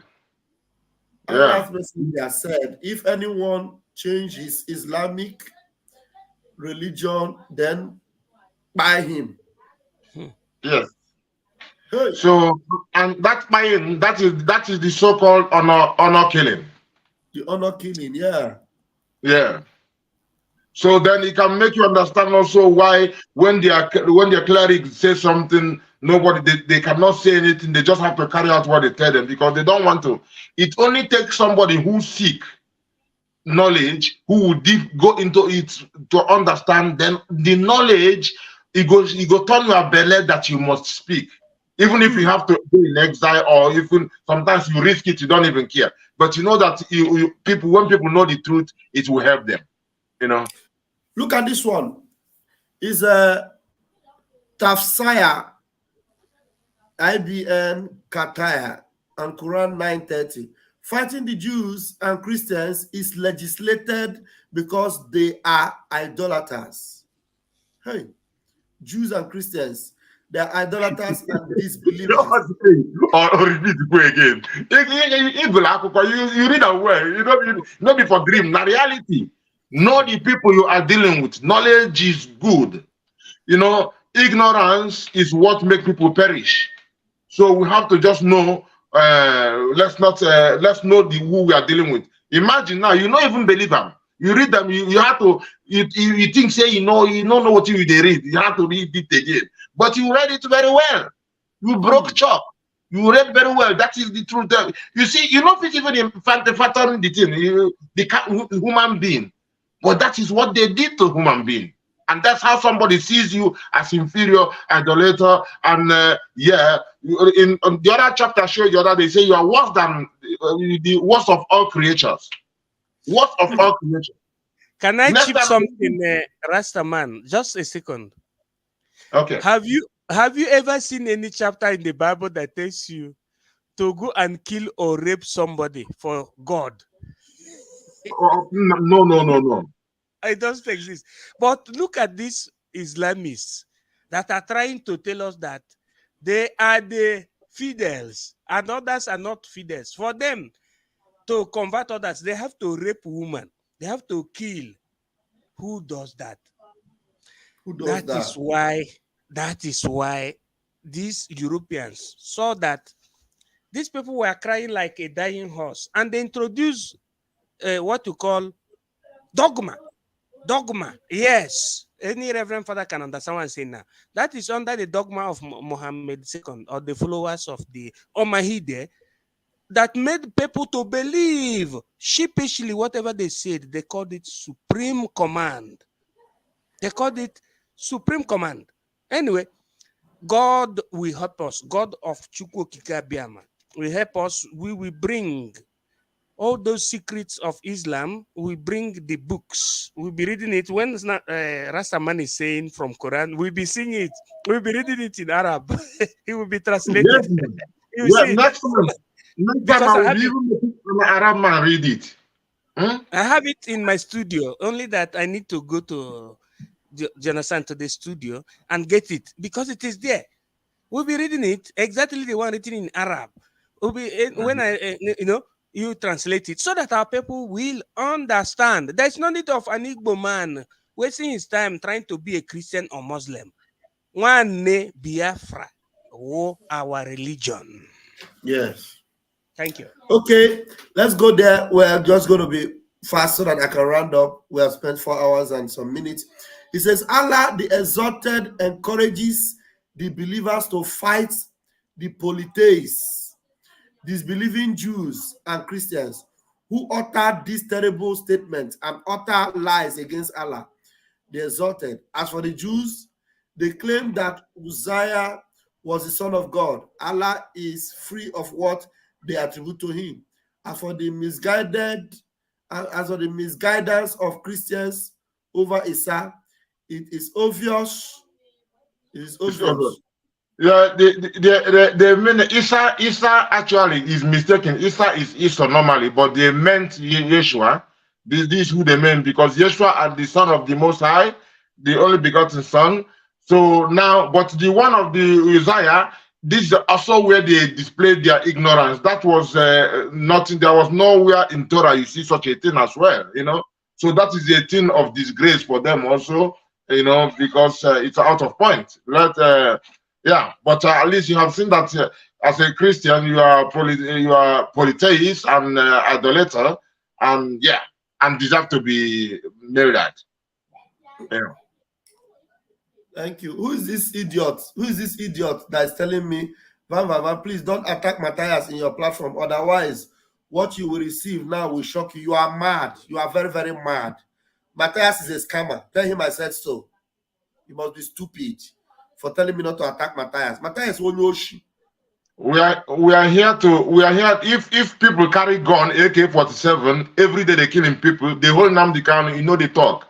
It is easy. Anybody can talk against any Christians anywhere. This is easy for them. They talk.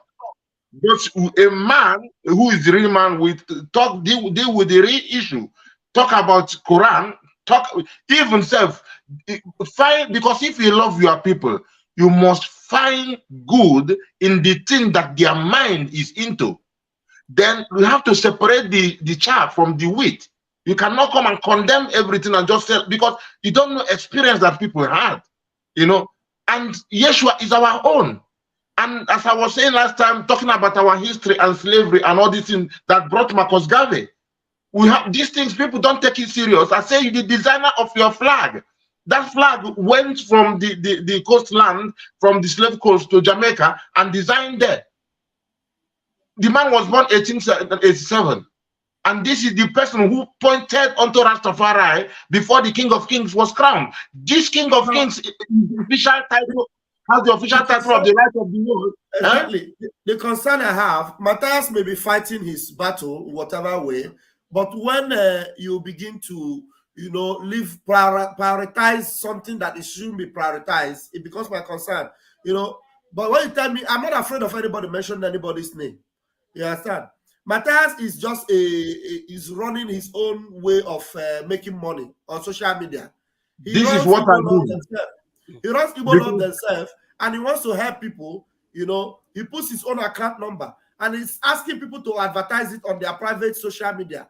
He meets Skibo Comedy, advertise for me. And Skibo says he doesn't want to advertise. And then he begins to attack Skibo. You understand? You want to help people, you put, what if you want to help people, really, you are sincere, and you are transparent about it, you can ask people to, you know, assist the people through their account numbers, the way this guy does it, Okuloha. Okuloha doesn't run a charity. You understand? But this guy, he's making money through charity. And then he opens Omenana Church, and they begins to collect offering and seed from people in another way. You understand? That's not even what we're talking about. I'm just talking about it because of this idiot I just blocked now. Let me if you can permit me to say a little word. Can I talk? Yeah.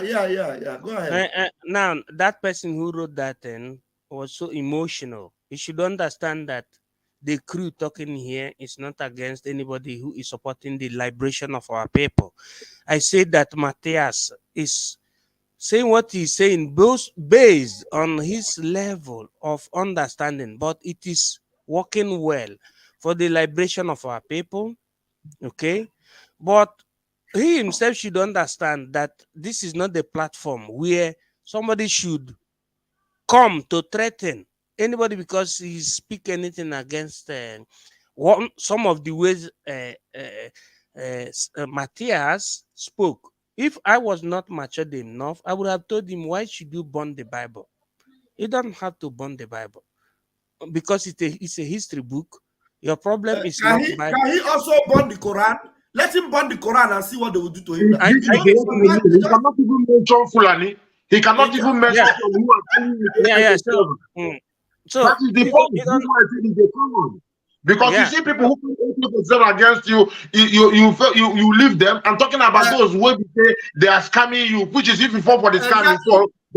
But not Fulani, but especially Christ. I'm burning Bible. I'm warfare. And it don't make sense. It's a disgrace. It don't make sense. And I know I cannot stand what I'm saying is we have to be soft. I didn't mean that guy who wrote that nonsense had sense. He wouldn't have written that. He would have used a very soft way of writing something, because we are trying to help ourselves. Nobody should burn any book, whether it is written by devil or by God or by Satan. The thing is that there is people. It's easy to ride on the emotion of our people, because many people are victims of these things, and you can easily ride on that. But it's now a different thing. Now the kind of the facts I have, which has to do with that Bible, having to do with our people. Our people. Old Testament is our own.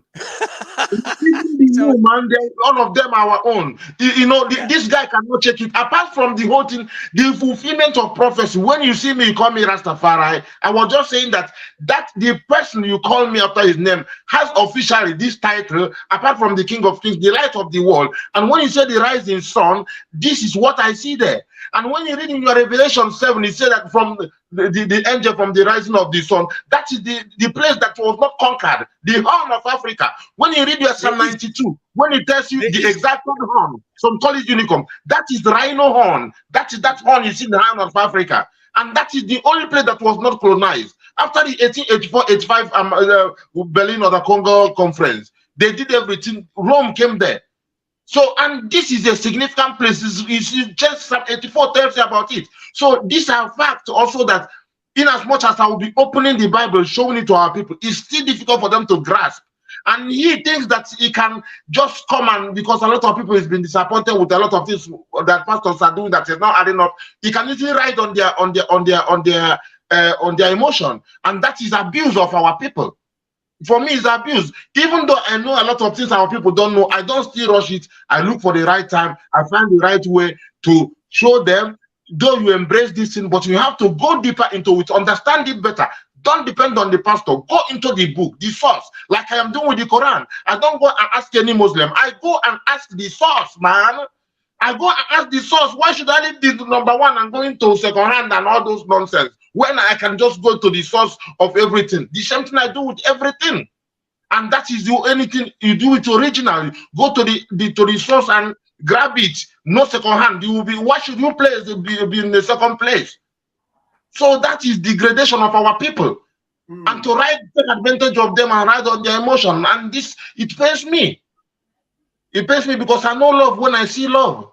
Love can stand everything, and show the people that, show them. And not try to degrade them as if they are fools and all those. No, they are not fools. They have conscience. A lot of people with clean hearts, and they're deceived in a way or the other. But there is something that pulled them there. We are spirits, man. But we have to purify each other and edify each other, and then we make sense even with ancestors, what they did and what didn't function, why it didn't function, why we are here today for betterment of things. Everything starts adding up, and that is joy. Otherwise, you will always have things that you want to escape, and that is part of the hell. And I don't want to live there. I have to always say it and be free. And I know that if I talk to you, anything I talk to you, I can look into your eyes and know that I love you. I said in everything I said. In as much as it might be slapping you, but it has to be truth, and you see that it's caring. That is it. So I'm not talking about Fulani and everything that is happening of Mazinam Dekano, and you see Fulani intimidating you. In the Anambra State, the governor said that if Fulani kill you, they pay the family 500,000. You see, and if our people kill their cow, they pay 500,000. And it doesn't talk. And he's talking about the good government will do this. Which good government? The Fulani government? The same thing. Good government. The Fulani blood clot government. I beg. What you want? How me I go listen to that thing? And it go boil me, because they degrade our people instead of them to say, look at Fulani agenda. Look at what. Your government is Fulani. Your governors are Fulani everywhere. and he's talking about giving them hope where there is no hope. Yes. No, talking about government. Which government? We're talking about Biafra to get our freedom. Talking about government. We're talking about government. Thank you very much. Look, we are going to be rounding up now, but let's just read this. If I say you get person way one verse, use annoyance, enter the studio. You get person where the team they touch. You get person where the team they touch everybody. In one call, vam. Look, we see. Equity and fairness. What do you have? What do you have for us? Equity and fairness. I agree to you all. Well, it's like you have another device. You have another device that is on there. You have to put it off. Okay. Okay, wait. Let me reduce this. Okay. Agree to you all. Agree to Vam. Agree to don't forget the name. Academic kindness.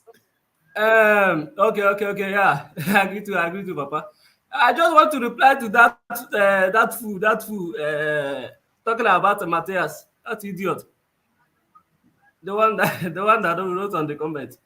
So that person don't know that Matthias is an idiot. Well, a complete fool. Rasta man, you are muted. What happened? That guy is an idiot. Complete fool. So I said, sorry, bro. I said that Fam they feed the spirit of everybody. He said somebody they vex, and exactly what he said. Now, you know, nobody heard that guy as the way I heard that guy. I heard that guy to the. In fact, if I wish like to slap that guy so that he will get sense. He will get sense. What did they vex you? Tell us what did he do when they vex you. Now, okay. He's talking about Jesus, said nothing like Jesus. What that guy is supposed to be talking every time is like something like this. Where is Jesus come from? Not there is nothing like Jesus. Now, he has never a day talk about our leader. The reason of our leader. Now the same Jesus, he said that Jesus not exist. That Jesus is the same Jesus that our leader worship. Now, does it mean that he have sense more than our leader? More than Muslim they can. Thank you. So, if our leader is worshiping the useless Abba is worshiping, so our leader will be alive today. If I keep on talking, I will. Equity and fairness. I like your name. That the name is what we want to live up to. You know that name. The meaning of it is what we want to live up to. The guy is behaving the way he said that Yeshua doesn't. He cannot even talk about the real name because now me I don't say Jesus. I always say Yeshua. I don't want to mix because when I say Yeshua, it means salvation. It means victory for us. You know the same thing. You know so.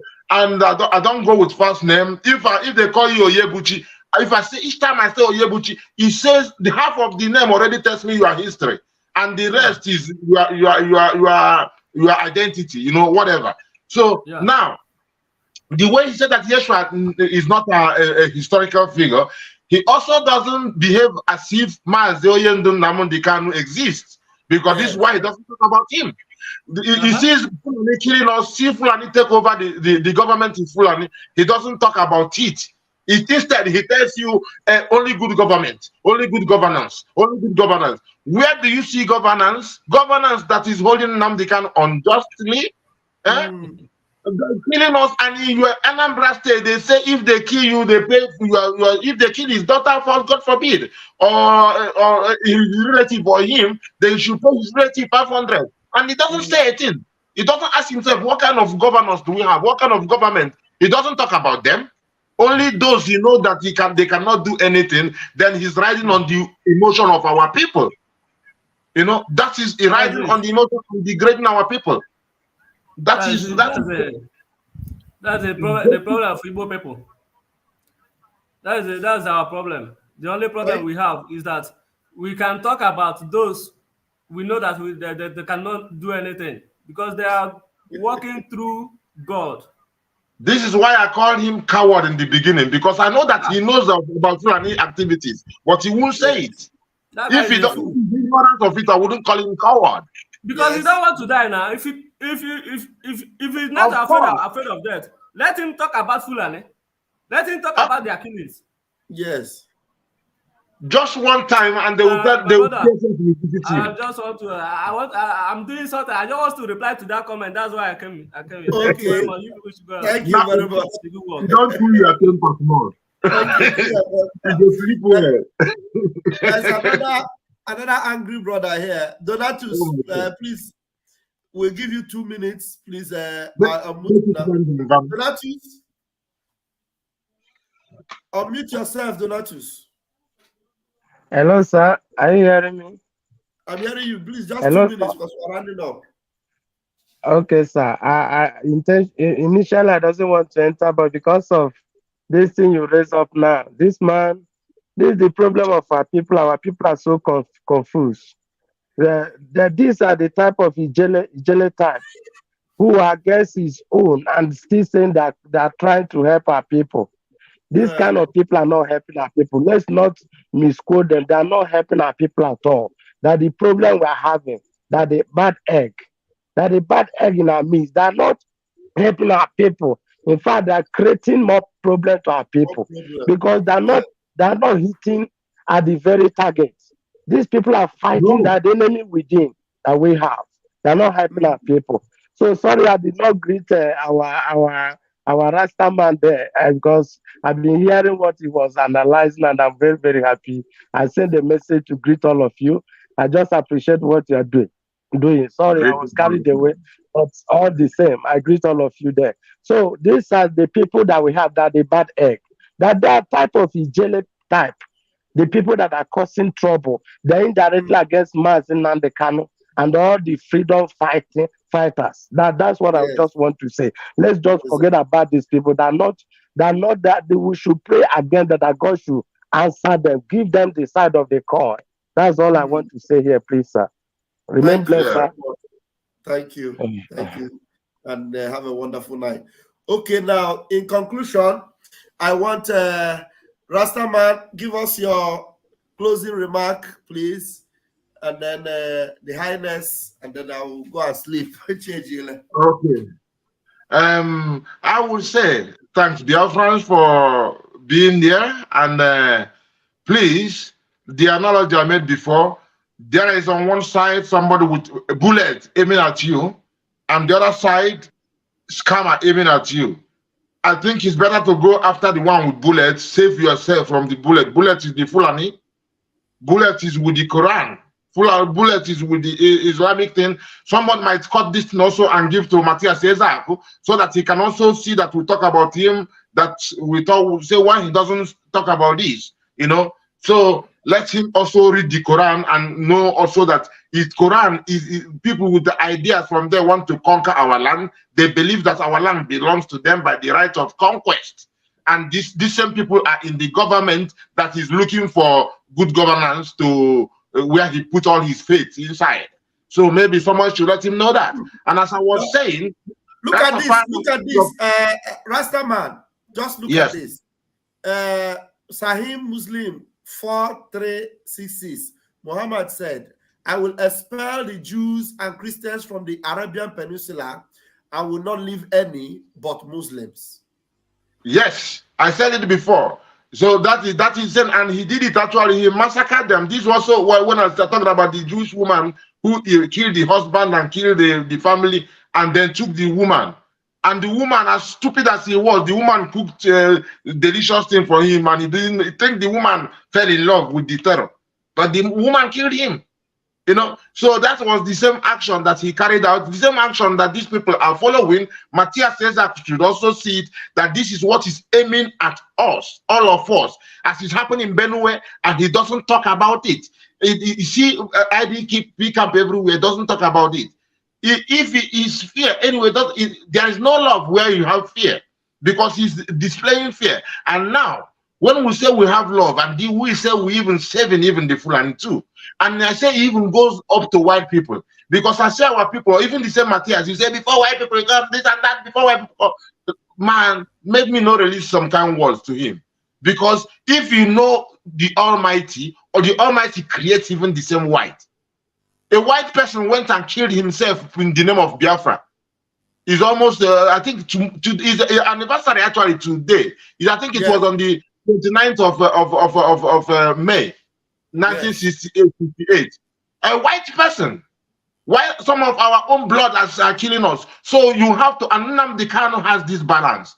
Even when he accused Britain, he still tells you, in as much as Britain were at the forefront of the slavery, even abolishment of slavery, they were also at the forefront. Whether they hypocritically did it or whatever, but you still give people the chance, because human beings still have conscience, and you still have good people everywhere. You have bad people everywhere, you know, and all the things like this. So what we have is a justice, and we don't take injustice from anybody. And we don't want to give anybody injustice. But if you bring it, we will resist it. We do anything, and we must annihilate injustice that is aimed at us. So, make I not keep you too long waiting, my brother. Academic. Yeah. Make fire. Yeah. Just like what the Jah Rastafari man has said, of Osoli Biere, I want to equally tell our people this. You know, our people at home, if my voice is coming out clearly, I want to your voice is coming out. Go ahead. I want to let our people at home to understand that there is hope. There is no hope under an establishment termed as Nigeria. Termed as Nigeria means known as Nigeria. Whatever you are doing in Nigeria, that is Mark that died for Biafra. You know, that is Mark 1969. So that made white people. That's Bruce. Mark. Bruce Mayrock. We call him Mark. We call him Mark in the university here that died for Biafra in 1969. That made the United Nations to make U-turn, and the American government. I didn't mean that our people were informed. They would have continued the battle, and the Biafra must have been free, because after that incident, the American government made U-turn. Even the Yuri Gagarin group, the USSR, they felt pain. But you know, the BBC manipulated the whole world, and our people were in darkness, which is very different from what is going to happen now. So may his whole soul rest in peace. Tomorrow we're going to honor him. The Nigerian Liberation, that is the Biafran Liberation Army, is going to honor him in a very big way tomorrow. I don't want to talk so much on that. However, concerning what we have been saying, our people should understand that there is no hope under one Nigeria. All this rigmarole of Igbo nation, this and that, what we save our people is Biafra.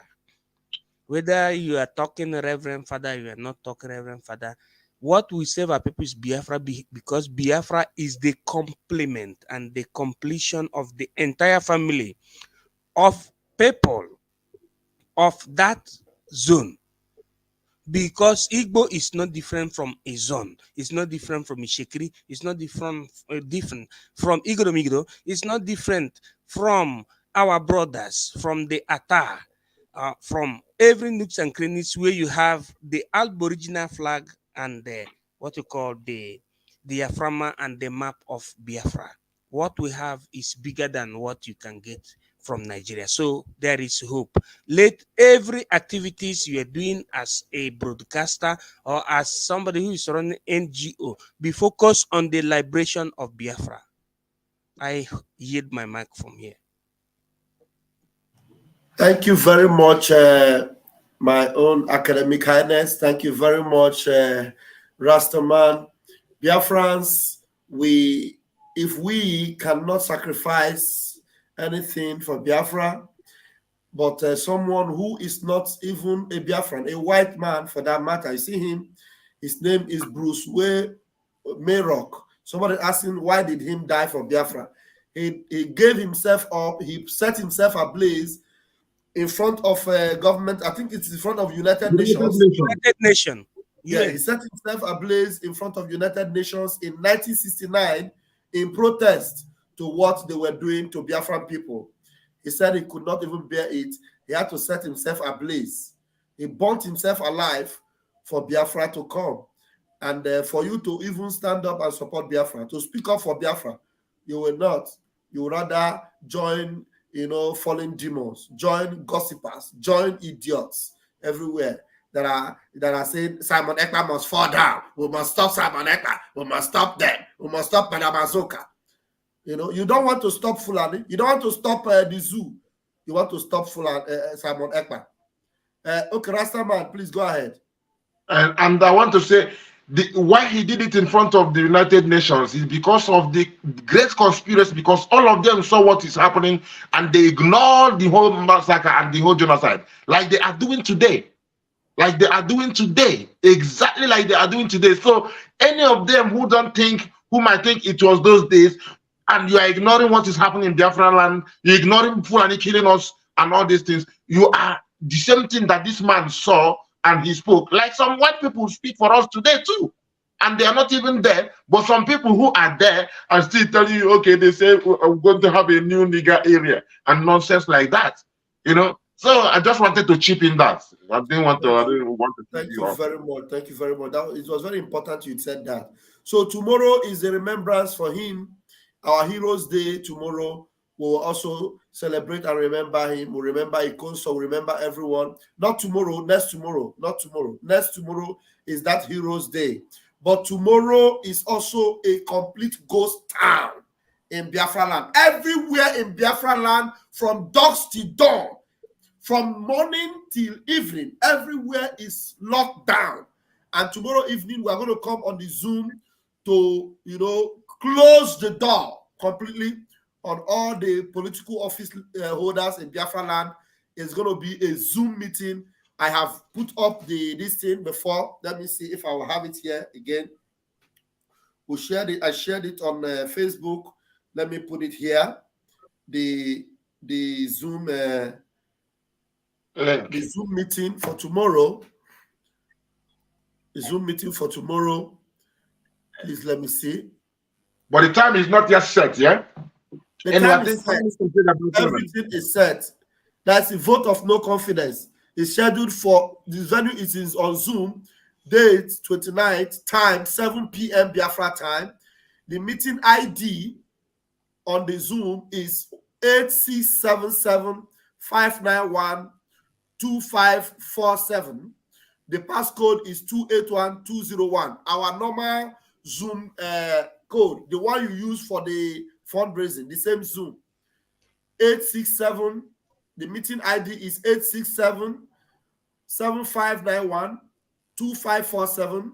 Then the passcode is 281201. That's the passcode.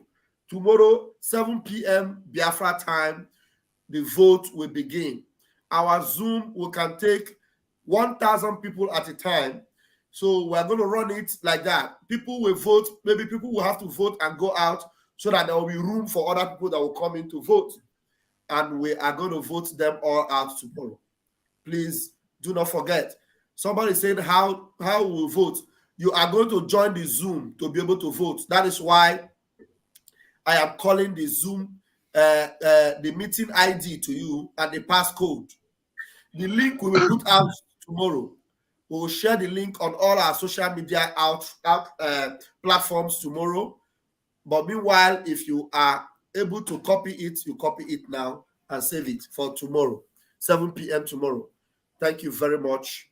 May Chukwu Kikabiama Primi Henile bless you all. May God bless our leader, Mazi Nnamdi Kanu. May God bless our Prime Minister, Mazi Simon Ekpa. May God bless every one of you that are watching and I will share this. I will keep this message alive. We love you, but you could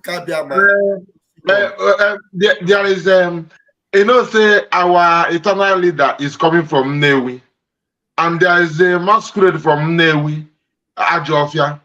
He gets one song where she say, Okanu je jogu ye bukwe mpi na asato ebedebe nsugbe dibia ebeku dibe ebeku dike, so I ebeku dike tomorrow I na jog mpi asato ka ibu maga on Newi ka is maga, then we go Abakalekenize everybody into Abakalekenization and Biafranization and the world we see the monetization. Let me tell you one thing. Ojukwu is the best friend of my father. You know how many times he slept in our compound? In Thank you. Abakalekenization. All right. It's taking a long time. Thank you very much, everyone. Good night. I'll see you guys tomorrow. All right. Yes, All right. Thank you.